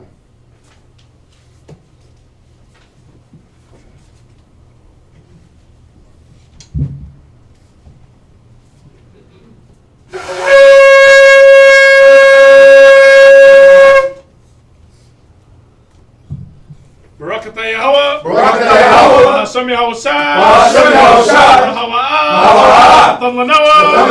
Hatawara. Blesses you, Yahweh, that gives to us the law. Barakatah Yahweh. Barakatah Yahweh. Hashem Yahushai. Hashem Yahushai. Hawa'ah. Tamlanawa. Hawar. Hara'ah. Blessed you, Yahweh, in the name of Yahweh Shai, that gives us the light to see. Barakatah Yahweh. Barakatah Yahweh. Hashem Yahushai. Hashem Yahushai. Hawa'ah. Tamlanawa. Ha'ayah. Ha'ayah. Kwara. Lakwara. Ha'aim. Blessed you, Yahweh, in the name of Yahweh Shai, that gives us the ram's horn to call the people. Barakatah Yahweh. Barakatah Yahweh. Hashem Yahushai. Hashem Yahushai. Hawa'ah. Tamlanawa. Shaman. Zayah. La. Mashach. Yashar'Allah. Yashar'Allah. Blessed you, Yahweh, in the name of Yahweh Shai, that gives us the ram's horn to anoint Israel. No. Oh, you need us.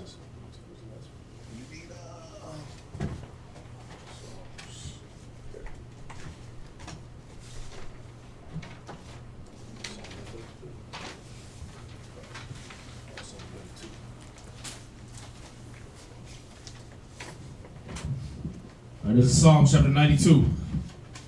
It is a good thing. It is a good thing to give thanks unto Yahweh. to give thanks unto Yahweh. And to sing praises unto your name, O Most High. And to sing praises unto your name, O Most High. To show forth thy loving kindness. To show forth thy loving kindness in the morning. In the morning. And thy faithfulness. And thy faithfulness. Every night. Every night. Upon an instrument of 10 strings. Upon an instrument of 10 strings. And upon the psaltery. And upon the psaltery. Upon the harp with a solemn sound. Upon the harp with a solemn sound. For thou, Yahweh. For thou, Yahweh. Hast made me glad through thy work. Has made me glad through thy works. I will triumph. I will triumph in the works of thy hands. In the works of thy hands. O Yahweh. O Yahweh. O Yahweh. O Yahweh. How great are thy works. How great are thy works. And thy thoughts are very deep. And thy thoughts are very deep. A brutish man knoweth not. A brutish man knoweth not. Neither do they fool understand this. Neither do they fool understand this. When the wicked spring as the grass. When the wicked spring as the grass. And when all the workers of iniquity do flourish. And when all the workers of iniquity do flourish. It is that they shall be destroyed forever. It is that they shall be destroyed forever. But thou, Yahweh. But thou, Yahweh. Are most high forevermore. Are most high forevermore. For lo thine enemies, O Yahweh. For lo thine enemies, O Yahweh. For lo thine enemies shall perish. For lo thine enemies shall perish. All the workers of iniquity. All the workers of iniquity. Shall be scattered. Shall be scattered. But my horn. But my horn. Shalt thou exalt. Shalt thou exalt. Like the horn of a unicorn. Like the horn of a unicorn. I shall be anointed with fresh oil. I shall be anointed with fresh oil. Mine eye also. Mine eye also. Shall see my desire. Shall see my desire. On my enemies. On my enemies. And my ears. And my ears. Shall hear my desire. Shall hear my desire. Of the wicked that spring up against me. Of the wicked that spring up against me. The righteous shall flourish like the palm tree. The righteous shall flourish like the palm tree. He shall grow like a cedar in Lebanon. He shall grow like a cedar in Lebanon. Those that be planted in the house of Yahweh. Those that be planted in the house of Yahweh. Shall flourish in the courts of our power. Shall flourish in the courts of our power. They shall still bring forth fruit in old age. They shall still bring forth fruit in old age. They shall be fat and flourishing. They shall be fat and flourishing. To show that Yahweh is upright. That Yahweh is upright. He is our rock. He is our rock. And there is no unrighteousness in him. And there is no unrighteousness in him. Hashem Yahushai. Hashem Yahushai. All right, Psalms 133.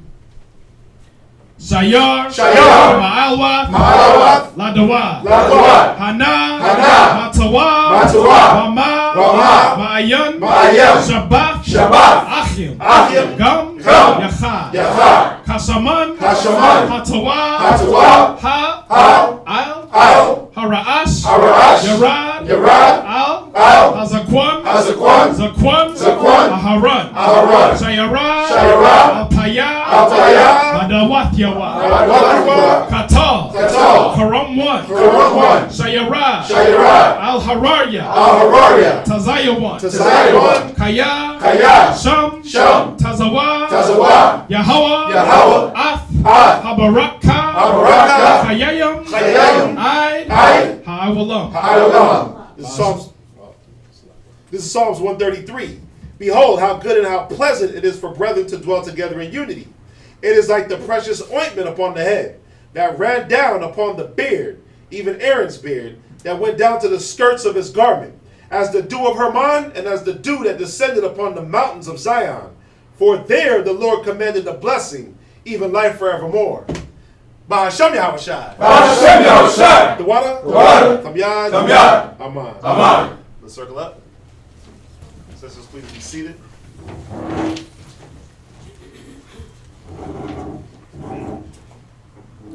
Call it. Achim, Amadu, Barak, Yahweh Hashem Yahushai Barakatam. Kum Yisrael. Kum Yisrael. Kum Yisrael. Kum Yisrael. Kum Yisrael. Kum Yisrael. Get them a tie. Turn to face the sisters. Just please rise. Shabbat. I'll call it. Suiting out the daughters of Zion, men of Israel, I might you. Barak. Yahweh Shemadadan, Yahweh Hashem Yahushai. Yahweh Shemadadan, Yahweh Hashem Yahushai. Got your mataf? Let's look them online real quick. Shalom. Shalom. Shalom. The water for hanging in there for whoever did. 15 viewers. Yeah. We'll see y'all back here on Monday. Shalom. Yes, sir. Still going? Yeah. We keep